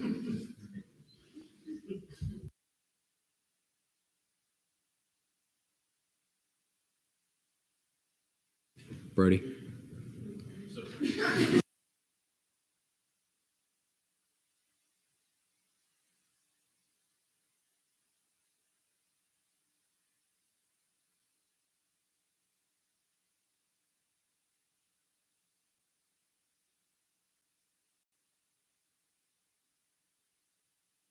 Alrighty, with a vote count of 11 to 18 to 0, the amendment to the amendment does not carry. We are still in debate on the amendment. Senator Parmar. I agree on the amendment. I feel that I do not want to go to war with the administration, but as Chair Holmes said, that the fact that anyone would be resigned through this resolution is quite slim. So I guess I'll approve the amendment. Chair Holmes. So I just wanted to bring attention to the fact that Black Caucus is a sponsor, and the main reason why we're a sponsor on here is because of Senator Domino. He doesn't speak often in this chamber, but when he was speaking, I'm pretty sure 95% of y'all weren't listening. But he really changed our opinion on this.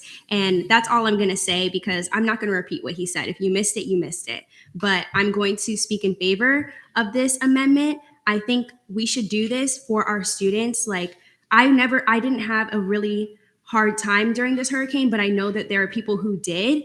And this man makes like $600K. Like, these people are paying tuition, paying this man to do his job. Like, hold him accountable, please. So I'm speaking in favor. Thank you. All right, Dila McClellan, briefly. I will make this argument really quick. I think that the possibilities of bringing Cartwright to the Senate floor is not impossible based off of what Pro Tem Foster and Brody have said. It is not impossible to bring him here, but I feel like if we pass this with the amendment, that chances go down. And I believe that if you wish to do something like this, you could always put a resolution after the fact if we are unable to get Cartwright here, or if we are not satisfied after he is here. I believe that the best chances of getting change is to make sure that he can come here for us to speak with him. And I think that this hurts our chances. Fortunately, debate time has elapsed. Chair Gill. Sorry. Move to vote on Tasha's amendment. A motion to vote on the amendment. Any objections? Seeing none, we're now voting on the amendment to put back the Cartwright resignation.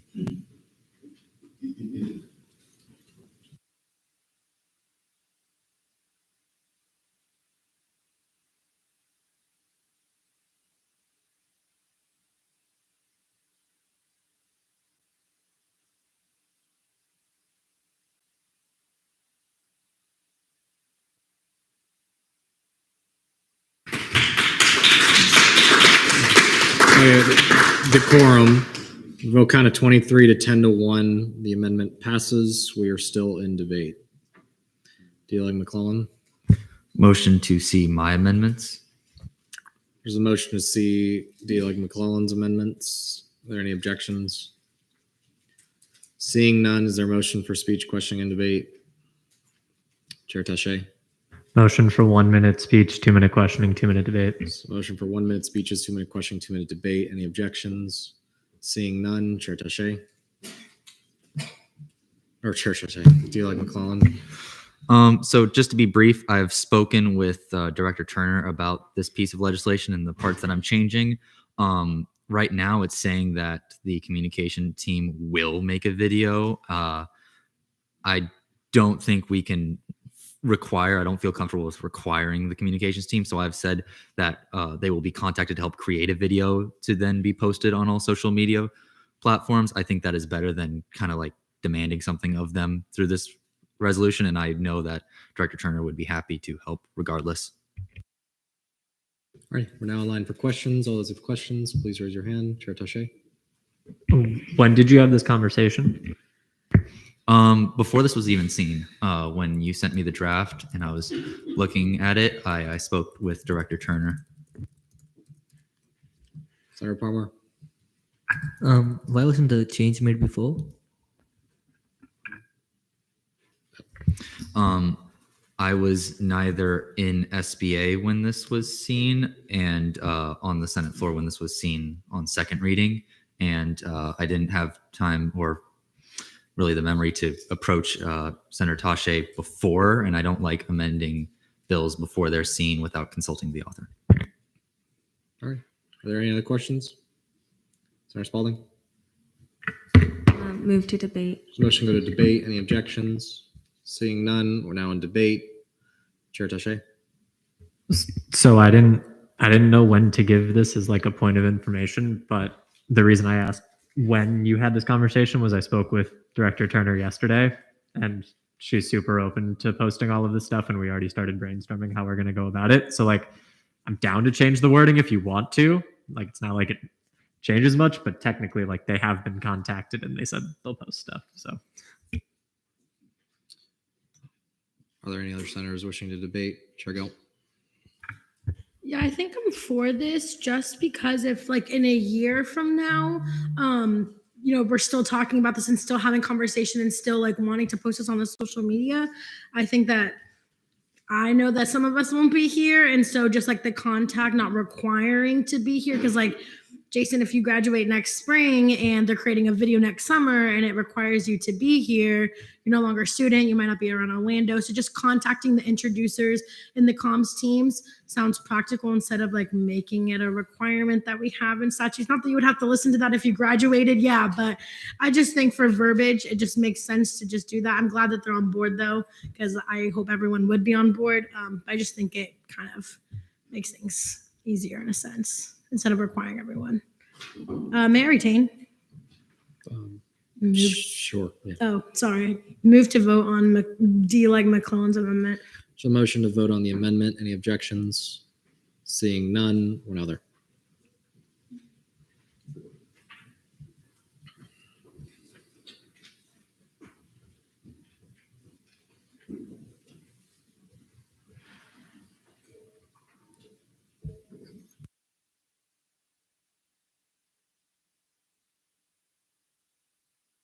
With a vote count of 31-2, the amendment passes favorably. Okay, there were no abstentions. Okay, we're still in debate. Any senators wishing to debate? Senator Moll? May I retain? You may. Yeah, I think after all this debate, we've come to a conclusion that this is a bill that we're comfortable passing. And so with that, move to vote.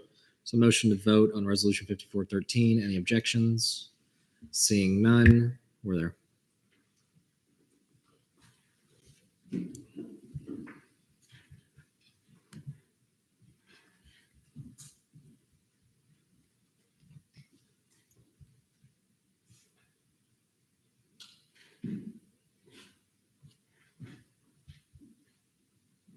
With a vote count of 30-1-0, Resolution 5413 passes favorably on third reading.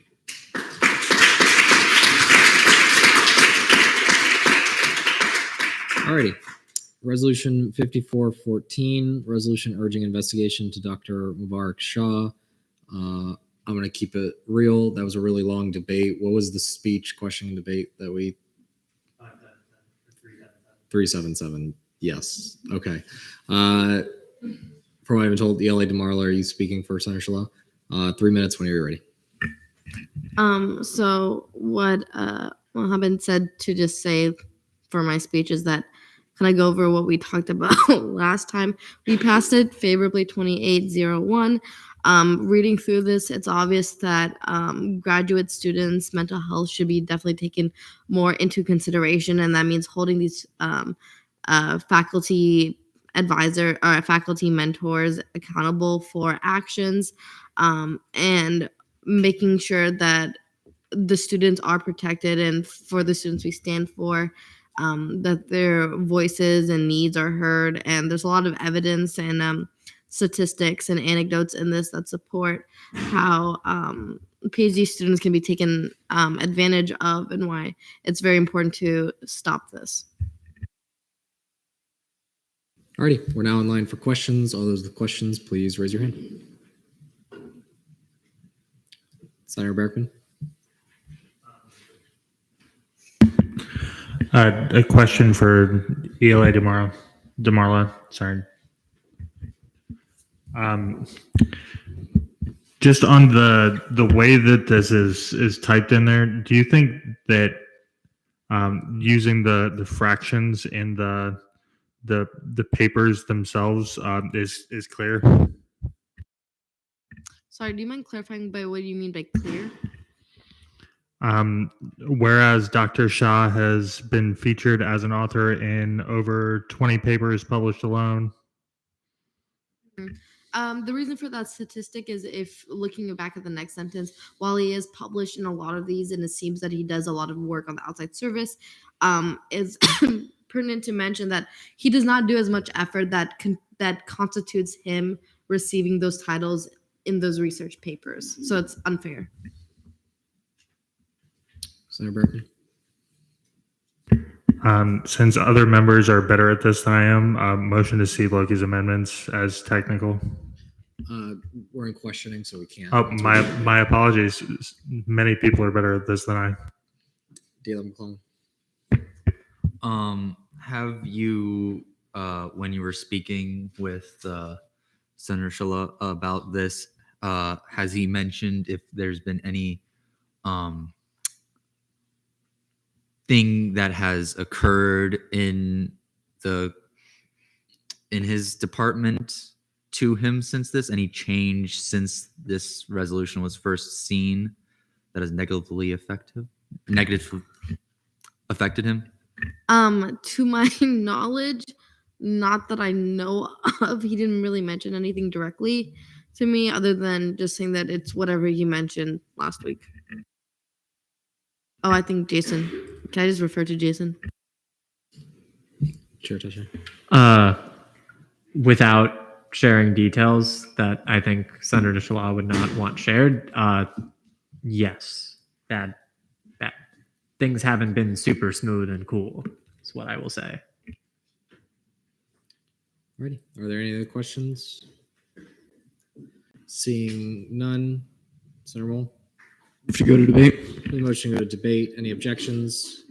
Seeing none, we're now in debate. Senator Moll? Motion to see my amendments as technical. I'll see them as technical. Yeah.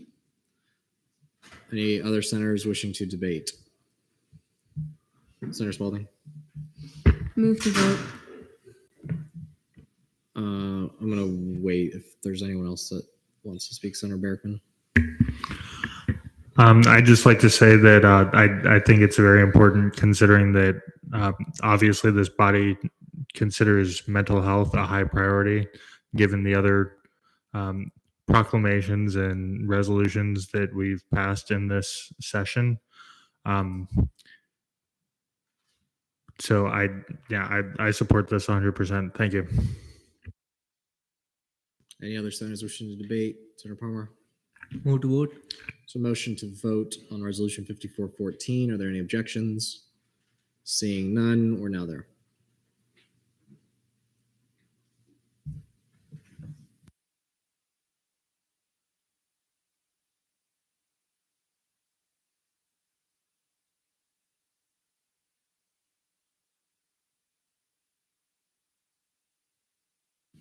With a vote count of 31 to 0, resolution 5414 passes favorably on third reading.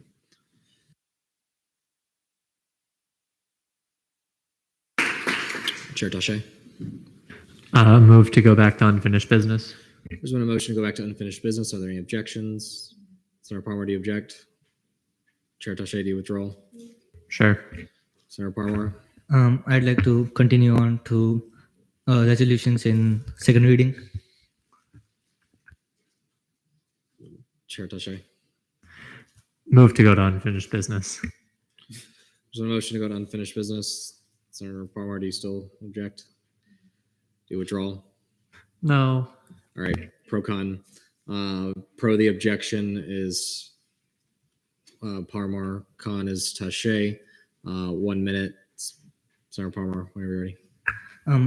I just want to PPI resolution 5415 real quick so that I don't waste time next session in case on that. So just to get it over with.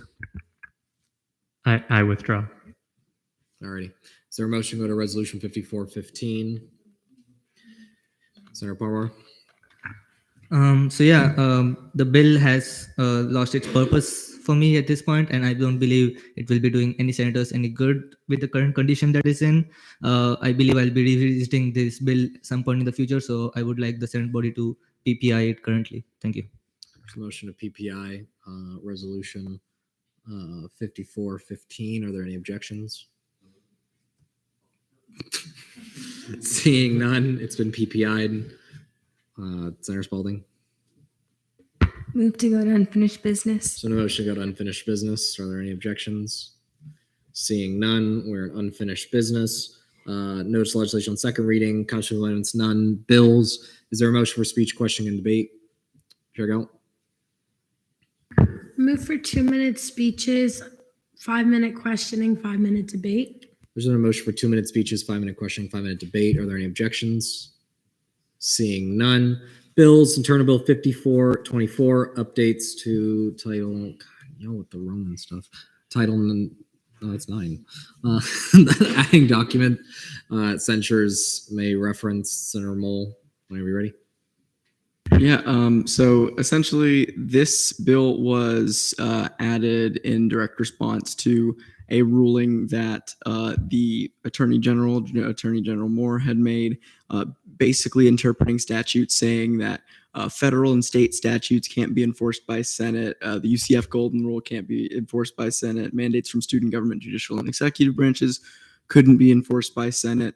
I think it was clear to a lot of people in this chamber that their interpretation was very different, that in fact, no, those things are superior to what student government does and thus have bearing on student government Senate. And so they should be things that student government Senate can hold our own members accountable for. Additionally, we can hold people accountable to whatever standards we want to. There's a rule saying that we do things like decorum, like you can't swear on the Senate floor. That's just something we made up. That's just something that we decided was going to be a rule. So if we want to incorporate federal, state laws, other rulings at the university, that's something that we have the right to do. And that's something that should be done since those things very clearly apply to us within student government. And with that, I yield my time to questioning. All right, we're now in line for questions. All those with questions, please raise your hand. Senator Moore. May I direct a question to Brody? You may. Okay. Actually, no, I'm going to save this for debate later. That's fine. But I'll yield to Borges. Chair Borges. Okay, I have 3, if that's okay. Go for it. Because the first one is, are you able to explain what a student government, judicial, or executive branch mandate is?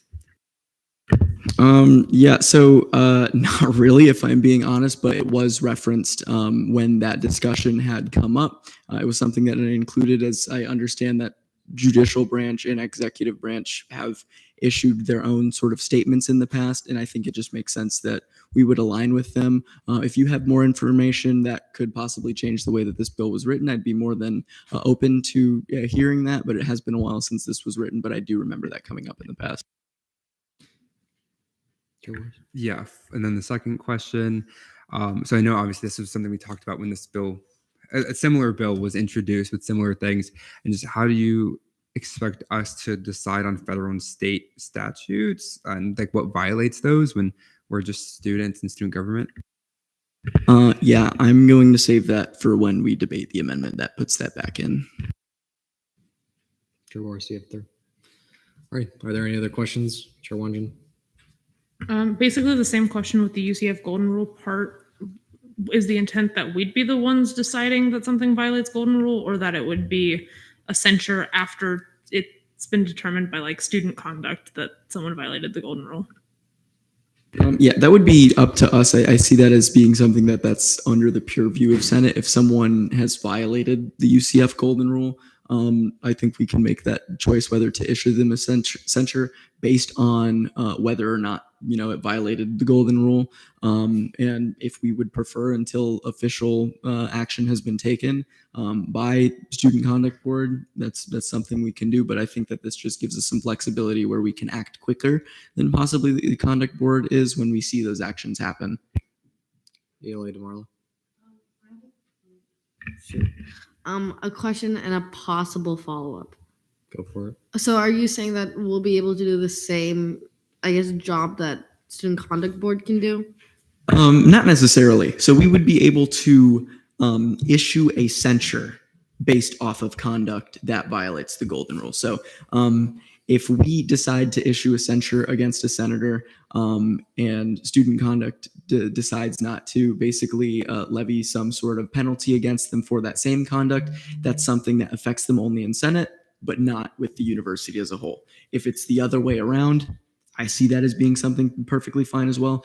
If both decide not to, if both do decide to level some sort of penalty, but this simply allows for censures to be levied for things that are viewed by the Senate or whoever is levying the censure, allows them to levy penalties against them for those actions. You want to go, Chair Gell, did you have a question? All right. Chair Juarez. Someone can correct me if I'm wrong, but I guess I'll ask you, when it comes to the UCF Golden Rule, basically if a student in student government was going through that process, are you aware that we are unable to speak on that as that is against Golden Rule itself to like consider that someone is going through any type of process of student conduct or golden rule, like to use that against them? So just to clarify, what you're saying is we couldn't speak on that at all, or only within the process of the hearing that it gets done with student conduct? As soon as the student is contacted by anyone from student conduct until the time it's over, we can't talk about it at all. That's against student conduct to talk about that against them, to use it against them, pretty much is to my understanding, unless Brody has a different one. I don't know. I believe that what that's talking about is like if you have knowledge of the case and the conduct process, right? You can't talk about that and share that. And it gets into FERPA restrictions, right? But like that doesn't necessarily prevent you from talking about the actions that took place, right? That's different than talking about the conduct process and the actions related to that, if that makes sense. All right, Chair Wonjin. Can I direct a question to Brody? You may. Since the Attorney General isn't here, do we have the jurisdiction to decide whether someone's actions break Golden Rule? So I am going to answer that question, and I will preface it to say that some of this is going to be my opinion. So take that with the caveat that you will.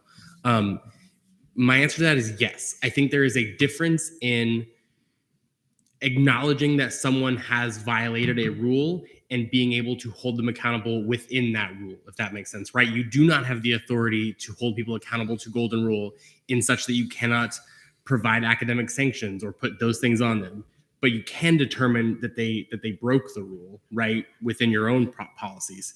If somebody in here were to say, I cheated on a test yesterday, right, you can't do the conduct process and give them an academic sanction, but you still can know that they cheated on the test and therefore hold them accountable for that within your own rules. Does that make sense?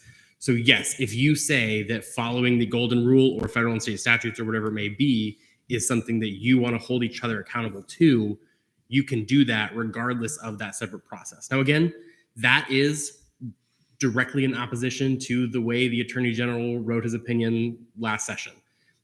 I personally disagree with that assessment of the statutes and how that works. But again, that is my opinion. You do not have to take it and you do not have to agree with it. Questioning time has elapsed. We are now in a period of debate. All those wishing to debate. I'm going to go Chair Urrea first. Shoot, I had a cough drop in. Okay. So I'm gonna I know we've kind of already talked about it, but I just want to point out that when you put when student conduct gets involved, things can get very messy because let me just give an example. Let's say someone's accused of, I don't know, murder, and we impeach them out of Senate, right?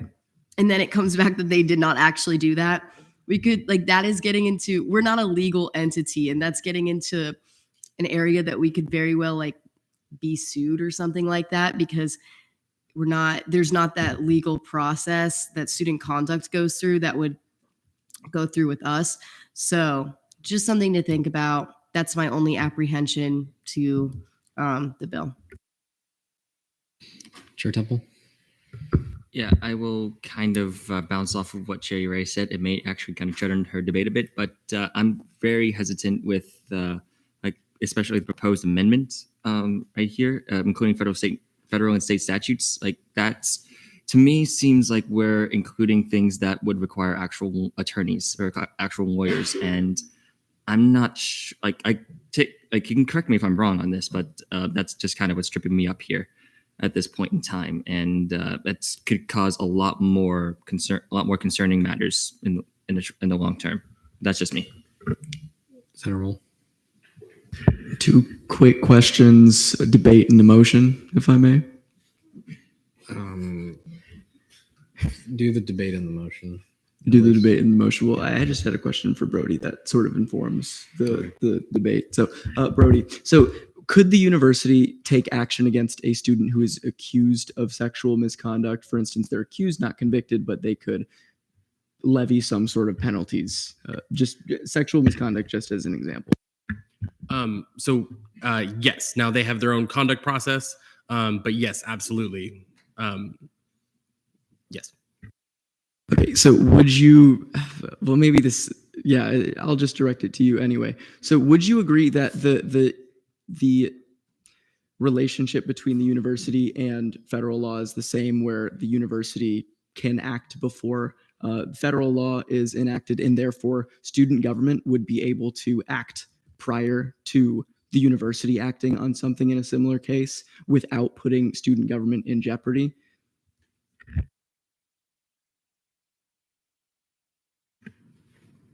That's an interesting question. I think yes, but I'm not sure, and that hesitancy comes from, in the example that you mentioned, I think that whether or not someone is convicted of a federal or state crime, the university can act in that case. But I think that I'm unsure if they could act on something that wasn't also a violation of their own policies. Does that make sense? And so in that case, right, like those are Title IX violations and things like that, right? So I would have to look into that to know. Yeah, I'm not 100% sure, but I do, as I think about it, I do think there are examples of universities disciplining students based on accusations of violation of laws that aren't necessarily charged or convicted of. So I'm going to cautiously say yes to your question. And then a motion to see my amendment. There's a motion to see Senator Moll's amendment. Are there any objections? Seeing none, is there a motion for speech, question, and debate on the amendment? Chair Galt. 1 minute speech, 2 minute questions, 2 minute debate. There's a motion for 1 minute speeches, 2 minute questioning, 2 minute debate on the amendment. Any objections? Seeing none, 1 minute, when you're ready. Yeah, so federal and state statutes, I would argue, and actually I have a question for Brody about this as well. I would argue already apply to Senate in one regard. One very big regard is sunshine law. If we don't incorporate federal and state statutes into this, that's a de facto recognition of the fact that we can't give people censures for violating sunshine law. So just leaving it at that, and I'll open up for questions. Now in line for questioning, I'm going to go D-Log McClellan first. Before this bill was sent to committee and seen on the floor, I had consulted with Attorney General Moore, and I forwarded you her response. Did you ever see that email and read it? Yes. Alrighty, I'm going to go Senator Palmer. Have you thought about the instance when there is a conflict between the federal and the state law? For example, let's say marijuana use. So,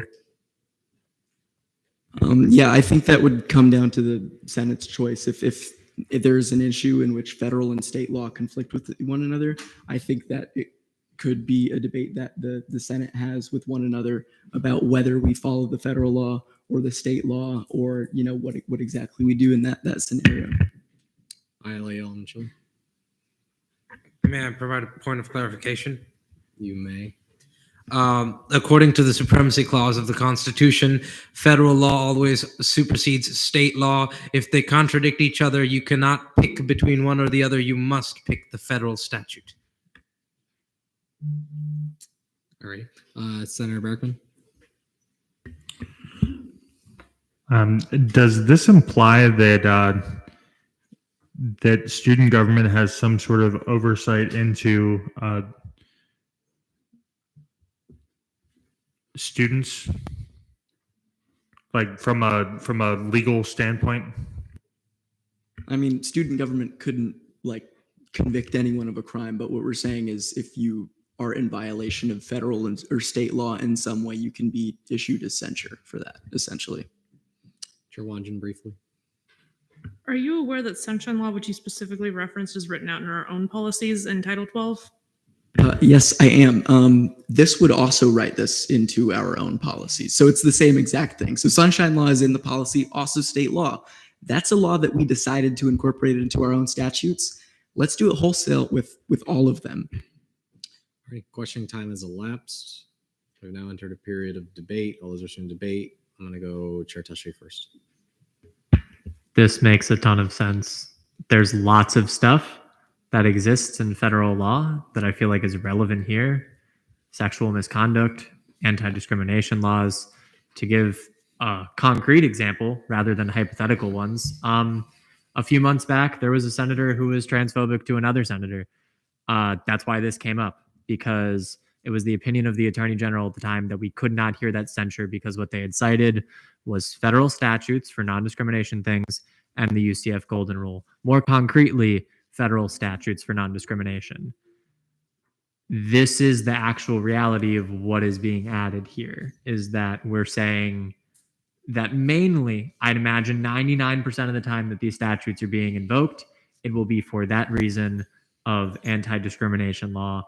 And I think we should generally have it written into our statutes that you can't be mean to each other in this body because you're being transphobic or racist, etc. And so this does a great job of enshrining that. And I really hope we add this part because I think it'll make sure we can hold people accountable for those types of actions better in the future. Chair Warhouse. I guess this isn't debate. I have a question for Brody, if that's okay. Go for it. With regard to the purpose of this bill being written, would that be against the First Amendment for us to limit that as a Senate?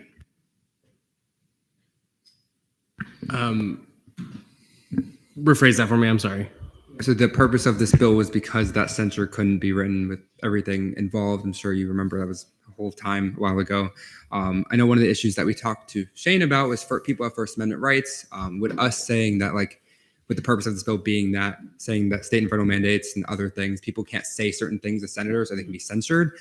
Would that be against some people's First Amendment rights? Because how are we going to determine who can say what? I'm going to say no, because if it is a federal or state statute, then smarter people than me have determined that it is therefore not in violation of the First Amendment. So, yeah. All right, debate time has elapsed. We are now in voting procedures.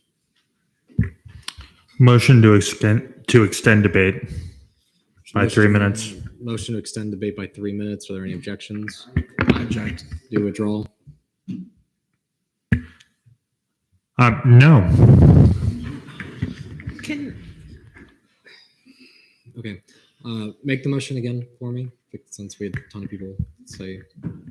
For everybody here, motion to extend debate by 1 minute. I object. All right. Do you withdraw?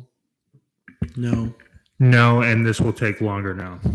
Alrighty, pro-con. I heard Chair Urea first, so we're going to pro-con it. Pro the objection, Urea, con, Barrickman, 1 minute. Go for it. We literally have 10 minutes. That's it. Senator Barrickman. I think there's more to hear on this. Alrighty, we're now in voting procedures. Pro the objection is Urea, con is Barrickman.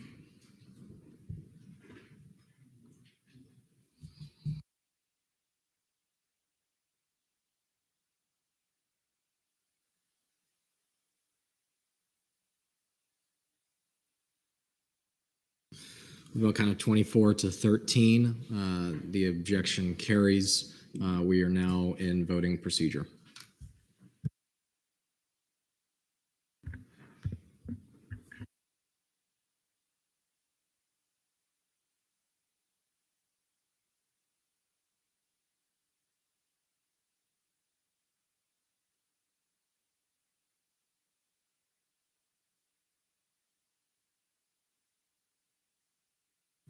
With a vote count of 22-10-4, Internal Bill 5424 passes favorably on no. Oh, the amendment. The amendment passes favorably on second reading. We are still in debate on the internal bill. Chair Urea. Move to vote. There's been a motion to vote on Internal Bill 5424. Or who objected? D.L. McCullen. I wish to debate. May I? Yeah. So I do not believe that we should be having federal and state statutes, and upon further debate, the UCF Golden Rule as things cited. I think the student government, judicial, and executive branch mandates are fine. I'd like to just read a little bit of the aforementioned email from Attorney General Moore, saying that state and this is quoting the email, the state and federal statutes are just that, left to the state and federal agents to enforce. We aren't the police or lawyers under those jurisdictions and can't condemn people on laws we are not trained to understand and enforce. If someone sees the actions they believe are illegal, of course, they may alert the proper authorities. However, as students in student government, we cannot be the enforcer of these laws and mandates. And that this is no longer a quote. I just don't think that having this really means anything, because when you censure somebody, what happens right now is they are sent an email that says you've been censured. That's it. So I think that the proper thing to do is, if somebody is breaking federal and state statutes, is to go to the police, go to the proper authorities. If somebody is breaking the UCF Golden Rule, go to the student conduct. Real things can happen there. Things that we can't do, things that sending an email saying we don't like what you did doesn't really, that action really doesn't do much outside of when it concerns student government, judicial, and executive branch mandates. Alrighty, debate time has elapsed. We are now in voting procedures.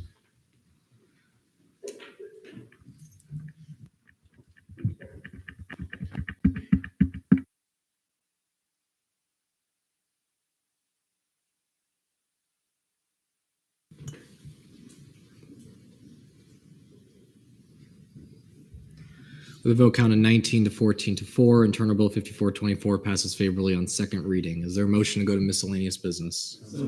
All righty, miscellaneous business, resignations, none. Appointments, I hereby appoint Pro Tem Foster to the APIA caucus. Elections, is there a motion to open up the floor for CRT nominations? Senator Perry, do you accept the nomination? Yes. Is there a motion to close the floor for CRT nominations? All those in favor? All those opposed? All right, congratulations, Senator Perry. Is there a motion to open the floor for FAO nominations? Senator Cantrell, do you accept? I do. Is there a motion to close the floor for FAO nominations? All those in favor? All those against? All righty, congratulations, Senator Cantrell. All righty, Foster's fright check, go for it. Okay, I'll be super fast.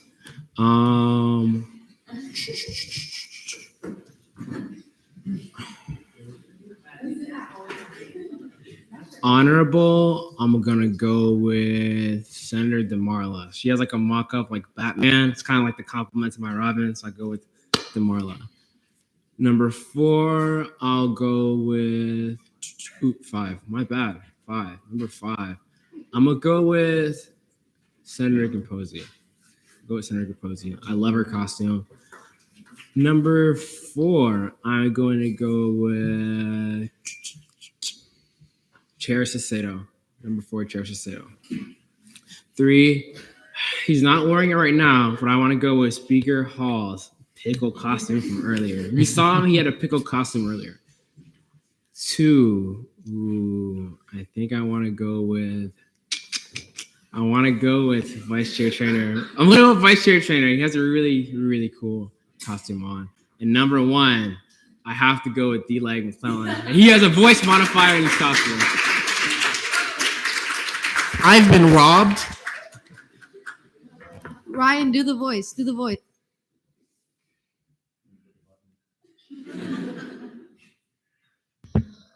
Hello.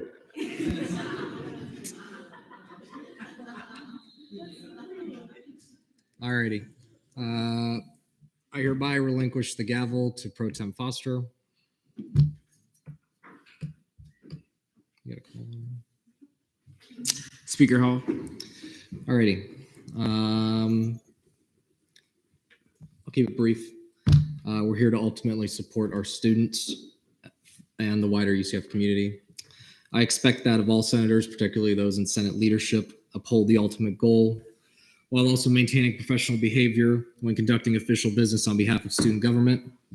I've been made aware of an email chain provided to me by our advisor involving a student seeking a reimbursement for an allocation from back in August who has not received the reimbursement. the PhD lecturer assisting the student, a travel and procurement coordinator within the ANSF office, and the CRT chair. Frustration regarding the change to workday has made dispersal of reimbursements difficult. I recognize that.